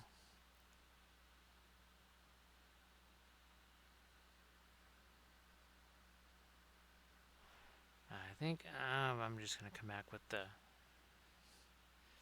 my lighter pink there. It'll be easier.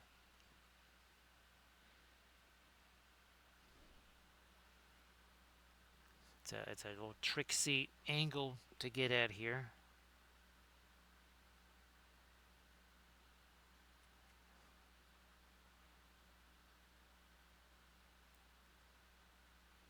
think we got. Let me do this here too.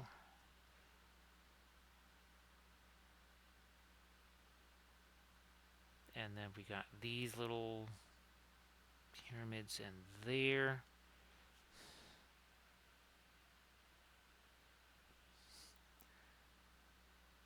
Nope, that is way too thick. I'm trying to balance in the consistency.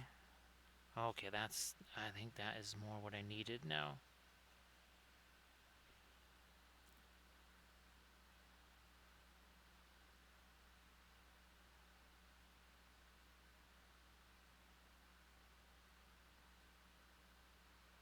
And yeah, okay, now I feel like we got that.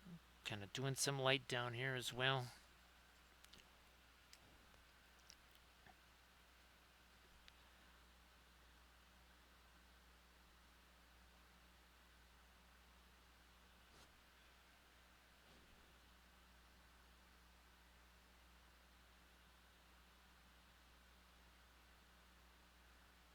And let's lighten that up a touch.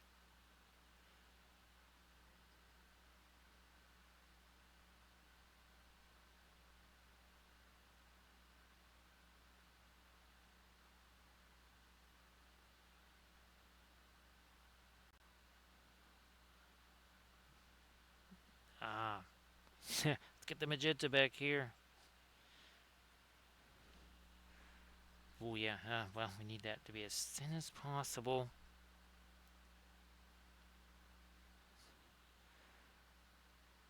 Let's divvy that up, and that also needs to be darker up there too.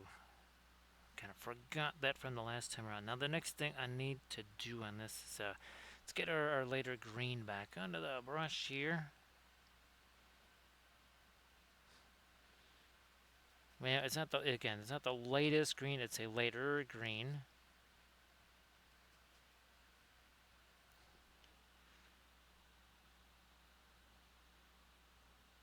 Kind of in between. It's again not the super light green, but there's several different places along here I think I need to maybe lighten stuff up just a smidge here. Also get rid of that pink that's kind of gotten onto the outer surface of whatever that is. Don't know. And then we might come back with some of our latest green. Yeah, I think in some of these areas out here we might.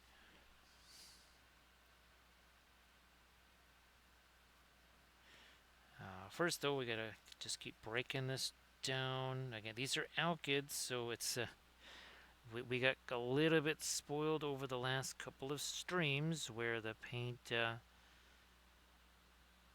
it didn't quite set on the palette the way it's going to here.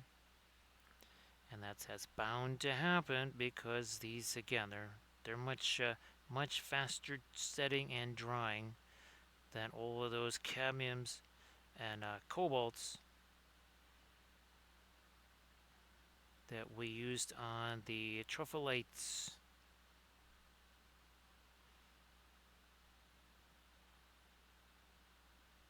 More of our lighter green there too, I guess.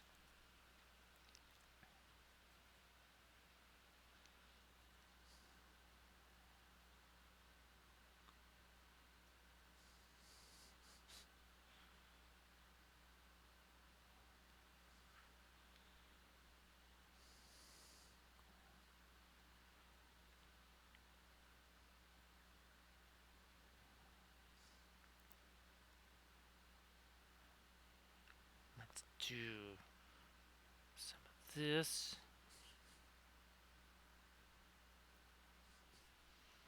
Nice to see you there, Tim. How you doing? Everybody, please give Tim the Sorcerer a follow. Appreciate you being here, Tim. And of course, Tim, if you want to share anything in the chat, please go ahead. So yeah, Tim, we're getting back into the Necron ships here. We've actually done several streams with these. Again, see some of the bigger ships there, of course. We've done several other fleets. Here's our Tau fleet, again, with the same kind of bases right there. Now, again, now sometimes our spacescapes take a different form, right? Like this right here, our space line. Where's our, well, here's a more regular spacescape right here. Regular spacescape. Here's a, as we call this, Space Australia. We painted that for Anzac Day, complete with the Southern Cross over there. Where's our Hobbit hole that we did? Well, actually, this was we did this for our Battle of Midway observations, and there it is. There's our Hobbit hole from Thursday.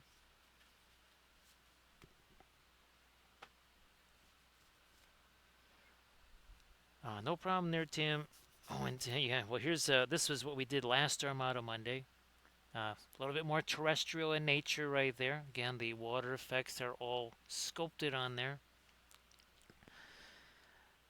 And of course, here was our last two streams. Speaking of cuisine, here's our truffle lights, as we call them. So these were very fun. These are 3D printed from Archvillain right here.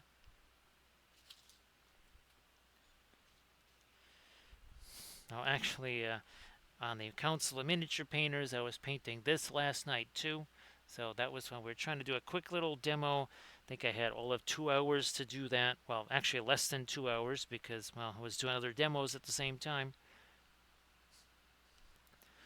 And of course, well, we've done, Hobbit nebulas, but also, where's our actual Hobbit? There we go. We painted 6 of these on stream.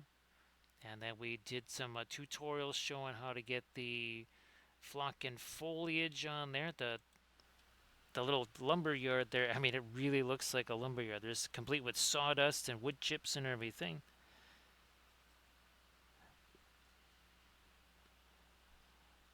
So eventually we'll be getting back to some more of our Middle Earth terrain. I can appreciate that. So let me see. 4 hours and 7 minutes ago, these 8 ships here, we can zoom out.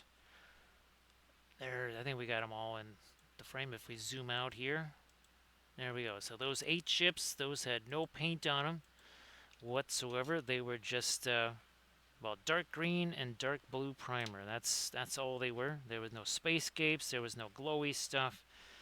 There was no nothing on any of these.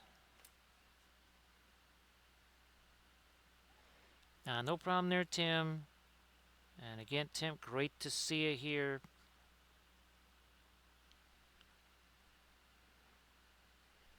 Yeah, Denethor, it was really handy to be able to essentially colorize them like this. And the next one will be that, it's going to be a greenish one. I think we'll do that either Friday or Saturday.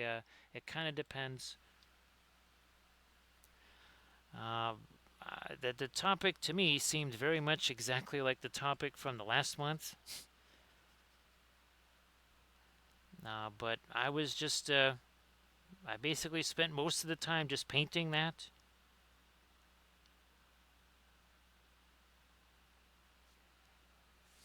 While other people were talking and doing stuff, so yeah.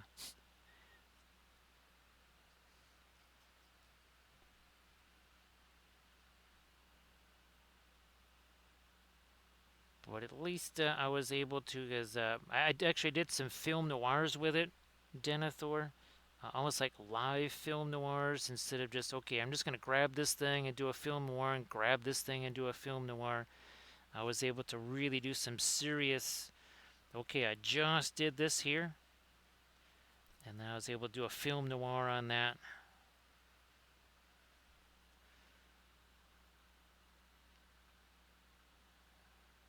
I might come back with my latest lights on this one, I think.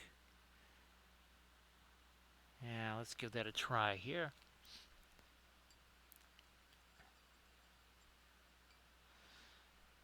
Because we got that sitting right over here. Actually, I just did a tutorial video on that one, Denethor. I think was it last month? Oh, it was with the Alkids. Yes, it was a painting large scale to kind of do a little test with the Alkids there to see what they could do.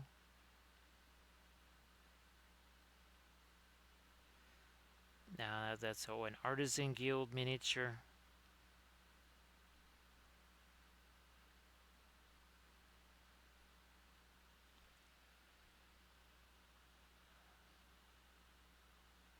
Lighten that up a little. Get Denethor, if you wanted to share something in the chat there, please go ahead.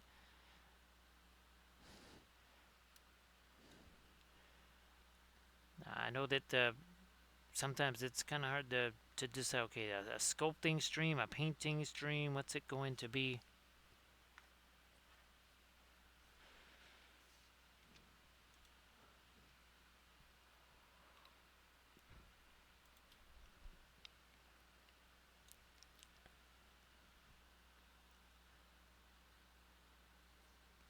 Catching a little bit more of my light over here too.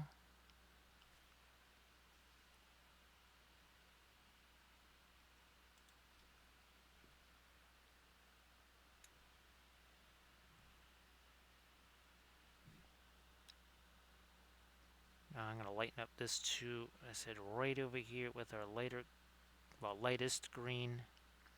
And then some of these little guys here too. I might have done those in more of a magenta type of a thing on previous ships. I'd have to go back and look at the pictures to see.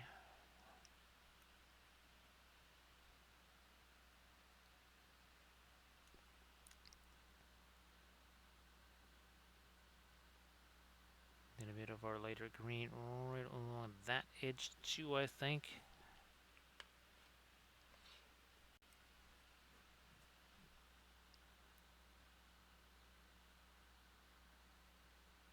Same on this. I'm going to come back with my mid-range green. So we got this, we got the pearly black, and then some of this too. A little of the Indian yellow to make sure it doesn't get too cooled down. I think we got something here. Yep.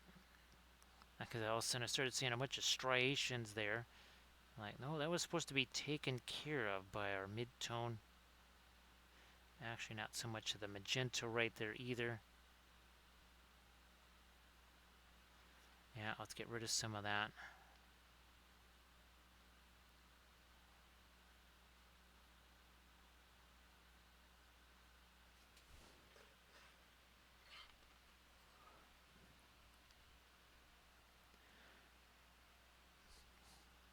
Yep, I need to do the same thing here because I see the same little striations over here. So we'll get rid of some of those. Yeah, we're not looking to kill all the darker green. A lot of this is just sort of mixing with what's already here. Everybody check out that Discord link that Denethor just shared. So Denethor, geez, I'll have to get you some of the music there. Because there is a Minas Tirith song that I did. There was an Osgiliath song. There was one for the Shire. Actually, one of my, well, the original favorite was the Rohan song that I did, but now actually the Isengard song has actually kind of become a favorite there. It was not initially, but then there was some very clever wordsmithing that was done on that. And it kind of takes, it was, I asked for tribal music, and it was a very different version of tribal music than I was just in my head, but then that's kind of the whole advantage of it, right? Is that it gets you out of your creative bias.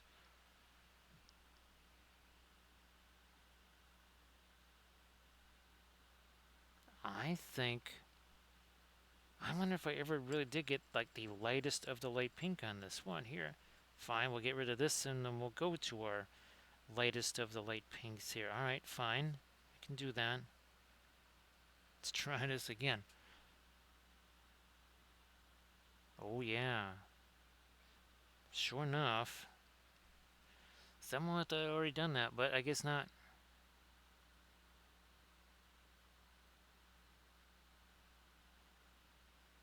Whatevers. Now I was just about to do a little bit more of my darker magenta stuff, and I looked at that and said, I think we need to go with the lighter stuff first.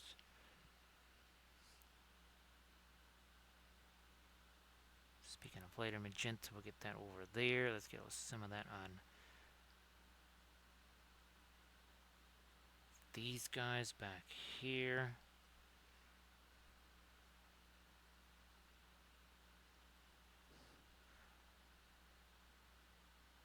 Up there.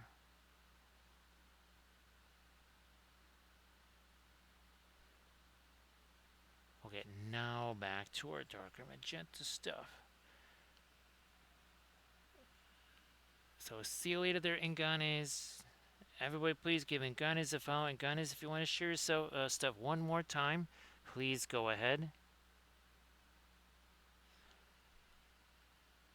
So these are more contemporary in nature. Denethor. Which, again, that wasn't quite the direction they were supposed to go. It just was kind of the way they turned out. You have a 200-word prompt, and that's it.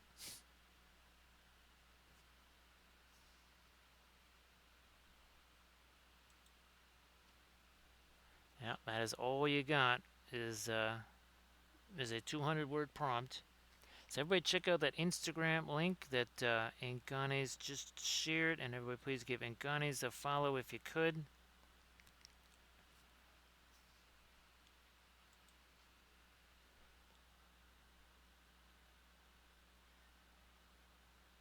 Actually, the Rohan song is actually a bluegrass song.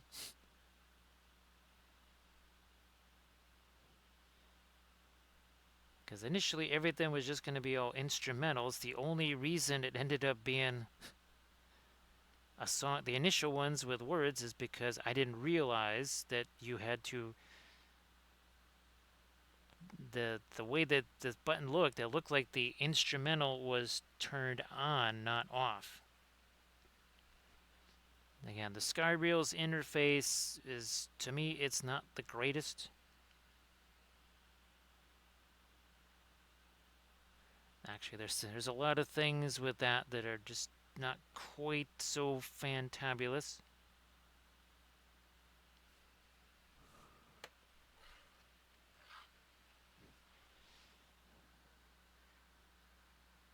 So yeah, with only 200 characters in the prompt, you can't quite get that specific. I mean, you can't even get a specific, well, unless you want to skip out on some other elements, you can't even get into, is it a male or female voice? Yeah, that's a few too many characters. Now, there's other programs that I can use. It's kind of almost like a combination of GPT and a GPT plugin.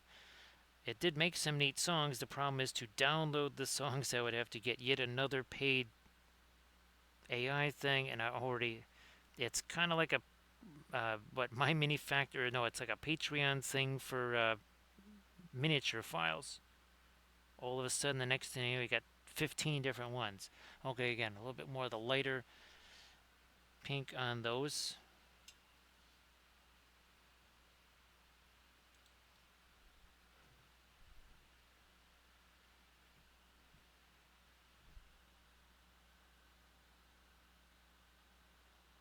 Fine, and a little bit more of that back here.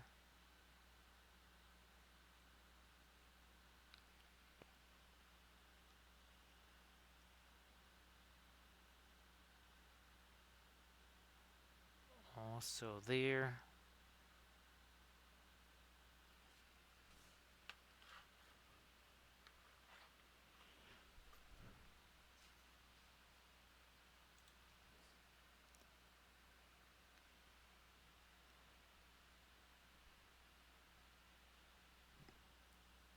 Oh yeah, this really needs to get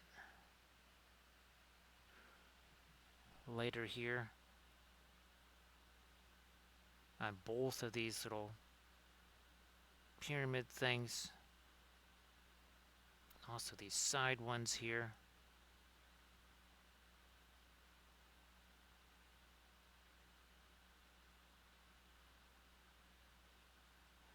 Let's do a little something lighter right there.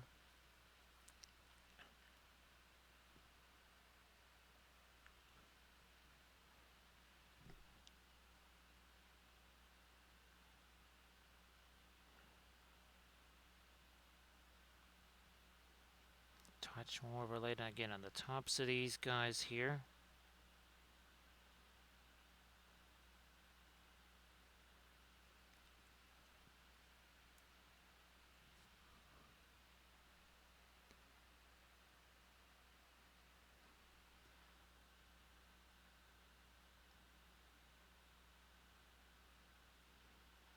Ooh, let me lighten this up too.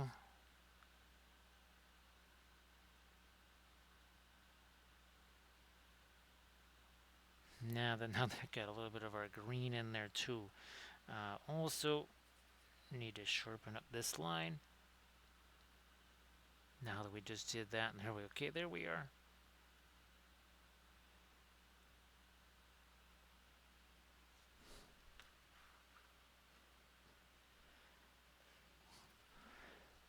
Now this one I would like to do maybe a little bit of the lighter magenta stuff over here.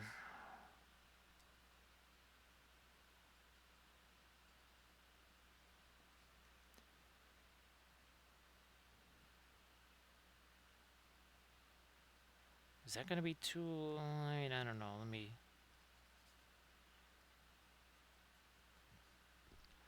try that here. Maybe not too bad. It's definitely on the later side, but I think it's maybe just mid-tone enough. Let me break that down some more. Again, these are the alkyds here, so Denethor, it's quite the difference. Well, from paints that are days later still wet versus this stuff here that in a matter of hours is dry.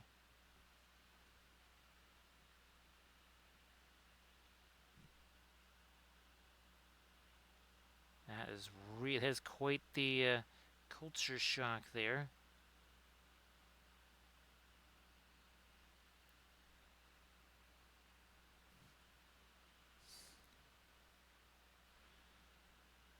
Yeah, some of these maybe a little too light all the way around. Actually, I think I've hit those a couple of times with my hand. Can't move our magenta over here as well. Get kind of a mid-range.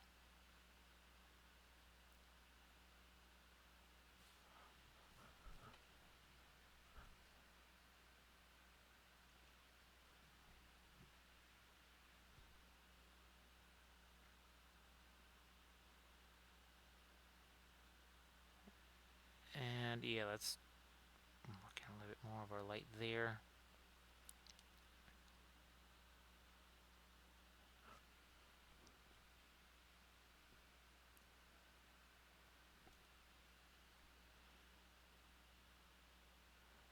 Now it was kind of neat, Denethor, to see the cobalt blue, and it was kind of really able to kind of show off a little bit in the area that it was used. And it's a color that really is best used transparently, which is interesting, right?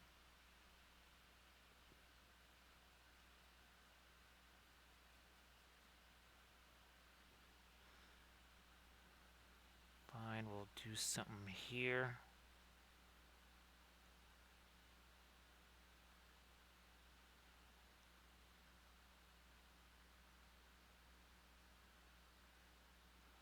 Something more down there now.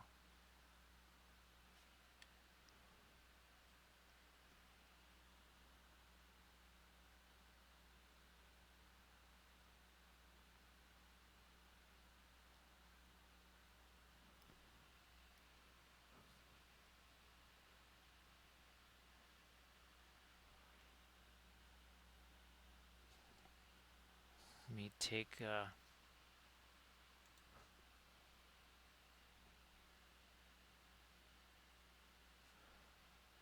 no, Denethor, actually, the only reason I had these at all is because Kathy's sister sent me those. I don't know if you saw the tutorial video where we were trying those out, doing the color charts with them. But yeah, Kathy's sister sent me those a few weeks ago. It was definitely a surprise. That was not what I was expecting. There was essentially 20 different Gamlen colors. There was what, the cobalt green and all the other kind of stuff. And I went, holy smokes.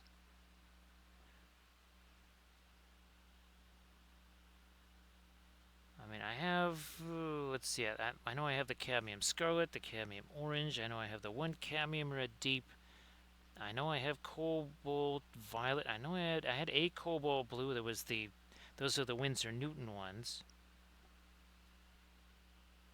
Actually, there was Naples yellow in there too, Denethor. I'll have to, remember people were asking, is Naples yellow a potential brilliant yellow pale? It definitely is not. I mean, the color chart showed that right away. Now, actually, Denethor, I got very spoiled by the Naples yellow on the palette during painting the Zygomors. And I got very spoiled by the brilliant yellow pale, because it's not just a intense color, but it's also very light. And anything it hits gets lighter. I mean, it does a better job of lightening things than white does. That's how intense it is.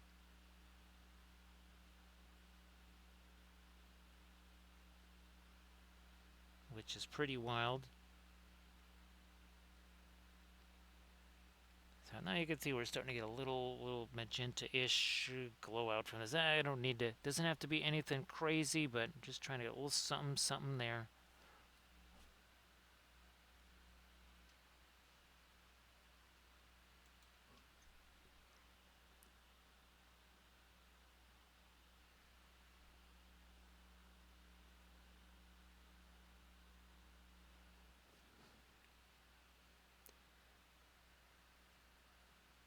I wonder, oh, that's right. That was what I wanted to do on this. Well, I mean, for like whatever, it's the largest of the ships we're working on now. It's not the largest the Necron ships by any stretch of the imagination. Like here, if I was using brilliant yellow pale in combination with this, wow, it would be very, very, very, very light. That's for sure. Because that is really, really powerful. You just kind of forget it's something I had on the palette all the time. So you get kind of used to it, and you just sort of take that for granted, and then all of a sudden, it's been months not using it. You use it again, it's like, wow, that really is an intense color. But boy, it's going to be slow drying, that's for sure, Denethor.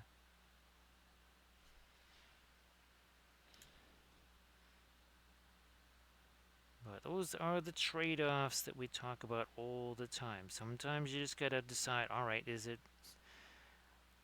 it worth it that this is going to take longer to dry? I mean, if the drying time doesn't matter, right? If you don't need it for something right away, what's the difference?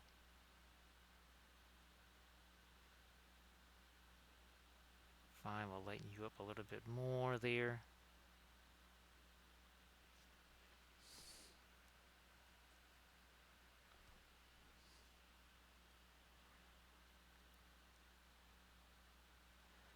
Yeah, I'll just go with the lighter green on this, fine. Also here.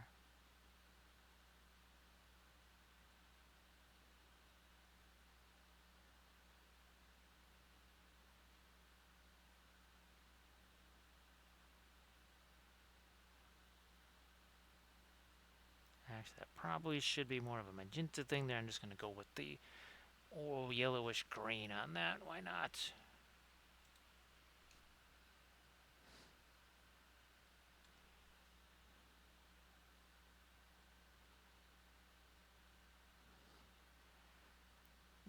You know what? I think I'll hit this later too. This stuff up here. Wasn't going to initially, but if I will also do that over here too.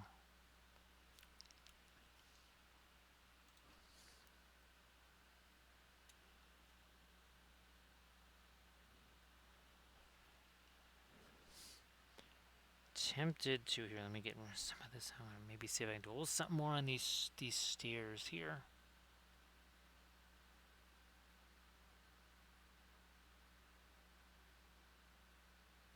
A little something more on those stairs.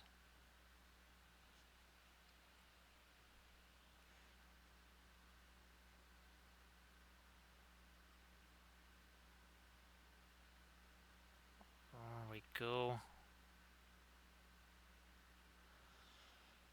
Yeah, needed that. Might even do a little bit of the lighter pink here, possibly. Hello, little hobbits. Spark my gun, John. Thank you so much, Cold Milk. Appreciate that. Okay, now you've been showing me these weird little small ships. I'm not really interested in going to space. I don't mind a ride to Valinor. What's gonna happen under big can of 6 for Cold Milk and Milo? Ooh, he just survived. It was about to flash this, and it turned over one more. Boom! So you got saved. Thank you so much, Cold Milk. Appreciate the follow. Thanks, Cold Milk. We've been working on 8 of these ships 4 hours and 31 minutes ago. I think. Oh, here we go. Yeah. So that's what they all looked like. Dark green primer here, dark blue primer there. Here, let me show you one of the ships that it actually is. This one right here. So yeah. So they all 8 of them, looked like this 4 hours, 32 minutes, and 19 seconds ago. We've done a whole bunch of different. Actually, we did several Necron streams already. And there's our Tau ships. We did Eldar stuff. We did a couple of Imperial fleets. There's a bunch more that's coming. Oh yeah. Oh, we did an entire Orc fleet. Yes. Cold Milk. Check out the Instagrams there, and you'll see the video of all the Orc ships that were painted. Dozens of them. I think there was well over 2 dozen just of the small ships. There had to be at least about 16 or so of the larger ships. Thanks, Cold Milk. Actually, I do have. Actually, there's a Necron tutorial video on the Patreon page. There's a Tau. Actually, I think there's probably 4 or 5 of the BFG vids there. And actually, I'm just about to start an army painting series. So it's going to be an entire series dedicated to basically it's not a GW Battlefleet Gothic type thing, but it is going to be in that genre. The latest tutorial was actually this one. So this is where I was using the tree supports. You can kind of tell here from a 3D printer. And we actually sculpted, primed, and painted this. So there's no actual paint there. That's actually a sculpting type material. And of course, this is another video that just went up today, was this one. And this is a part 1 of at least a 2 to 3 part series over here. And it was about moonlight, and we're going to have tribal tattoos here, and then also a reflection in the water, including water effects. Well, of course, we've got our vehicles workshop series, right? So things like this. This was a 3-part series. We've done tons of Trench Crusade stuff. Lots of Trench Crusade. Got an army painting series going there. I did a vehicle workshop series on that. We've got MESBG stuff. We have old world stuff. Actually, this was I think this was one of our tutorial vids here. Right here again, that's some of our old world stuff that we've been doing, and we have a whole series on painting Shatterpoint. We have a whole series. Oh, yeah, this is the latest Shatterpoint fig right here. So that was our latest tutorial on Shatterpoint stuff. And then we've got a chapter study series. We've done, I think, 4 or 5 different Space Marine chapter things. We did a couple of Necron painting series. Yeah, Cold Milk. Actually, these are all printed out. These ships right here. Our other stuff that we do on Armada Mondays are 1/1800 scale ships. Those are also printed out. And we've got tutorial videos on those showing how we do the water effects and such.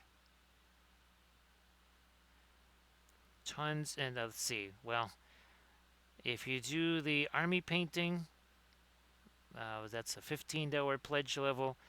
There's about 2,400 hours worth of videos to watch there.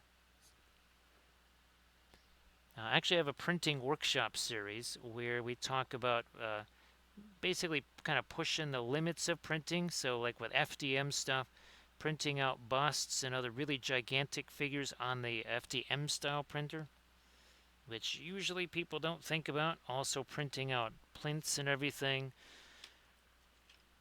So, actually, yeah, this was actually printed out in FDM right here. That's not a resin print. So yeah, we kind of discuss how you can go about using your FDM printer in ways that you might normally not think about. I think I just filmed, yeah, it was the 17th terrain video. We've got 46 army painting series. That's 5 episodes apiece. There's 100 Dark Sword episodes. There's 120 Workbench episodes. I believe there's 77 basing videos now.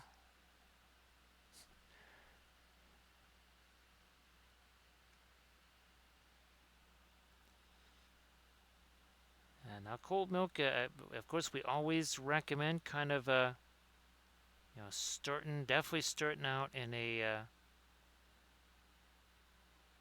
most manageable possible way, right? Maybe just using, at first, simpler miniatures, right? So that you don't have to really, really, really struggle early on. Don't want to be doing that.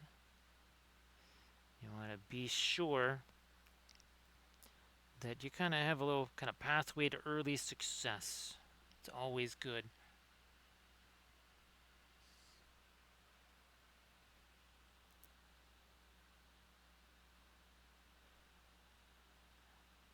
Yeah, let's get a little bit more of our green in here. Sure enough.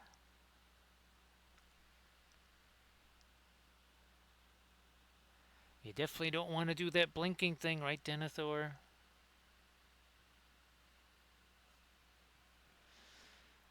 So Cold Milk, well, my my training is, I spent many, many years doing this. So it was always flat art. And every Thursday we do, well, Flat Thursdays. We've got a Flat Thursday coming up. Let's see, this was our last Flat Thursday, just less than a week ago, and this was about 10 days ago. We did this right here. So we're definitely taking regular art principles and applying those to the miniatures and the terrain. There's really no difference. Composition,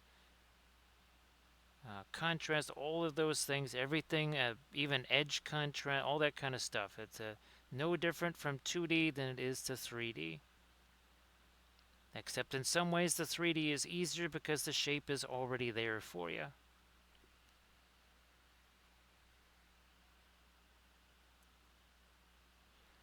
Oh, thanks, Cold Milk. Appreciate that.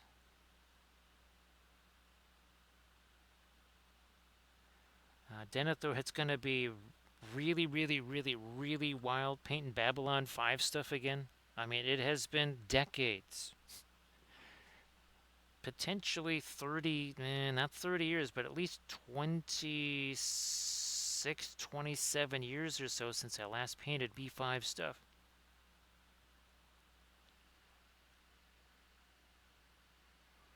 And of course, cold milk, another thing. And this goes back to art school when in watercolor class we had one color. It was called brown. Even 3 months into the year, we only had three colors. You could do a value study like this: one light color, one dark color, and just try that out to get started, just to kind of get yourself in the mode. Again, instead of really kind of making it difficult to start it out with, maybe keep it again as simple as possible, fewer colors, a little bit less guesswork and such as far as what might work, what might not work. And again, keeping it easier to start with, that's a good idea. Again, in watercolor class, we halfway through the year we did not have. Actually, no, it was halfway through the year we only had three colors. And we thought, man, we're never going to get to a full palette. Now that was intentional, so that you didn't get lost too quickly.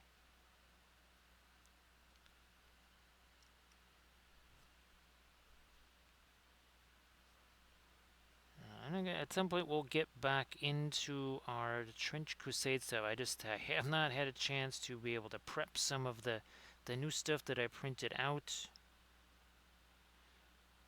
There's also some of my terrain stuff that I really want to get back into, because we'll have tons of terrain to paint. There's also some conquest stuff that I'm trying to get prepped and ready to go.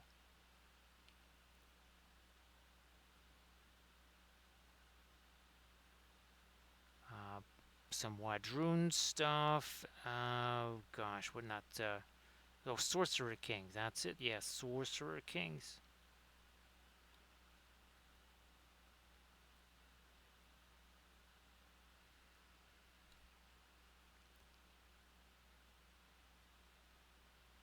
Good enough.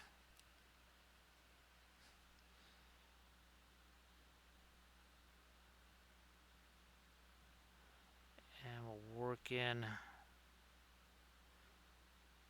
some more of that here.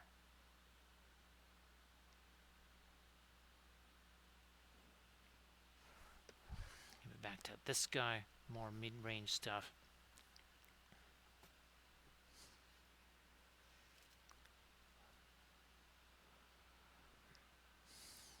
So cold milk, actually, geez, it's been a long, long, long time since I last played 40k or fantasy for that matter.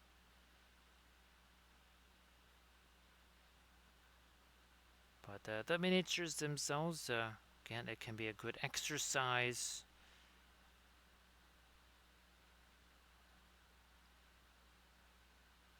And maybe if you're not having to worry about it being an actual playable army, that also, again, maybe makes it a little bit easier to get started in.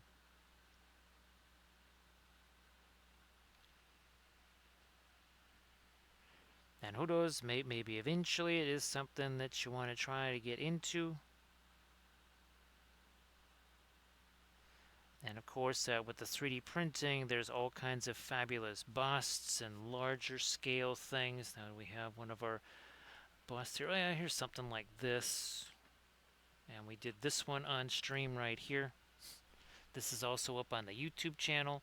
So I mean, it's almost like painting a portrait, but the three-dimensionality is already there for you. You don't have to put that on there.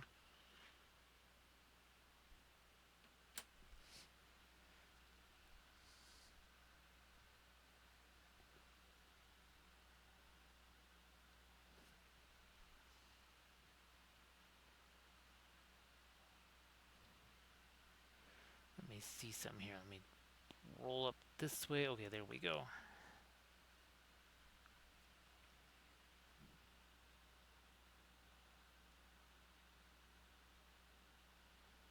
So just a little bit of light on the on the ventral side here. I don't want to do too much. All right, here, let's get back up to the dorsal side of things and get a little more of a mid-tone there, a little bit less of just a dark green.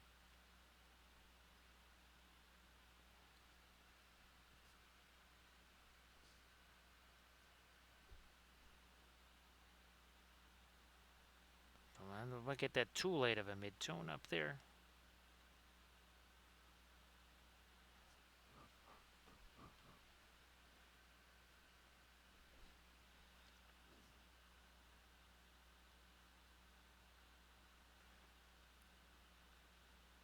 If I don't want to do too much of the light green here, if anything, it would be the later, the magenta stuff.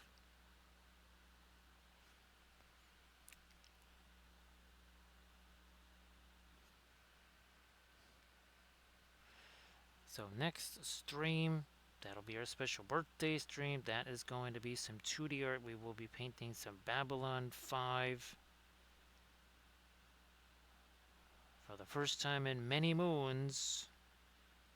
2D, well, Babylon 5 of any kind, 2D, 3D, whatever.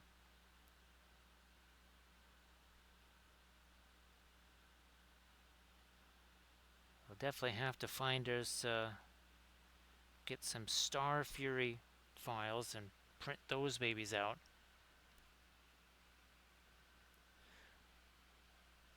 But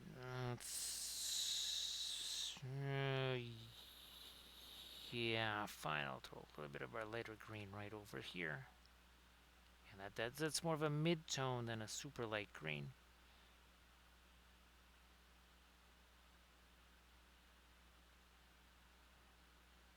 A little something on the stairs here that maybe is not only the yellowish green.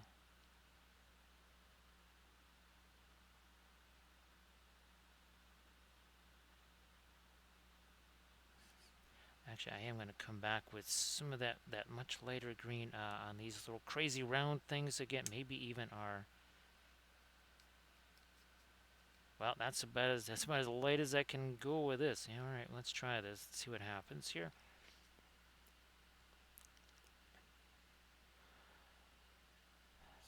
Denethor, yeah. Just ask Armored Wolf about dice rolling here. I can roll 5 dice and roll 7 ones. That is a special talent that we have here. Unless you want to roll low. If you want to roll low, in that case, then it's going to be nothing but 6s and 5s. Mostly 6s. Which is why when I did my baseball strategy game, it worked on a 3d6 curve. So rolling 3 ones was every bit as good as rolling 3 6s. In fact, the worst thing you could be rolling was lots of 3s and 4s. Yeah, because the good results typically were at the outer edges of the curve,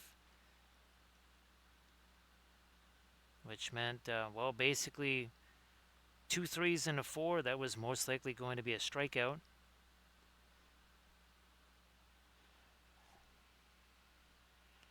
So yep, 4s and 3s not anywhere near as advantageous as they might be in a, say, a regular dice game, where in, say, 40k or fantasy, 3s and 4s are usually going to be successes.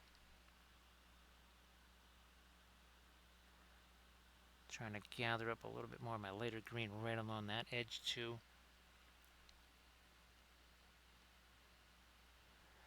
So an Armored Wolf can be a witness to the catastrophic nature of dice rolling in Wappleville.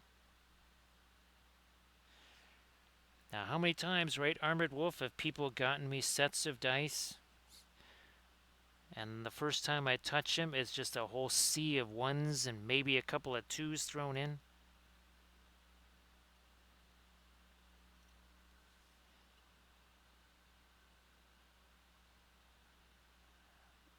But again, the baseball game where it was, again, a curve, all bets were off.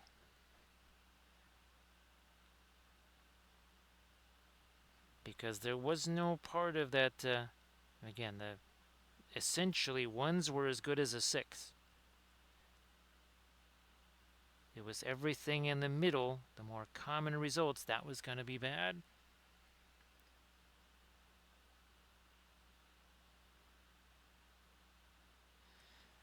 I mean, not necessarily bad, but not going to give you sort of an automatic good result.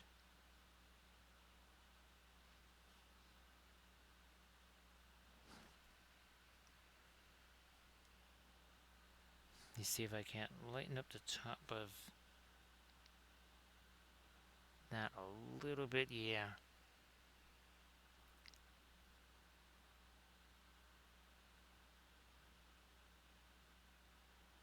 So things like, yeah, morale tests and all that stuff, that was going to end disastrously. What was it? Oh, yeah, the Lizardman coal ones. They only ever got used one time because the one time I used them, they failed their stupidity test 5 times in a row. And that was a situation where you've got 3d6, you pick the lowest ones, but every single time it was 2 5s and a 6, or 2 6s and a 5, or a bunch of 6s. Nice to see you there, Plankwalker. So you're walking the space plank here, Plankwalker.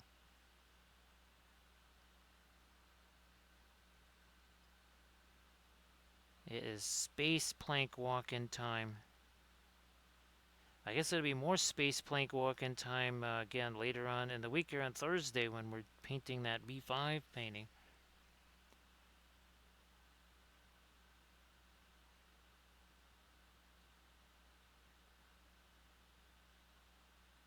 So Danther, I tried to see what, without any kind of reference material, what would GPT come up with, and well, it was not Babylon 5. It was more like Schmabylon 5. It was a very, very lousy rendition of the station that actually said Babylon 5 on the side of it. It's like, oh my gosh.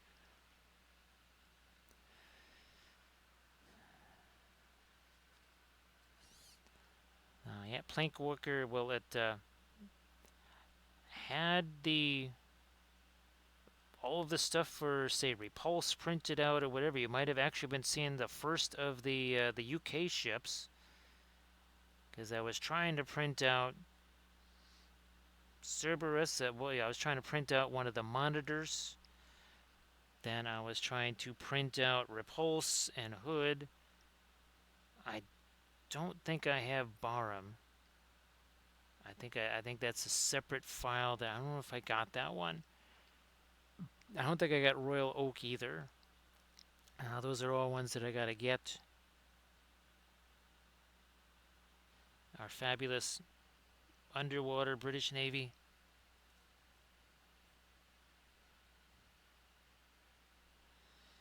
So yeah, Denethor. I just normally, right? I would these days again. It's very different how I approach it now than before.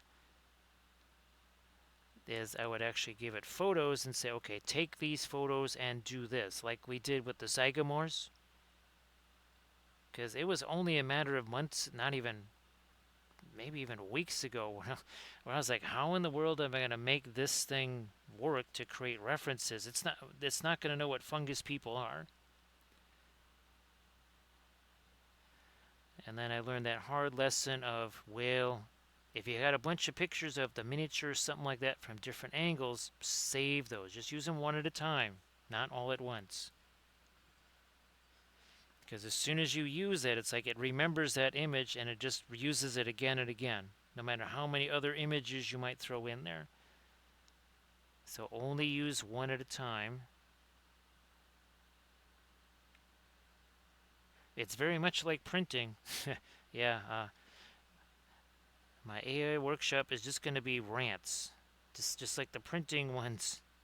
Stuff that I wish I knew before I started.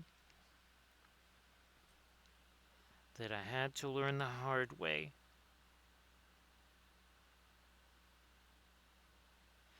Okay, so yeah, now the top of it look a little bit more organized.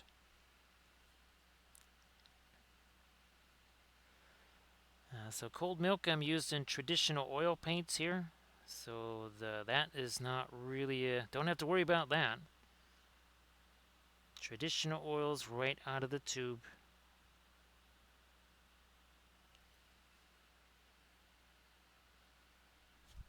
So again, all different kinds of brands at Williamsburg, Gamlin, Windsor, Newton. Also Richardson, that's kind of a newer one that we've kind of added into.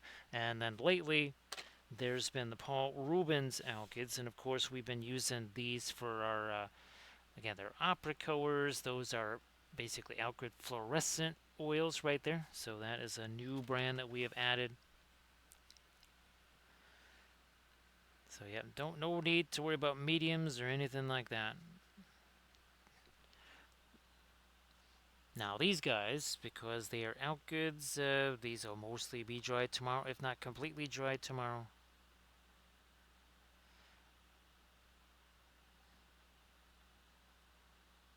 We're not adding in the medium, it's already in the paint, and that's kind of key because when you add it, weird things happen.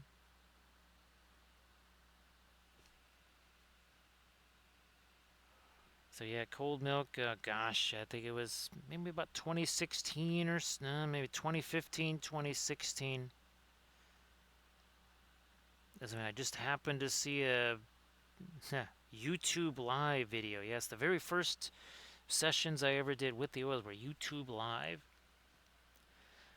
Oh, and of course, again, thanks for reminding me, Denethor, is again, since Twitch has taken away all the highlights, I put all of them over here. So this is where you're going to say, if you want to see this again or any of the other streams we've done, there's going to be no ads on this channel because there was no ads on the Twitch highlights. Again, I need somewhere to be able to put them, and again, that's the best place I can go for them. Is there. So again, you subscribe to that Linseed Fellowship channel there on the YouTubes. You will get a chance to watch all of these sessions again. Yeah, obviously it would be nice to just keep them here on Twitch like I had been for, I don't know, 5 years. But Twitch decided to say nope to that, so we had to come up with an alternative.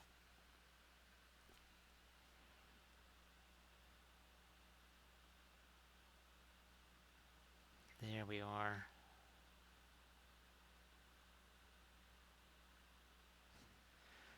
Now, essentially, once I can start, I have so many thumbnails to do. Once I can get all those kind of processed, you're going to see pretty much every single day new videos hitting. That you sometimes multiple videos per day. Right now, it's like one every 3 days. Thank you so much, Hessel. How you doing? Happy Tuesday.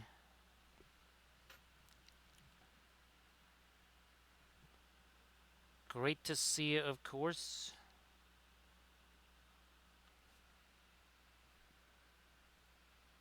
As we are doing, well, now we're just about to approach that 5-hour mark.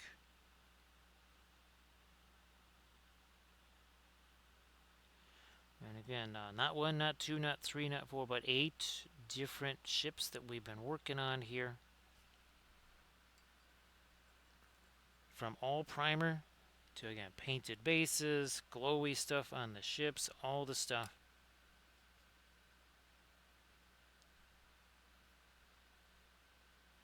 Ooh, okay, let me get a little bit of the paint off of that brush. It was a big old chunk sitting on there. Let's get rid of that. There we are.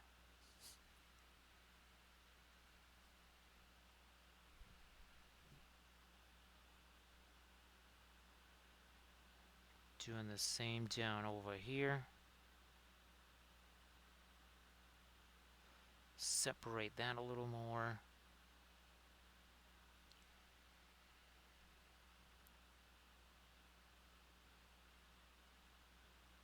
I might throw a little extra, yeah, let's throw a little extra dark right up here.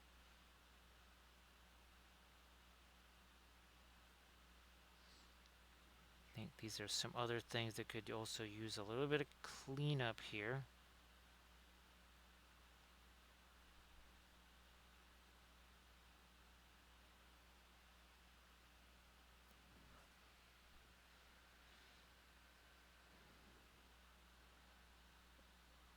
Also this.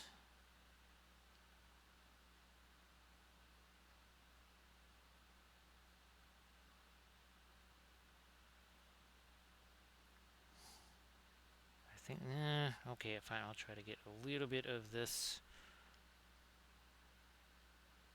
on the edge. Let's tighten that up. And maybe these two here. Yeah, here, let me orient this the right way. So now I can get, there we go. Now I can get to it. Those got a little wonky. These not so bad over here.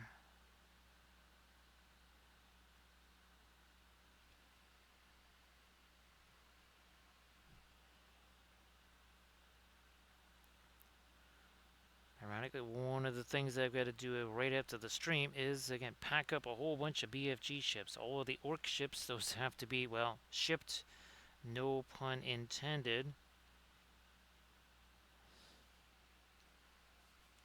Thank you so much, Armored Wolf, for posting the link to the Patreon page. Again, we just posted the latest video before the stream.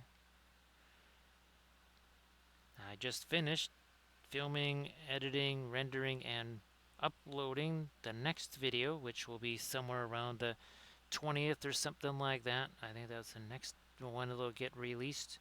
Generally about every 3-ish days or so, new video.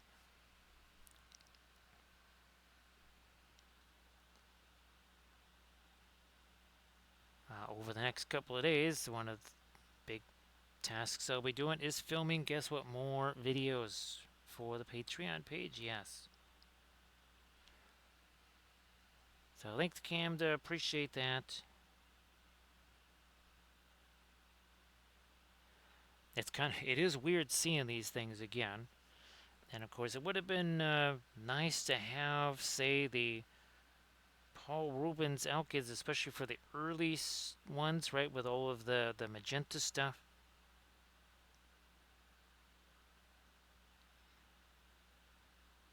Yeah, I'll let, I guess some of the stuff, in addition to the grass tufts that uh, Golden Maple sent, was some, I guess, some sable brushes. Oh my god. We'll see how fast we can destroy those, right, Camda? Does anyone give him more than 10 minutes?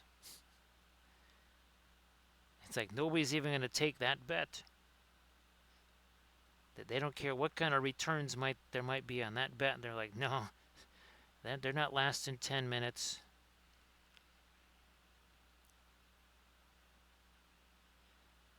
They will be smoking ruins within seconds, most likely.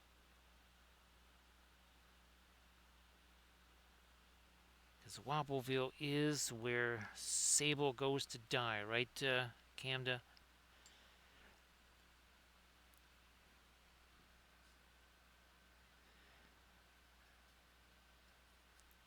Now again, if it was, well, if it was the old style Windsor Newton, say Series 7, well, that'd be a different story.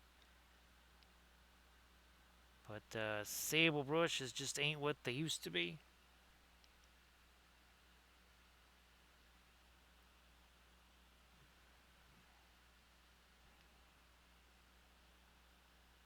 Yeah, so they will most likely not last super, unless maybe they're better and they last longer. But I kind of doubt it.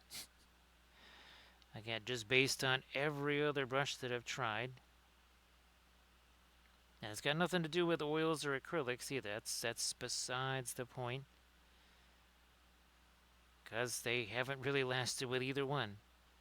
Tried them with acrylics, tried them with oils, and well, always end up going back to the synthetics. Yeah, they took a wrong turn somewhere, right, Camda?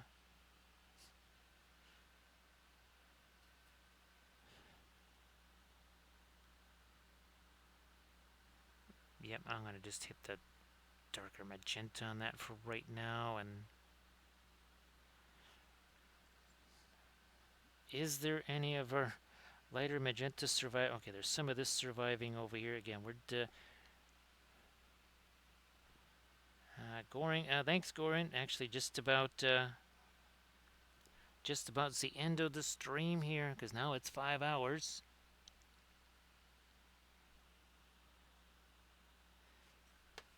And they are Yeah, they are basically in their completion phase now.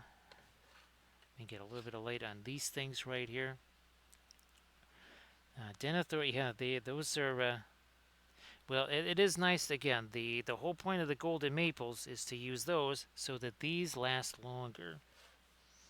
So yeah, to use those to kind of take some of the strain off. No, no problem there, Goring. No problem. Thanks again. We'll see you. Hopefully, see you Thursday/Friday, Goring. Again, happy Tuesday to you.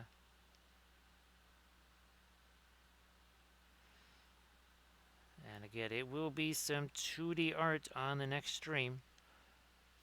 We also want to say thanks to Armored Wolf for doing the moderations, especially with all the work that Armored Wolf's gonna do. Super, super tired after one heck of a 2-3 week span here. Okay, so we got all our glowy stuff going right there. So I think we can head on over to Duke's. Let's head over to Duke's here. So again, thanks so much for all the bits and the subs and the follows, the cheers. We have plenty of raids, lots of raids tonight. So thank you so much, everybody. Appreciate that. And we'll see you on our special birthday stream that is coming up. And again, and we'll just kind of go through some of our 8 ships that we painted here tonight, including all the bases, all that good stuff. So thanks again. See you later there, Cold Milk. See you later there, Camda. See you later there, Denethor.